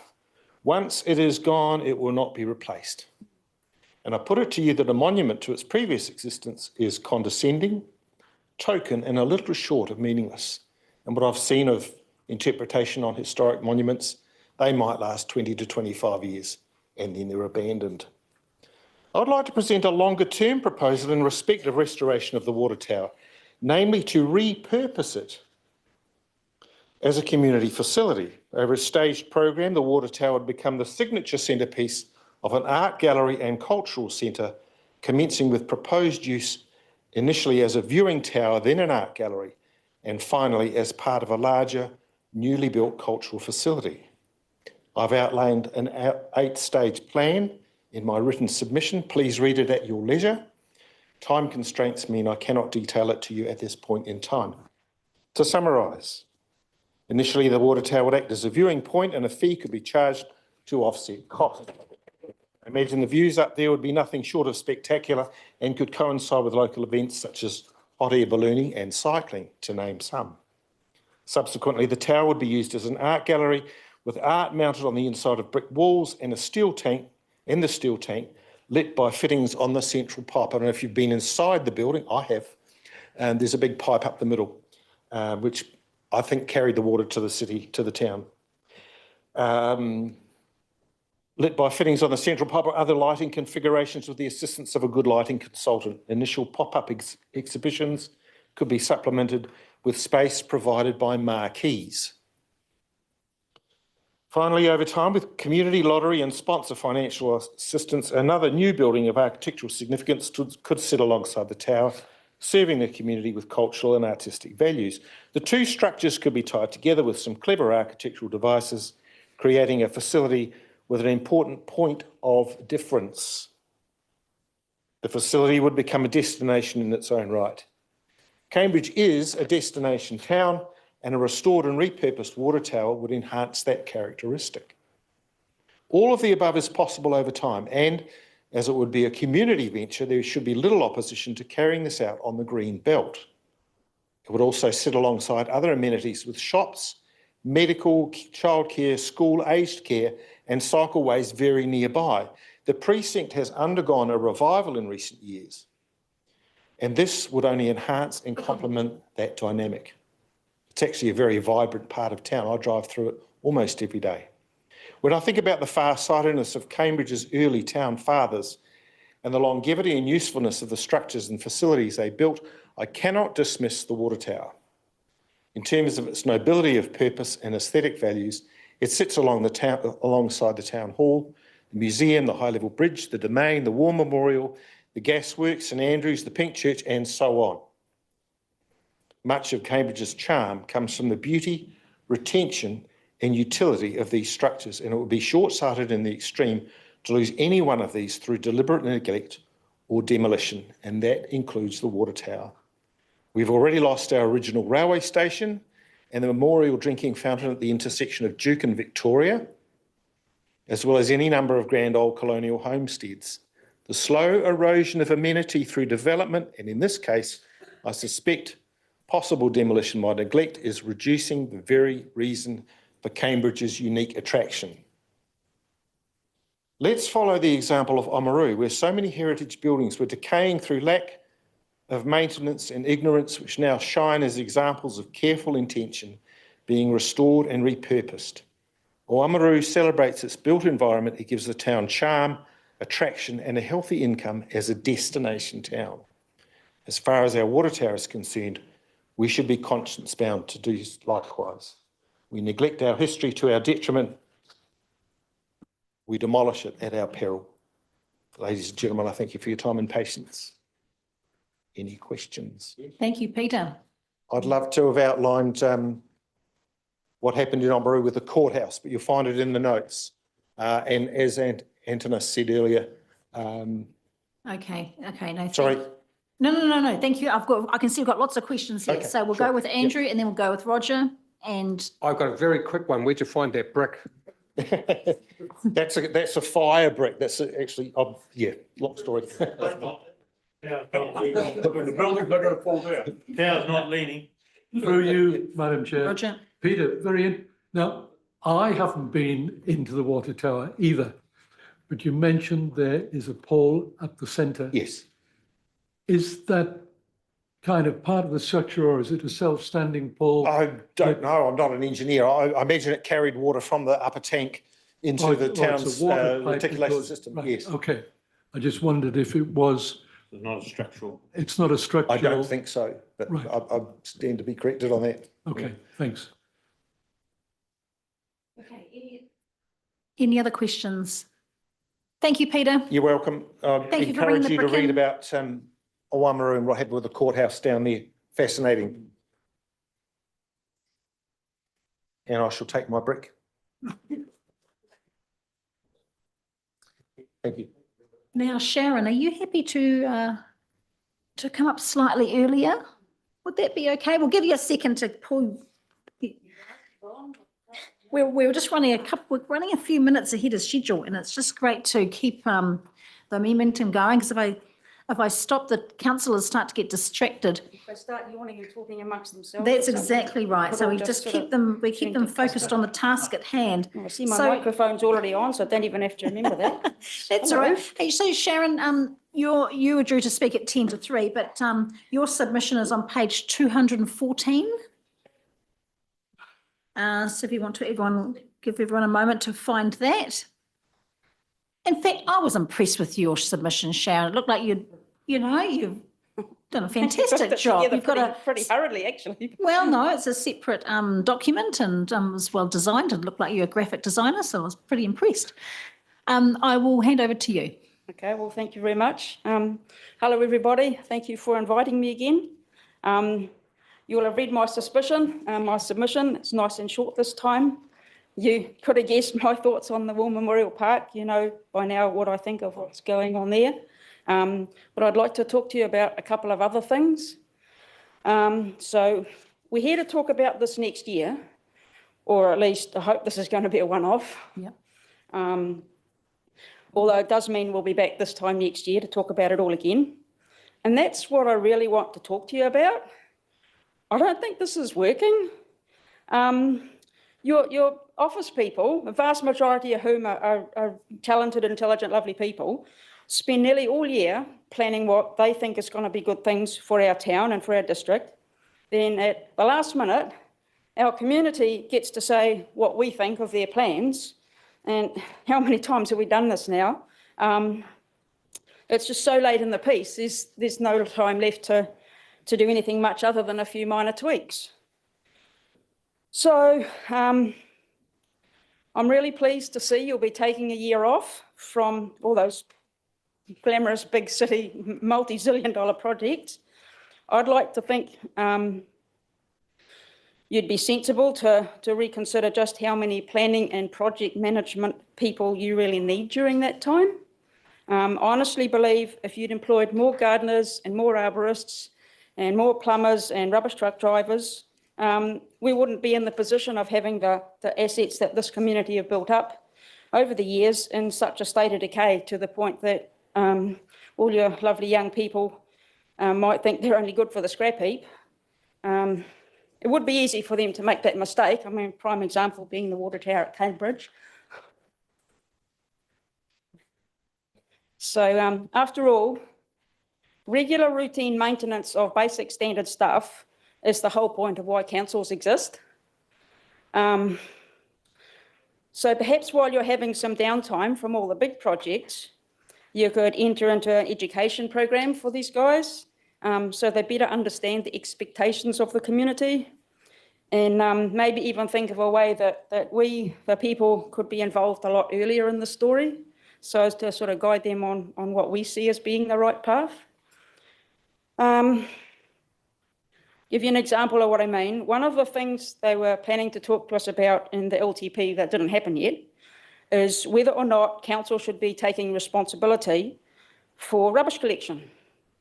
I mean, we could have answered that question now, and then they could spend the next year figuring out how it's all going to work. So council could take responsibility for rubbish and recyclables and food waste and so on, in line with whatever rules central government are putting in place, and streamline all those services under one umbrella. So anyway, there are a couple of little projects that I'd like to see my money getting spent on. How's the Climax engine? Please. Make a start on cleaning up the Mangahoe and Mangapiko streams before they deteriorate any further. And why wasn't that considered a water-related project suitable for better off funding? Make a start on replacing our heritage trail. It doesn't need to be over flash, just something like the concept plan consultation signs that you had up all around the place. I'm starting maybe 10 or 20 with accurate information and just add a few more each year. The community board could probably take charge of that for you instead of expecting staff to do everything. And while I'm mentioning the community board, I'd rather you allowed them more discretionary funds rather than less. All those little community groups, all those sports clubs, all those music groups and so on, those are the kind of activities that keep people sane, especially when times are hard. And I mean, that's what keeps our young people occupied and out of mischief. I mean, those community groups can do magic with really small amounts of money. So, I mean, just don't chop them off at the knees, you know? I mean, like that mountain bike club, for example, I mean, how much work are they getting done for what money you're giving them, you know, in comparison to getting contractors in and stuff. So yeah, let the community board look after the little local stuff. So anyway, I've suggested some ways you could save or make money, and you probably don't like most of those. So to round it up, better educate the lovely young people that work here so they sort of understand what we feel, engage with the people, not that there's actually many here at the moment, a lot sooner in the piece. And if you could not go into too many more glamorous multi-zillion dollar big city projects until you prove you can actually look after what we've already got here. Okay, so thank you very much. Does anybody have any questions? Thanks, Sharon. That was a really great submission. I guess just a couple of quick points. So the long-term plan is where we really do want to engage with our communities on a 10-year journey. So this is where we want input and information and the community's wish lists right at the very beginning of a 10-year period, so that we can deliberate amongst elected members and hope to deliver that. So I guess it might seem like we've this is just a 1-year plan, you're only getting a say at the end of it. Well, that will change in a few months' time, where you'll have a lot of say about the next 10 years and how you want your community shaped and how we might spend our money. So just to comment on that. Lots of your ideas are great ones. So, there's lots of excellent information in there, and I think it's really helpful to have it in writing and in our enhanced annual plan. And I urge you to come back to our long-term plan as well with a lot of these ideas, and hopefully some support gathered from the communities as well. So I'll open up for questions and comments from elected members. So we've got Dale Murray. Kia ora, Sharon. Great submission, Kari. Too much e hoa. And we love passionate, and we love to hear straight off the floor what whānau are thinking. I just want to ask you, though, in regards to the manga ohoi and the manga piko, because I did pick up on your comment, are you in tune with what's happening with the tuna monitoring program that's happening? No. Yeah. I've spoken to some people from the ecological corridor thing. Yeah, it's probably good because I haven't heard of anything else. Just in regards to the education part, I do know that mana whenua have had a big, and it'd be quite interesting to see your data to see how the river has actually picked up with the tuna monitoring. So I know you've taken lots of pictures of our contractors and not picking up stuff out of that stream that we can't combat at council, but we try hard to. So, and there was one other thing, but I'll let everybody else ask their question. Thank you though, Sharon, for coming today. Okay, Lou. Thank you very much, Sharon. Listened to you a lot of times. You and I have had some discussions, good, bad and indifferent. However, I just want to ask something. I sat at that meeting for the War Memorial Maintenance at Workingmen's Club. Okay, just recently you were there. Yeah. And my one issue is that our War Memorial down at Sunken Cross encompasses from World War II onwards and forward. And we've got some members of the public that are saying that we must create a new memorial for those like myself and others. Now, I realise only that there are members of the public mentioned in the cross. However, the creation of a completely new memorial has a cost. And I feel that we have a war memorial park. We're not changing names. And this was one of the statements made very quickly to me that We haven't changed the name. It's called the War Memorial Park and perpetually. And we have always related to that as a park for all of us who've returned that can go to. And I just wanted to wonder what your thoughts were on that. Sorry, I've lost your question completely. What's my thoughts on the idea of a separate memorial? No, the thoughts that it is an inclusive memorial rather than just World War II. Or how long have we got? When somebody dies and their family wants to set up a memorial, whether it's one person or a whole bunch of people, in this case, it's 152 men in a world war that's 5 years long. And there's other memorials around the country too, like big accidents, like one that sticks in my mind is Erebus, and where there's lots of families grieving all at once. But generally the idea of memorial in memoriam is in memory of a person. It's not in memory of the event that they died of.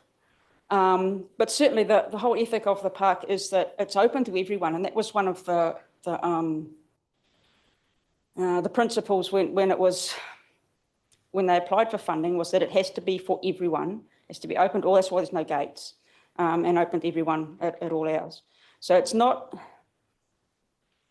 it's a memorial to the memory of 152 men who died. And that was put in place by the community and entrusted to the council to be cared for into perpetuity forever. Some of those subsequent conflicts, I mean, they've been horrible. Some of those young chaps, you know, like you say, there's young chaps living here now who've been to things at least as horrible as what your dad and mine witnessed in North Africa and in Italy. And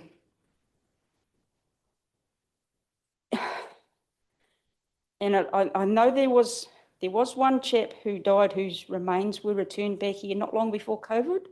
Has his family set up anything to him, or do they? There's some people don't. It's not necessarily a monument. It can be a trust fund, or you know, there's other types of memorial. And personally, I don't see how I question myself is what my dad say. Because those men named in the cross, a lot of them were his mates. He didn't grow up here. He didn't go away with them, but he did serve with some of them, and some of those men died in his arms. And he would be, I mean, we'd be pretty hard-hearted not to put that chap's name on a plaque there. That'd be, we'd be pretty horrible people if we said to his family, look, I'm sorry, but, you know, he doesn't qualify because the memorial already exists. But yeah, I know there's talk around at the moment, people wanting to set up a memorial to a whole bunch of other conflicts. Well, you don't set up a monument in memory of a conflict. Talk to the people of the families of anybody who died and see what they think about it. Because I don't have a family member who's died in any of those conflicts. So as far as I'm concerned, I'm not really sure where they're going with that. Yeah, so I think that our cross line here is very simple in the fact that all we want to do is remember the conflicts that we all served in and have a centralised place when we have a memorial service, which we have, and many of the young men that are there and women are there to kind of remember that.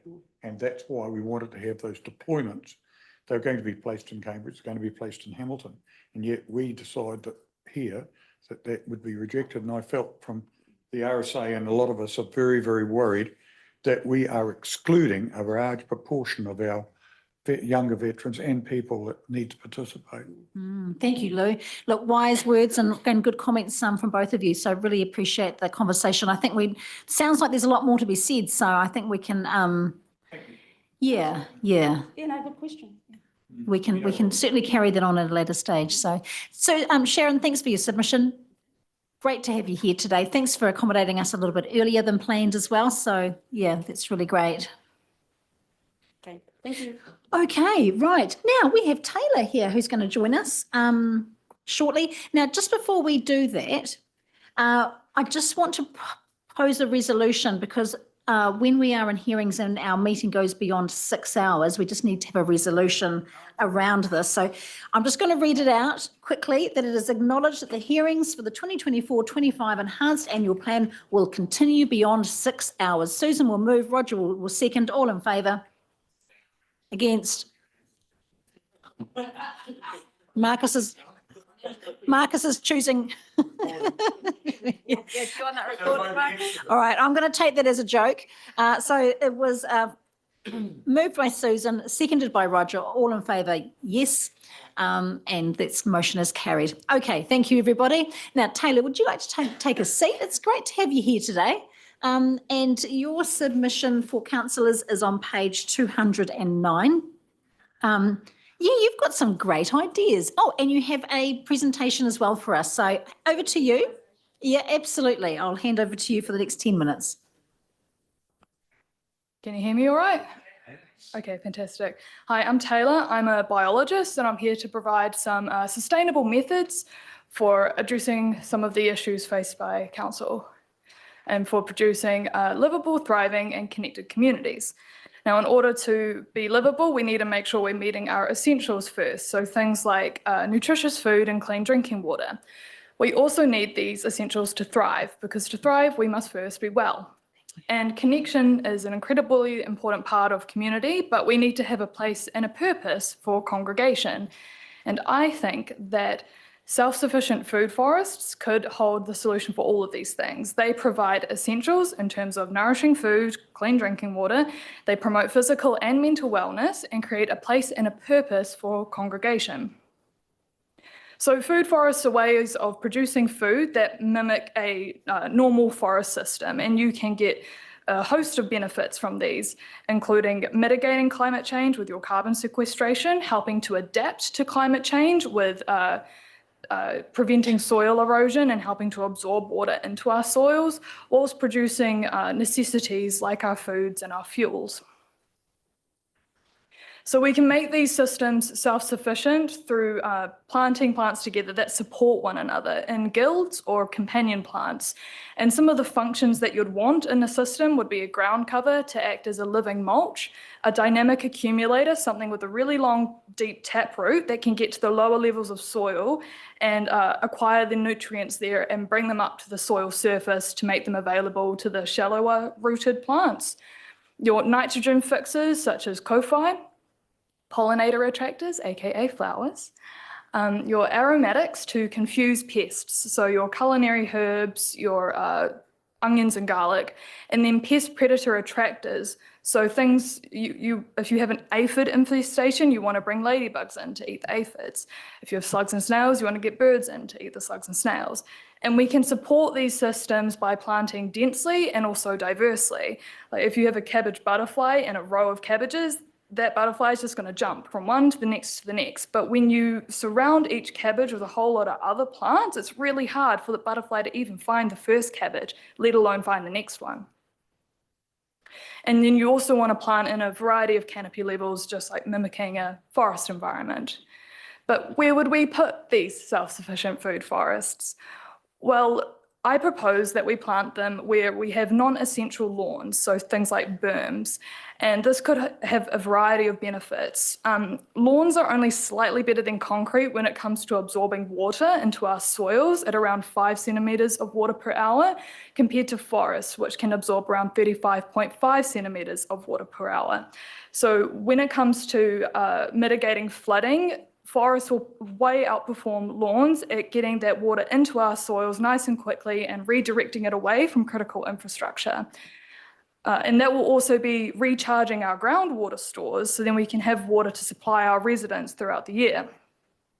This would also reduce our mowing and the costs and the pollution associated with that, as well as reduce the need for herbicides, fungicides, pesticides, fertilizers, the expenses of those and their associated pollution. So my proposal of installing these self-sufficient food forests would have a dramatic impact on water. You're reducing your demand on water infrastructure whilst improving resiliency against climate change and healing our rivers and acquiring water. Now, LA is a really good example of this, and I know we're not LA, but I'll just use them as an example. And they were able to acquire around 3.2 billion litres of water from one extreme rain event. That's enough to supply their millions of residents with water for a whole year, and that's because of the spongy infrastructure. They're replacing their impermeable surfaces, like their concrete, and to a lesser extent their lawns, with permeable ones with plants. And we could really do something similar. And some examples of how we could achieve that would be through bioswales, encouraging people to install green roofs, riparian buffers, which would really help our river and lake health, and encouraging residents to capture their own rainwater and to recycle their grey water. So riparian buffers are the strips of vegetation along the banks of our rivers and lakes. They help with filtering lots of the nitrates that will be coming off our farmlands, preventing those from getting into our water and causing the algal blooms and the associated toxicity. They can also help with preventing soil erosion, again, absorbing water into our soils, and with the likes of carbon sequestration. Then we have bioswales, which is a more urban solution. So these are strips of vegetation that filter and redirect stormwater. So you're, again, alleviating the strain on our stormwater infrastructure, redirecting that water away from critical infrastructure and getting it filtered into our groundwater stores. So fortunately, we have a lot of really great resources here in New Zealand around some of these solutions. I've included a few of them there, including Kawanga and Go Eco, and there's a number of the books that I use to make this presentation, so keep our libraries going because they're a fantastic resource. And then there's a couple of international references there just to demonstrate that this is feasible and that it's being implemented around the world. Thank you for your attention. Oh, Taylor, wow, that is a fantastic presentation. Now, you and Claire St. Pierre need to get together is what I'm hearing, because this is Claire's favourite subject, and if you ever get the opportunity to see her garden, no, honestly, see if you can get an invitation. I'd just like to say, thank you so much, Taylor. Just all the things you raised, I think, yes. And it makes so much sense, both economically, but also for the climate and that. So really happy to share more ideas. And if you see any opportunities, within our district that you think this is a prime example where we could get something going, I'd love to hear from it. I suspect Taylor will be providing you with a map very shortly of where all those areas could be. Now, we've got Dale Marie and Andrew. Tēnā koe, refreshing, love it, kōrero, as we would say in Te Reo Māori. Who do you work for? I've just started working with Tirohanga, who are part of the WISE group. Waikato District Council's looking for a sustainability person right now. I know they are. So I am going to apply for that role, yes.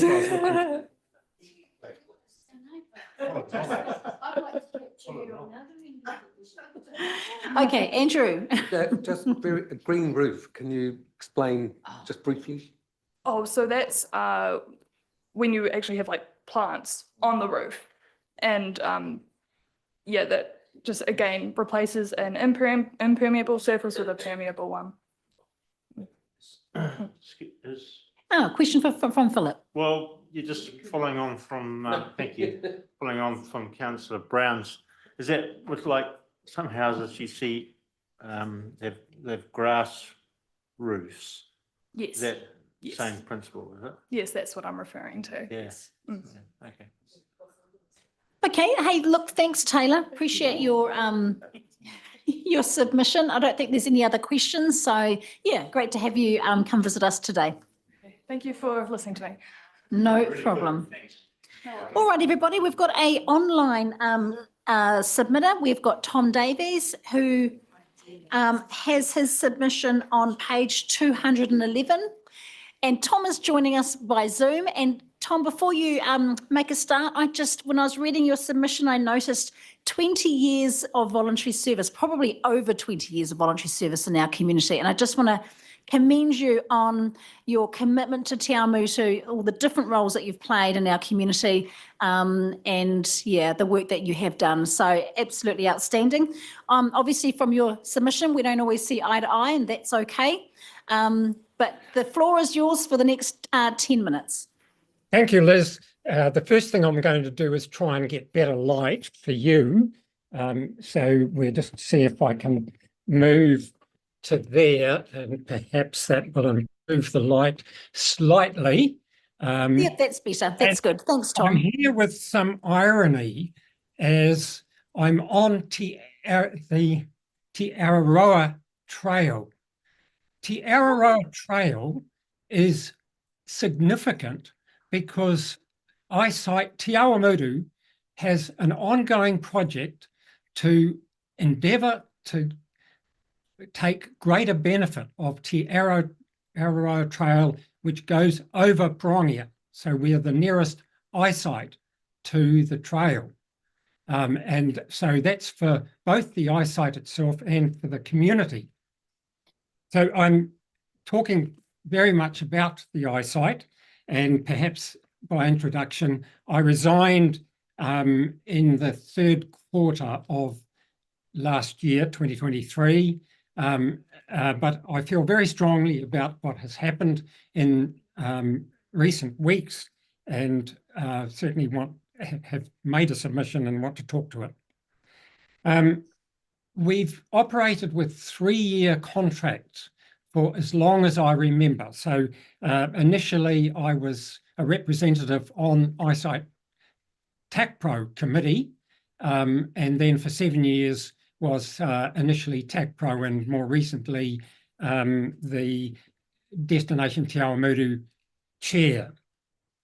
So we operated with 3-year contracts, and it seems to me that we now have a situation where we've had no formal notice that WDC funding was perhaps going to be stopped, reduced. I never heard anything about that.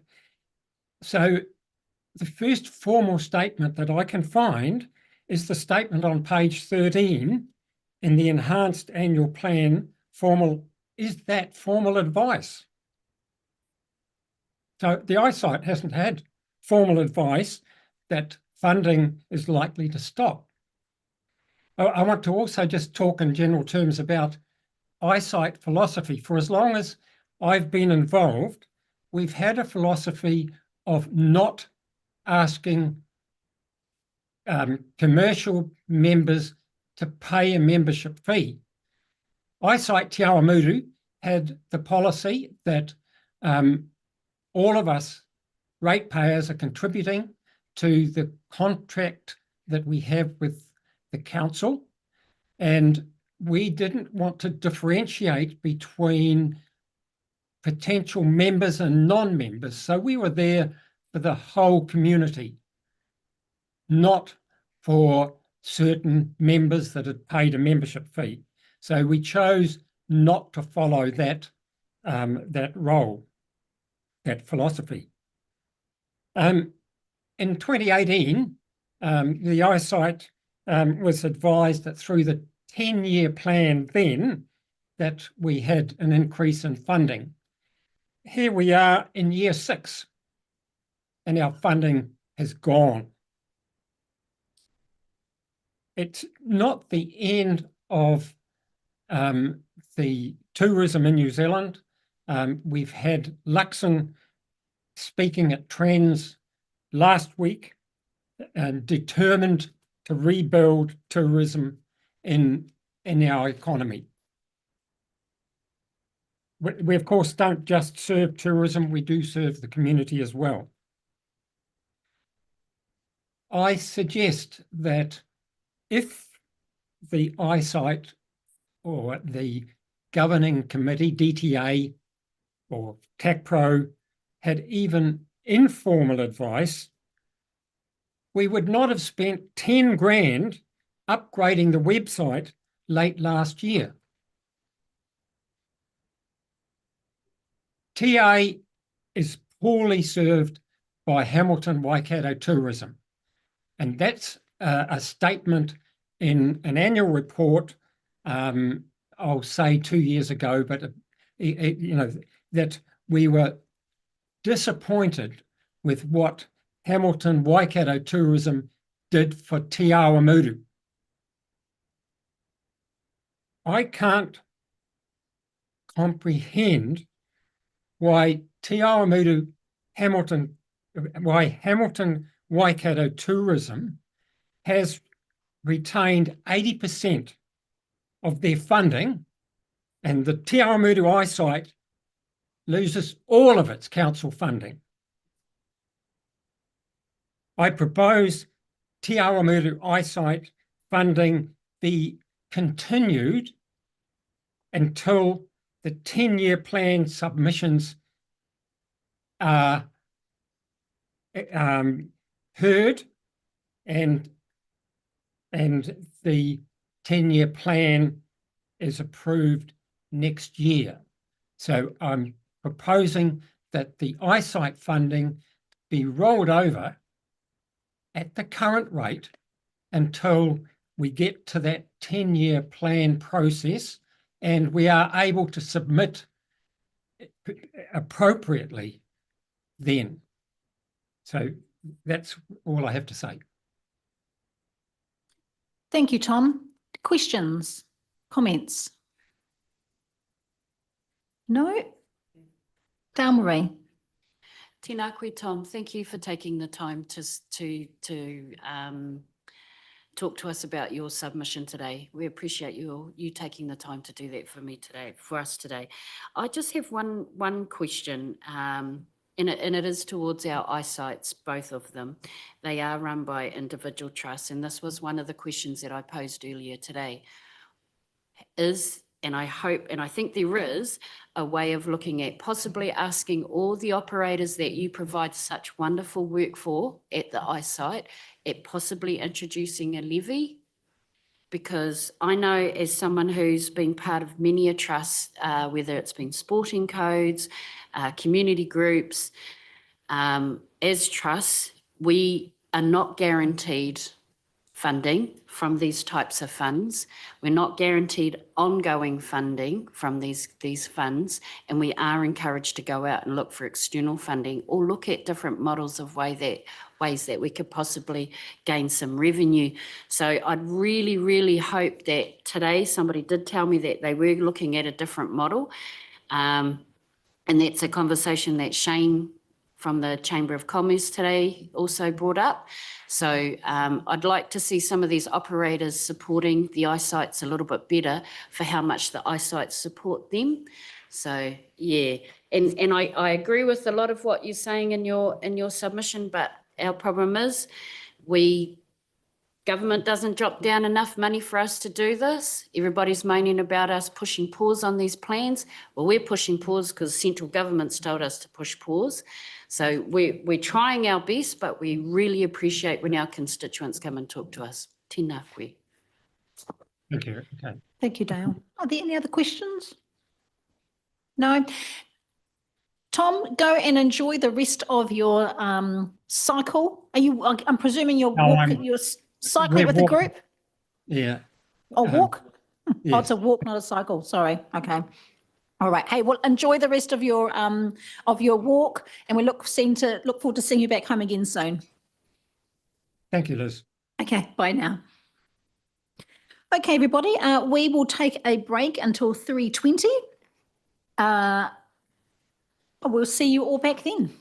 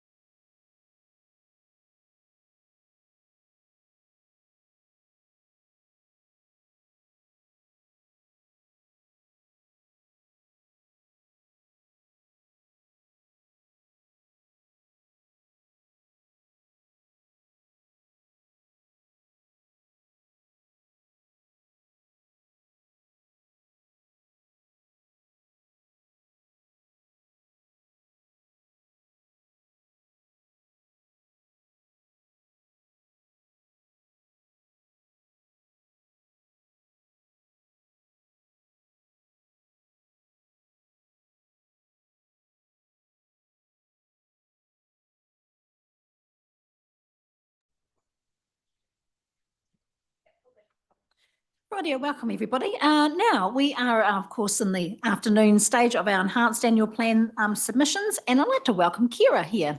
Kira, nice to have you in person to our submissions, and your submission is on page 220 for elected members. So, hey, the floor is yours for the next 10 minutes.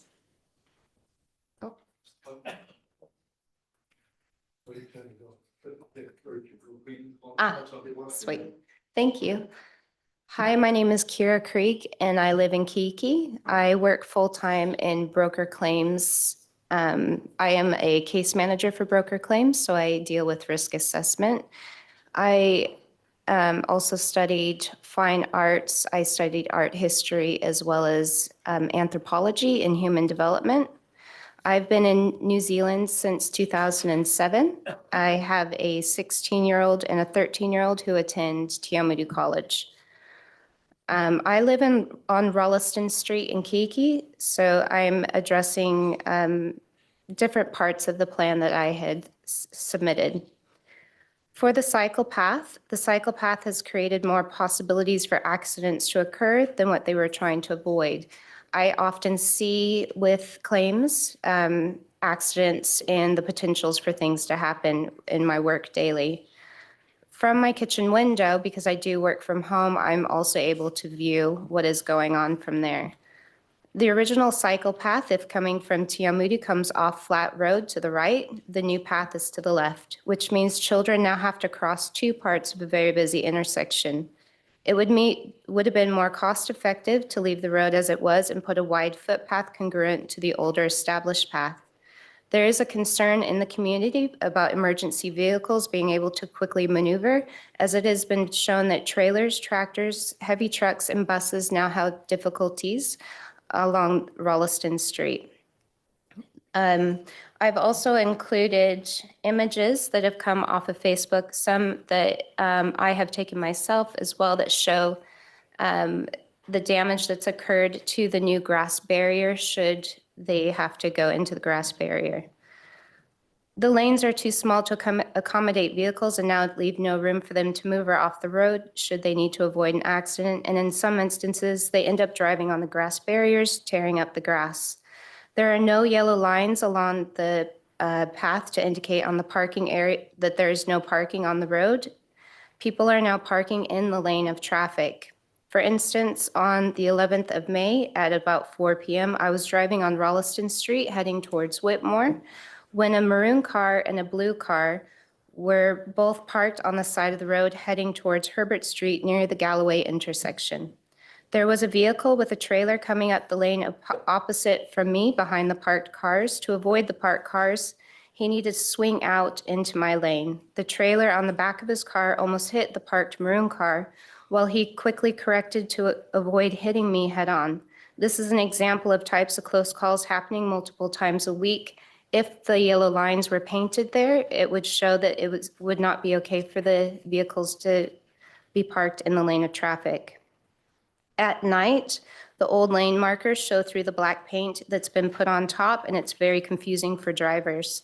I've seen several instances from my front window of accidents waiting to happen, from people now being stuck behind the rubbish trucks, which used to be able to pull off to the side, who have become impatient to get around them. Vehicles unable to pass and have to go up onto the grass-filled barriers. Vehicles that are now too large to fit in the lane and drive down the middle of both lanes. Rubbish bins now being placed on the grass barriers that have at times fallen into the traffic lanes when empty. When I mow my lawn, there used to be a painted medium that provided room between me and the passing cars. Now those passing cars are right next to the curb. I've almost been clipped by a wing mirror coming past. It is another accident waiting to happen. The community is concerned about who is meant to mow the grass barriers and repair them when they are driven through. The intersection of Galloway, turning left onto Rolleston Street, comes up from a hill slope. Before the cycle path was built, the turn could be maneuvered without going into the opposing lane of traffic. Now, to make the turn and clear the footpath, vehicles need to go into the other lane to complete the turn. This is the same intersection where the blue and maroon cars were parked, making it a now risky intersection.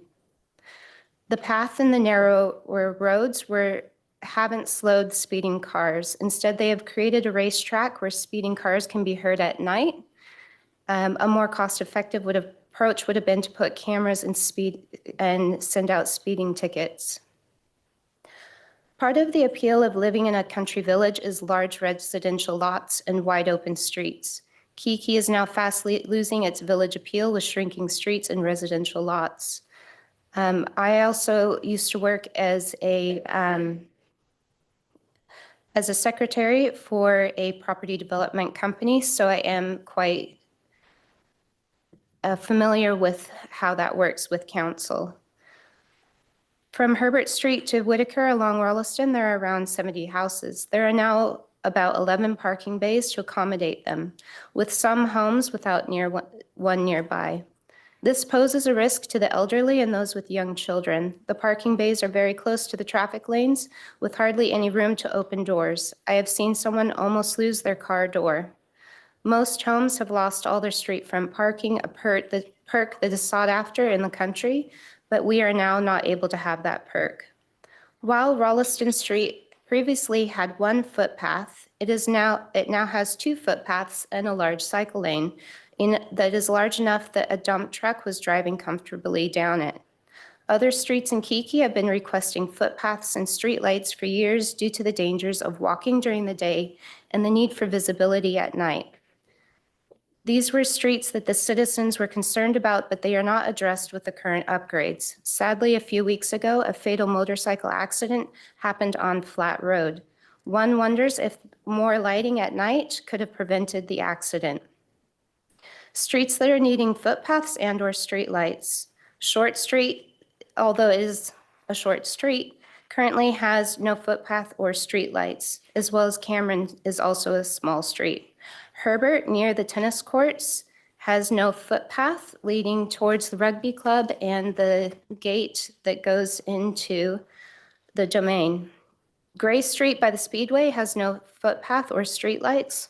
Oliver Street has no streetlights from the Speedway up to almost Whitmore Street. Whitaker by the school has footpaths and street lamps, but as it turns into Sheehan Street, there are none until the intersection with Rolliston Street. McAndrew has no footpaths until intersecting with Walmsley Street.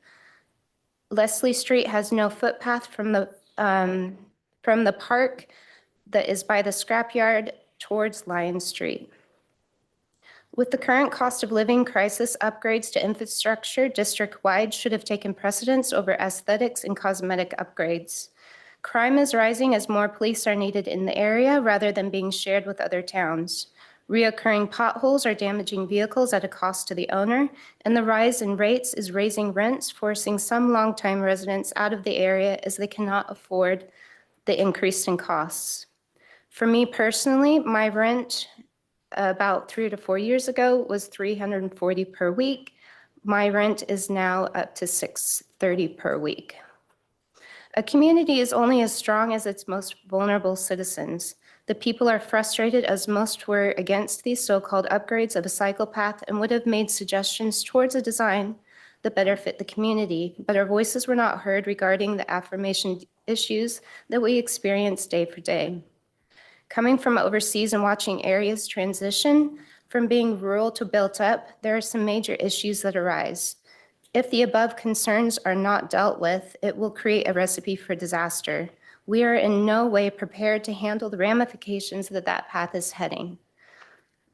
Where I personally grew up had this exact issue, and I've seen the devastation that an area that I love from childhood, and I can see the parallels. Also to note, Kiki area was promised a skate park around 10 years ago for the older children to provide a positive place for energy release. I would hope those plans also include a basketball and netball hoop as well. Again, this is a promise that seemed to be ignored for something a little flashier. Smaller residential lots are taking away the opportunities for families to grow fruit trees and have large gardens to help feed their families. One would hope the council would provide spaces for community gardens that could help benefit the community by providing food as well as a way for the community to come together and get to know each other. Heritage buildings. Why is there not more of an incentive to preserve our heritage buildings? We are a relatively young country, and yet since the 1960s, Tiamutu in particular seems to pull down its heritage, including the Tiamutu Town Hall in 1968. This includes zoning that is ripping out larger, older homes to make way for small, compact townhouses. My parents had not visited New Zealand for 5 years due to COVID and were finally able to come this summer.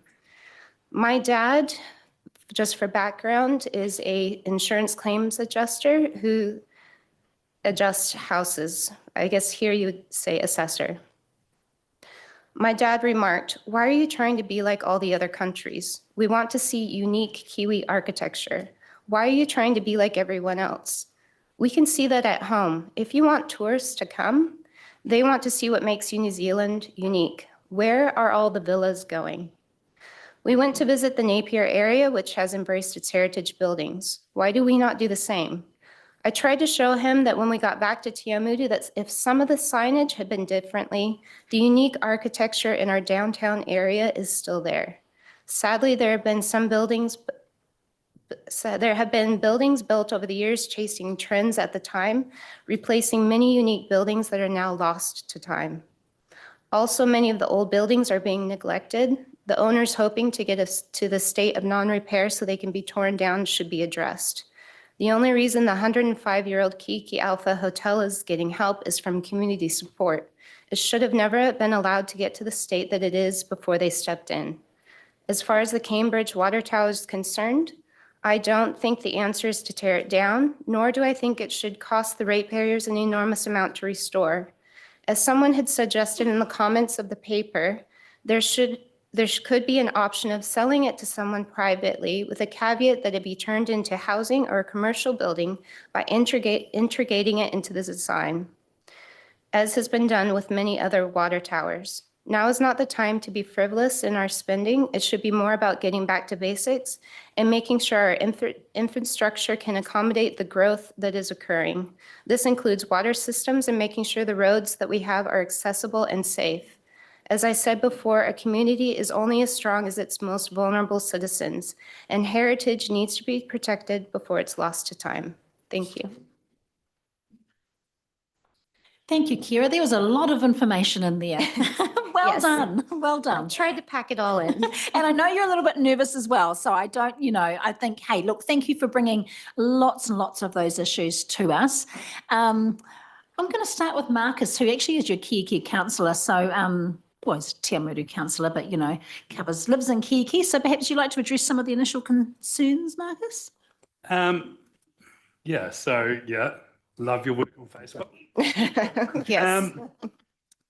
I think a lot of the comments you've brought up is stuff that will happen when the project's completed, and I know Brian's here at the moment. So painting of the lines, we had a walk around there on Friday, or Thursday, whatever it was, and I know. I mean, I'm local there too, and I drove those roads every day. And you're right, the mark out and stuff does look confusing at the moment, and that is being worked on. That's been picked up. So hopefully there should be better. You won't be able to see the old lines, and the new lines will make sense soon. But I think it's just about changing people's behaviour. It's about making the roads safer, and the community have had their say. They want Rolleston to be slowed down, to be a residential street. And I think once the project, I had initial doubts as well, but I think after working with staff and walking the streets and seeing the road widths and things, I'm pretty happy. And Claire came out with me on Thursday as well with staff, and I think with the modifications that's happening with the markings and stuff soon will alleviate a lot of those problems. And I think it's going to be a great project that we can all be proud of once it's finished. And Claire. Yeah, thanks, Kira. And I really hear what you're saying. I think that council jumped at the chance to do this the cycleway project at Kiki because we got a huge amount of money from central government. That's why it sort of doesn't match, I guess, what community expectations were for priority areas like to do footpath renewals and lighting renewals. And that was just this money fell into our laps. We had to spend the money within a very short period of time. And so that's why that work sort of went ahead. And now we're seeing that the community is wondering what's happened, and doing sort of catch up, but appreciate the things you've raised, because we certainly want people to feel that their community is a safe place to be, and it works well, and you know it means it's a nice place for people to live, because that's the ultimate goal that we want. Yeah, so I really appreciate you coming along today, and I guess what I'm saying is that we can see that even though we think that the project is a great long-term thing, you know, like setting the scene for where strategically we want to be, it's calling on our residents in Kiiki to make really big adjustments. And so, yeah, we appreciate that. And yeah, we just ask that you keep feeding back to us what's happening, and yeah, hopefully you can be patient through this time. And when we get to the point where it's all completed, yeah, we're really hoping it's going to be a great outcome. Thanks. Thanks, Claire. Dale Marie. Tēnā koe, Kira. Thank you for coming to talk to us today and explain specifically some of those key points that we know are being raised out at Kiki. Can I ask, how many info sessions did you attend for the Kiki development? Sorry, what? How many info sessions did you attend? I was not able to attend one. I never received anything in my mailbox, and I just received, the only information that I received was through a Facebook post, sadly. And so that happened to a lot of the residents in the area. So it kind of felt like it was just thrown at us, if that makes sense. So no, yeah, I mean, I disagree with that, because when I asked some of the submitters there, quite a few of them hadn't attended, but they knew about them, and they did come out in notices with certain schools. And just in regards to your comment about heritage and us protecting our heritage, get that, but we've got to weigh that up with the infrastructure costs that you were talking about as well. So we've got to sort of do a bit of a balancing act, and with inflation. Architecture, that's not our choice. Most of the time we don't get to build, we don't get to reflect that. What we do get to do is try and protect what we do have. But yeah, architecture's not us. And the alpha owner, I think we've got to be really, really grateful for the community. And so does the owner of that property, who's getting all of this for a great outcome for the community. So I look forward to the alpha, and I'm sure Arthur's really looking forward to his property being upkept too. So tēnā koe. Thank you, Dale Marie. Okay, if there's no other questions, again, Kira, our thanks for letting us know. I just encourage you to pop along to some community board meetings and for the Te Amutu Kia Community Board. They're held every month. There's an open forum as well. If you've got any concerns, you know, the first half hour is always allocated to the general public to be able to come and speak to as well. So Ange Holt is currently the current chair. Yep. Great. Yes, I would love to keep, yeah, if you want to just leave that there, that'll be great, and we can pick that up later on. Thanks. Thank you. Okay, everybody, we are now going online via Zoom to Brian Winter, who's been very patient with us. So Brian's submission is on page 221, and there you are, Brian. I can see you now. Can you hear me, and can I hear you? Is the question? Yes, I can hear you just fine. Oh, and I can hear you too. Brilliant. Okay, Brian, we'll hand over to you for the next 10 minutes. Great, thank you. I didn't realise I had 10 minutes. I think I'll be in about half that time. First time submitting, but want to thank everyone for the opportunity to be able to speak at the hearings today. And yeah, as I said, I don't usually submit on council plans. This is the first time, but I do find that this is quite an important plan, and it is one that is going to have quite a lot of long-term consequences for the district. And just as a point of clarification, I live in Kiki as well, on Walmsley Street on that side of town, and I work at the college. Now, I don't think with regards to the rate rise, anyone could really debate a need for a rise in rates if we are talking about things like the infrastructure and things that are in dire need of repair and where it is much needed. I think there are questions that do need to be asked and answered, though, where projects are deemed necessary, fit for purpose, or are they a nice to have? And I think, unfortunately, as many councils probably have been across the country, we have had campaigns with promises of zero rate rises, And then we've had nice to have projects come along and be endorsed, which has maybe stirred the pot a little bit and left us in a bit of a position. Firstly, I believe that we need to return to a back to basics approach. We need to make sure that we grow the local economy within our district and work with the businesses and the community, and ensure that our infrastructure is fit for purpose and that we've got services that really meet the needs of everyone in our community. And I guess the first point is I was quite concerned to read on page 9 of the enhanced annual plan that the change in the Three Waters policy was a shock and a sudden change for the council. It's an issue that was given quite a lot of airtime across the country. It was quite a hot issue.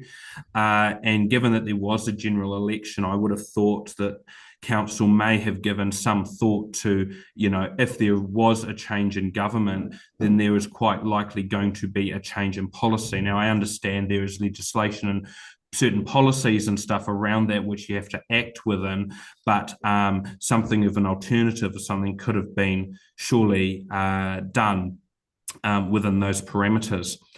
And I care quite a lot about the heritage as well, and I see that things like earthquake strengthening on buildings such as the museum in the plan, but then I also see things like the Te Arawai project being put on pause, and I just have questions around that because I think the Te Arawai project is something that could bring in a lot of revenue through tourism, and we're pausing a project here that could have a lot of economic benefit for our community. And then we're prioritising other things like cycleways, which I would deem as a bit of a nice to have, and I'll sort of touch on that later. So I think there's things around that where we should be looking at these sort of projects like Te Arawai and really pushing that. And I guess there's questions around the earthquake strengthening of the current museum building if we want to long-term be in a new space and be in a new facility. On page 13, I noticed there was a cut to the economic development and some of the communities. And I think we need to really work on how we work with our communities and partner with our neighbours and other districts as well to increase our economic potential. And a key example here is something like a coordinated tourism strategy for the Greater Waikato. I see you had a target there of 3,900 to visit the museum for your educational program visits, and that's admirable. I like that. However, if you're a teacher teaching the Waikato Wars, you've got to coordinate with multiple organisations to try and get something comprehensive. And that's quite a lot of logistics and that's quite a lot of work to work something feasible out. And I think we're missing out on a bit of a key there if we can put something together and work with our local partners and local communities and neighbours to get something on the ball there. And I guess while on the subject of targets, I come back to this issue with the cycleways, and I know a lot's been made of the Rolleston Street and what's happening in my neck of the woods there. And I was curious to note that there was no targets around cycleways.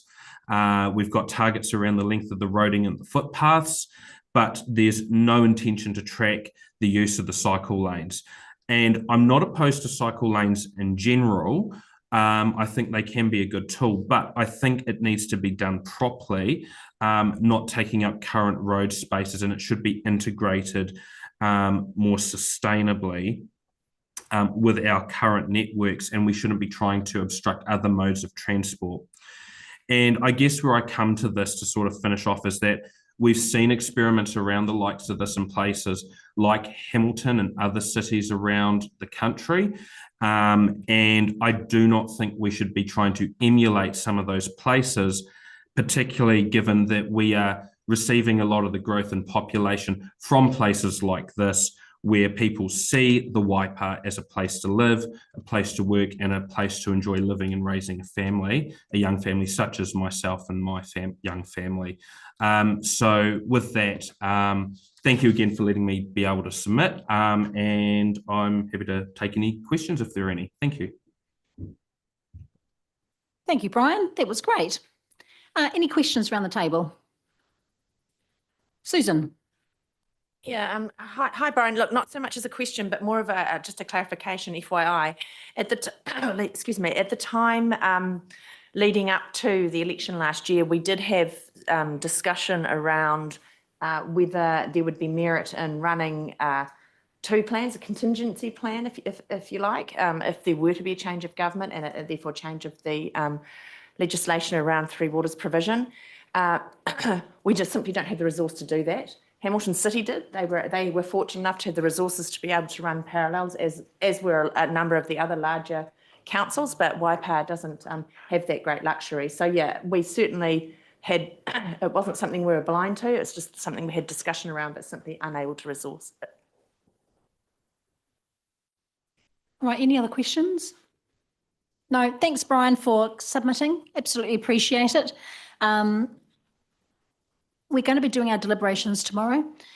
So you'll hear, no doubt, in due course, what the outcomes and things will be. Cool. Thank you very much. All right, see you. Bye for now. Okay, our next submitter is James Parlane, an ex-Waipa District Councillor, a few moons ago now, eh, James? So James's submission is on, well, actually, it's in a, we are going to... It's awfully lovely to hear about the community and how everyone's got to work together and all that sort of thing. Your microphone's not on yet, James. Do you want to push the button? Push the button. As long as it's green, you're all rearing to go. Okay, over to you. I'm a bit deaf as well. And it's all very nice, but you people have sat here for years, many of you, putting time and effort into annual plans, long-term plans, short-term plans, every other kind of plan. And then immediately you've gone and breached your own plans, wasted money, and got to the stage where you're so far in the red that really somebody else ought to be looking after the show, because you people have demonstrated, most of you, with the exception of the mayor probably, the rest of you have demonstrated that you don't have any understanding as to what's going on. And many of the councillors in that situation have gone now, and probably getting the CEO out of here and on retirement is probably the most significant thing you've done to make a step forward in recent times. And with a bit of luck, that tyranny is now behind us and we're on with more positive things. Now, the headlines in the paper last week said that there's going to be $1.9 billion spent on a new prison, and that's going to be an investment, the government say. Well, let me explain to you something about investment, and that is that the definition of investment is that you've got to expect to get something back in return for your money. And that's what you should have been doing when you were asking questions about the viability of your spending for at least the last 15 years. And all the time you sit in these seats, you should be asking, what is the return to us? And will we make money out of this? Will this be good for our community? Will we have more money to spend back on our community? And yes, you can build a prison and you can spend $1.9 billion and that money might go into the community. But unless you get that back from the people who are in the prison, in a similar way to those that go to university pay a student loan, the people who go to prison should also be paying a student loan, and they should be paying a higher tax rate when they get out. Unless you do that to recover the money that you invest, you don't have an investment, you only have government spending. I think you people should be looking at this with the focus on how do we get back something for our community out of everything that we spend that is just a reasonable return, right? Most of what you spend money on, you get no return, and that is wrong. Now, I've written a letter. I'm not going to go through it all with you. It's a telling off. You people sit here, you deserve a telling off. You need to know that you've done wrong, and you need to be making some sort of assurance that you will do better in the future. And quite frankly, I mentioned in my correspondence something about you people being horsewhipped, and that's exactly really what should happen. But of course, it's not going to happen because we live in more humane times these days. So you've got a whole lot of money coming in from the government. That's going to rescue you to some extent, right?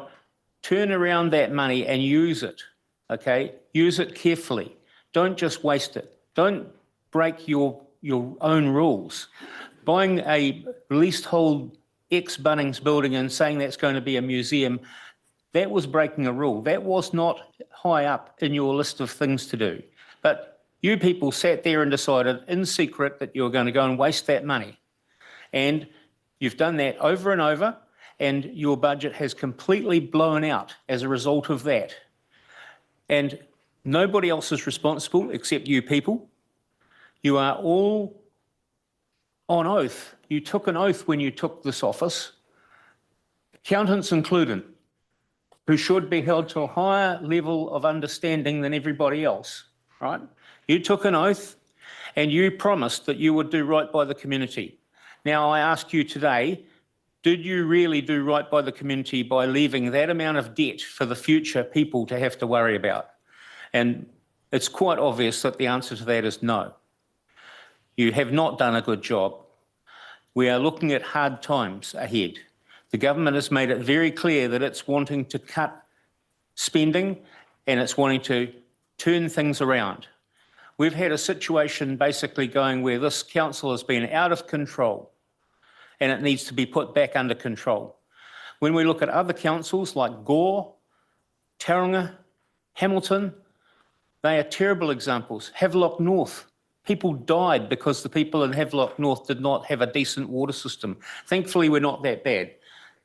So I say to you people that you need to get off your backsides, you need to start working, you need to stop being polite, you need to get on with the job, and you need to get out and start using a shovel to dig the drains and do what needs to happen so that you learn how work gets done around the place.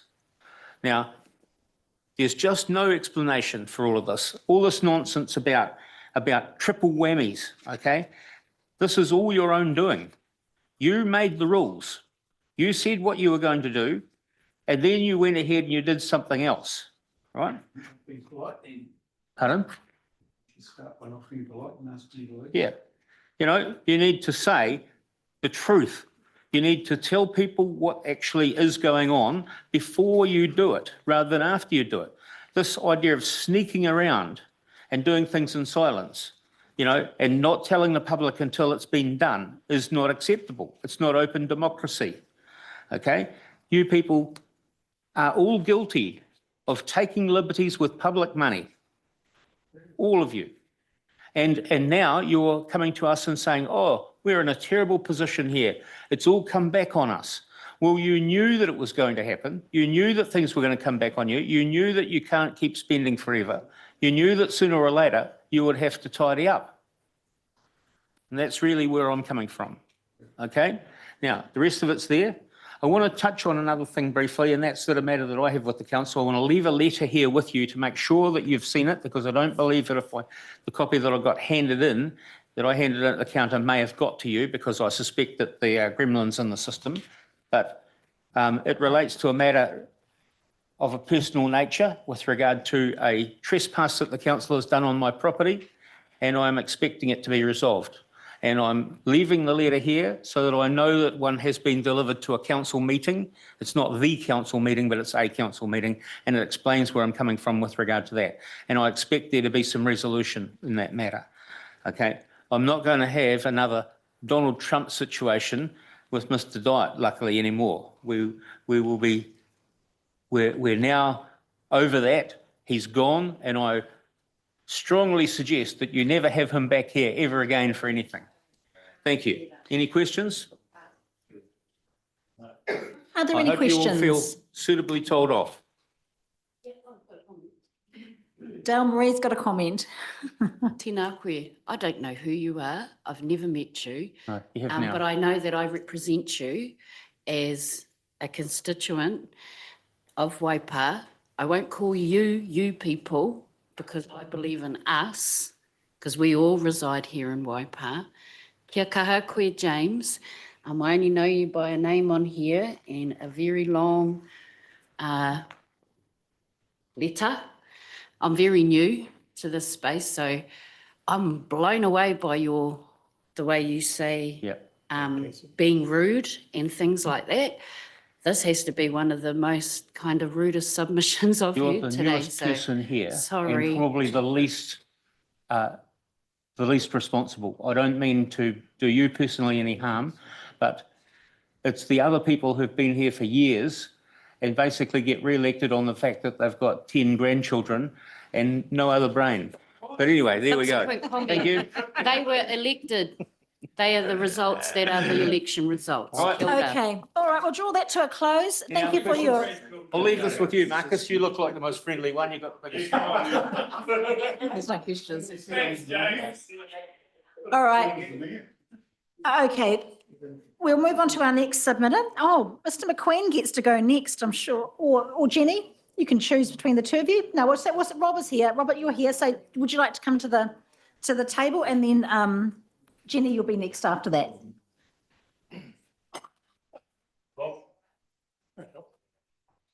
Nice to see you. Sorry, you're following.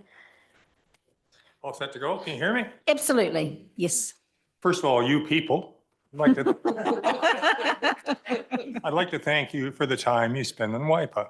It's appreciated by some of us. My name, I know I got 5 minutes, so I'll get through this quickly. My name's Robert McQueen. I'm a rate-paying resident for 30 years, live at Tamiro. My wife and I own a couple of commercial properties in Cambridge. My main benefit from WIPA Council is roading. No water, no sewerage, whatever, just roading. I've lived 17 kilometers from Cambridge. Cycling's not an option for me or a desire. My wife and I drive to Cambridge most days. Retired from Waikato University in 2017 after 30 years. Since then, I've done St. John's, Health Shuttle in Cambridge, Citizens Advice, Meals on Wheels, and so on. So I participate in the community. I think WIPA has far too much focus on cycling. I know this is not going to sit well with some of you, but I think it has to be said. I think the unused multi-million-dollar Hamilton Road White Elephant is a shocking shame. Cycling is declining from what I've heard in the news. Warehouse is selling off Torpedo 7. Four Seasons Still Shop is moving out of bicycles. And it's not the thing of the future, it's the thing of the past, in my view. I think the council has been far too influenced by the cycling lobby. 5%, according to some numbers I saw, of the population use bikes for school or work. So all this expenditure in cycle lanes is for a very small proportion of the population. On the roading in general, I think there's a debacle of the pink circles and the plastic planters that we've all lived through over the last 2 or 3 years. There's far too many speed bumps that irritate and don't really serve any purpose, and too many low-speed zones on wide streets like St. Kilda Road and Thornton Road. So I'm kind of not very happy about how the transportation has been handled in WIPA in general. Now, just because this is on the annual plan, the rates rise in debt. When businesses have a decreased demand, they cut staff. When council's income falls, they keep staff and raise rates. I think you need to take note of that and ask perhaps through, I know you don't control the infrastructure, the staffing levels, but you do control the chief executive, and through the new chief executive coming, I would ask that you perhaps direct some reviews of why those staff levels haven't been reduced when this financial crisis was obviously in clear sight a year ago. On my submission, I'll go through this quickly. First point, freeze all spending on Cambridge cycleways, cancel existing partially completed cycleway projects, and WIPA District Council has been unduly influenced by the cycling lobby. I'll skip over number 2, but just to say that there's probably $500,000 in annual salaries between those two people. And I think that we're not getting the performance that we need from that level of salary and that level of executive responsibility. Third is probably the most constructive thing I'll say here is install traffic lights at the present roundabout at Victoria and Hamilton Road in Cambridge. Plan for replacement of that roundabout with traffic lights and intersection redesign over the next couple of years. And I note here, I worked in Hamilton and in the Hillcrest area. The Hillcrest Road and Cobham Drive Road, or whatever it's called there, has been transformed with the traffic lights, and I'm sure you've all experienced that. Why hasn't that been done in Cambridge? Why are we still sitting on that bloody roundabout that was, sorry, excuse my language, on that roundabout that was designed 3 or 4 years ago, and there was nobody coming to the party about being responsible for that as a long-term solution. That needs to be fixed, and I think it could be fixed for relatively cheaply by putting up some traffic lights at 2 or 3 of the entrances. I encourage you to do that.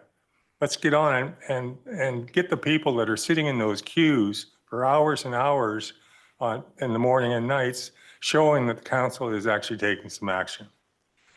Fourth point is kind of one that I've been involved in trying to get some angle parking on the old bus stop on Lake Street across from one of the premises that I own.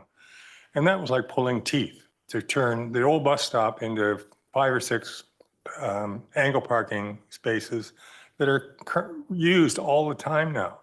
Why is it so hard to work through the council's staff and get these kinds of changes implemented? It's been impossible, really like pulling tooth. Fifth is slash the spend on bloated communication spin doctors. I think we need less of those. And scrub the rule. This is kind of in general. Scrub the rule that councillors cannot express opinions in public on council matters. Councillors should be out there representing the views that they hold rather than supposedly being biased. I think you need to change that. I don't know where that rule came from. It's not democracy. It's we expect you councillors who have been elected from wards and from particular viewpoints and so on. You should represent those and have the freedom to speak to those. That rule should be scrubbed, and I would encourage you to look at that and make that happen. And finally, make council debate and decision-making during public sessions, not workshops. Most of it is not commercially sensitive off the record meetings. And number 2, in the water tower, probably one of the few that's going to say this, I don't think it's notable or beautiful. It's only old. And I think we have to focus on the things that are really nice in Cambridge, and there's some beautiful old buildings and the town hall and so on. But the water tower just doesn't do it for me. Let's get rid of it and get on with life. Thank you. Any questions? Lovely, thank you. Roger. Yeah, thank you. Thanks for your submission. Just a wee comment that I think that X bus stop opposite where I think you are, it's kind of by default become angle parking without the lines being painted. But I agree with you, the need for that to be formalised into some form of parking. But it's happening anyway, isn't it? We're getting the angle parking. The lines were requested, but they were turned down. Yeah. Look, and I know that has been an ongoing situation, but it's a bit of a tricky one while we're still navigating our way through the Cambridge Town Hall capital build. So it may be a may potentially well be a short-term solution, but it may not be a long-term one. So I'm going to leave that with Brian and his team because I know that he's well aware of the request, and I think, yeah, there's a lot of planning that needs to be done in conjunction with the Town Hall Trust as well. Yeah, my original, the brick wall I came up against was the Town Hall Trust was wanting that bus stop turned into a loading zone for use 2 or 3 days a month, perhaps. And I pushed to say, why not have 6 to 7 parking spaces 7 days a week, every day of the month. And I still think that the businesses on that street should take priority over some partial use, long-term catering loading thing. So that's just a position I disagree with the Town Hall Trust and Simon Brew. Okay, I understand. All right, do you have a question, Philip? Yep. Just a quick comment on your suggestion here with bullet point 3 with regards to the traffic lights and the roundabout. This is not a bad one actually, but obviously there's a lot of other discussions going on about introducing other corridors for the future and things like that too. But yeah, it's a good suggestion there. Yeah. Well, thank you. It's amazed me that Hillcrest roundabout to traffic lights, the backups have disappeared. It's amazing. And that could happen in Cambridge. It could happen within 2 weeks if the council got its. Yep, I hear you. Council got going and put up some temporary traffic lights there. Okay. All right. No. Look, Brian is in the room, so he's heard firsthand the suggestions that has been made. Okay. I know that Jenny is next, and we need to hear from her. So look, thank you, Bob. Appreciate you coming to see us. Come and see us again at the long-term plan. You're always welcome. Okay, we have Jenny Gainsford, who I promised we would try and get to a little bit earlier, but unfortunately it hasn't quite happened. Jenny's submission is on page 224. Lovely to see you, Jenny. We've seen you a few times over the years, so I know you're a huge I'm heritage. going to stop coming to submission hearings from now on. Yeah, I can absolutely guarantee you that. Look, the 3/4 of the day has been different. Quite different level of submissions, I guess. So, but look, I know you're a huge heritage, advocate. That's, I was going to say fan, but yeah. So it's lovely to see you here, and I'll hand over to you. I thought I was going to have to be after James Parlane. I was a bit worried about that one. Okay, I don't have a long submission, and it's basically mainly about the water tower, but there's a couple of other things I'd like to add in, seeing we're talking about cycle lanes and the problems at Kiki. As you go along Duke Street West and you turn left into Wilson Street, you've got a hump and a pedestrian crossing. If you're coming along and it's a very sharp turn to the right, you could be going along and somebody come thinking they can just walk along the pedestrian crossing, and your eyesight is not looking back like that. I thought it was the most silliest place to actually put one. There is one further along, but that's right on a corner. Who puts a pedestrian crossing right on a corner like that? You know, the other one in Duke Street set back a bit. This one, oh, it's dangerous. Okay, am I on? Yes. Yes, you're on. Yep. Right.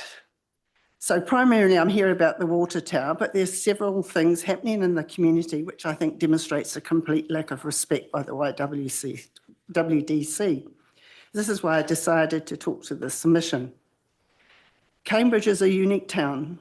It has its original green belts which define the town, structures, and quite a set of architectural gems of commercial buildings, a village square that gives a village vibe.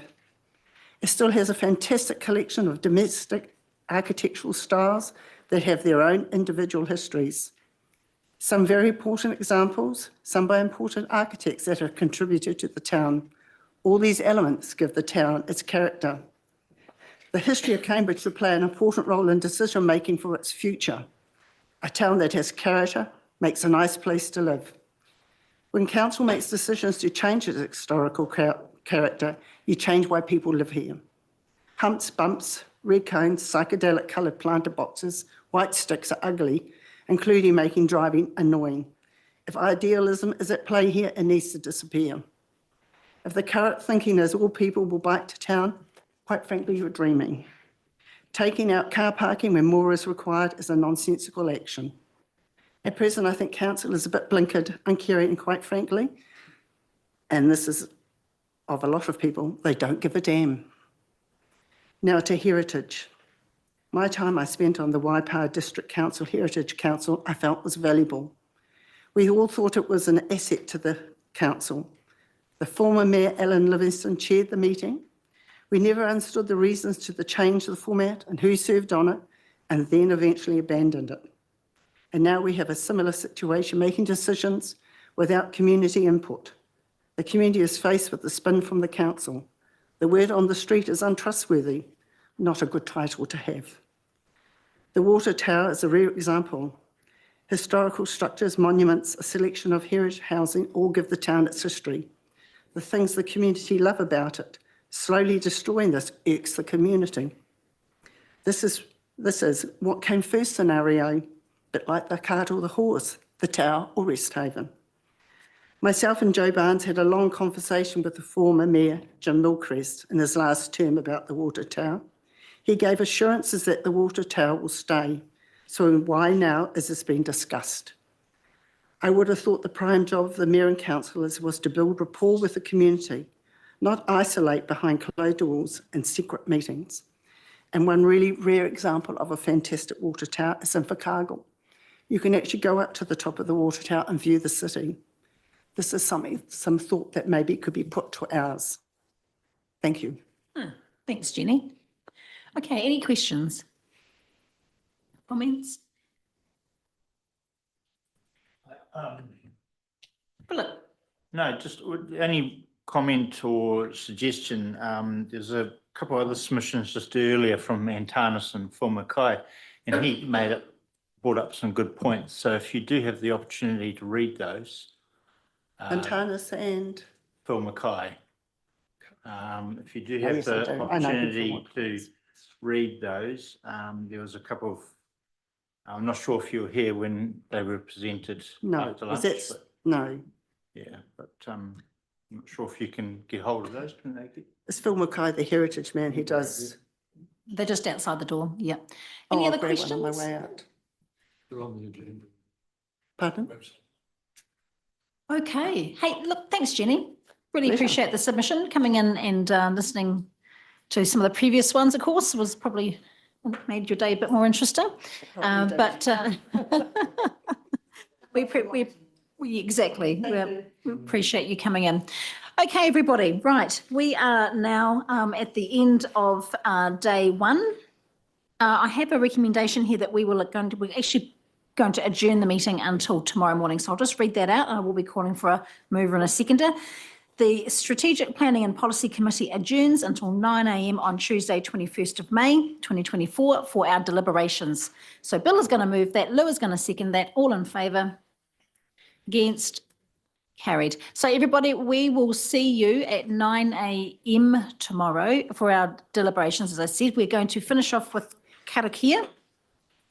And something else as well that Dale would like to mention. Yeah, and just for everybody online and everybody that might be listening and watching, mass accolades to all of those who had children, whānau, that stood on stages over the last month, graduating, particularly to the families O'Regan, Haywood, Downey and Pettit, all the graduates of Waipa. Well done to you all. It's fabulous. And to finish us up today, unuhia, unuhia, unuhia ki te uru tapu nui, kia wātea, kia māma, te nākau, te tinana, te wairua. Koia rā ka whakairia ki runga, kia tīna, haumie, huie, tāekie. Kia ora tātou. Some councillors, but there will be an email coming out tonight, so if you could just keep an eye on your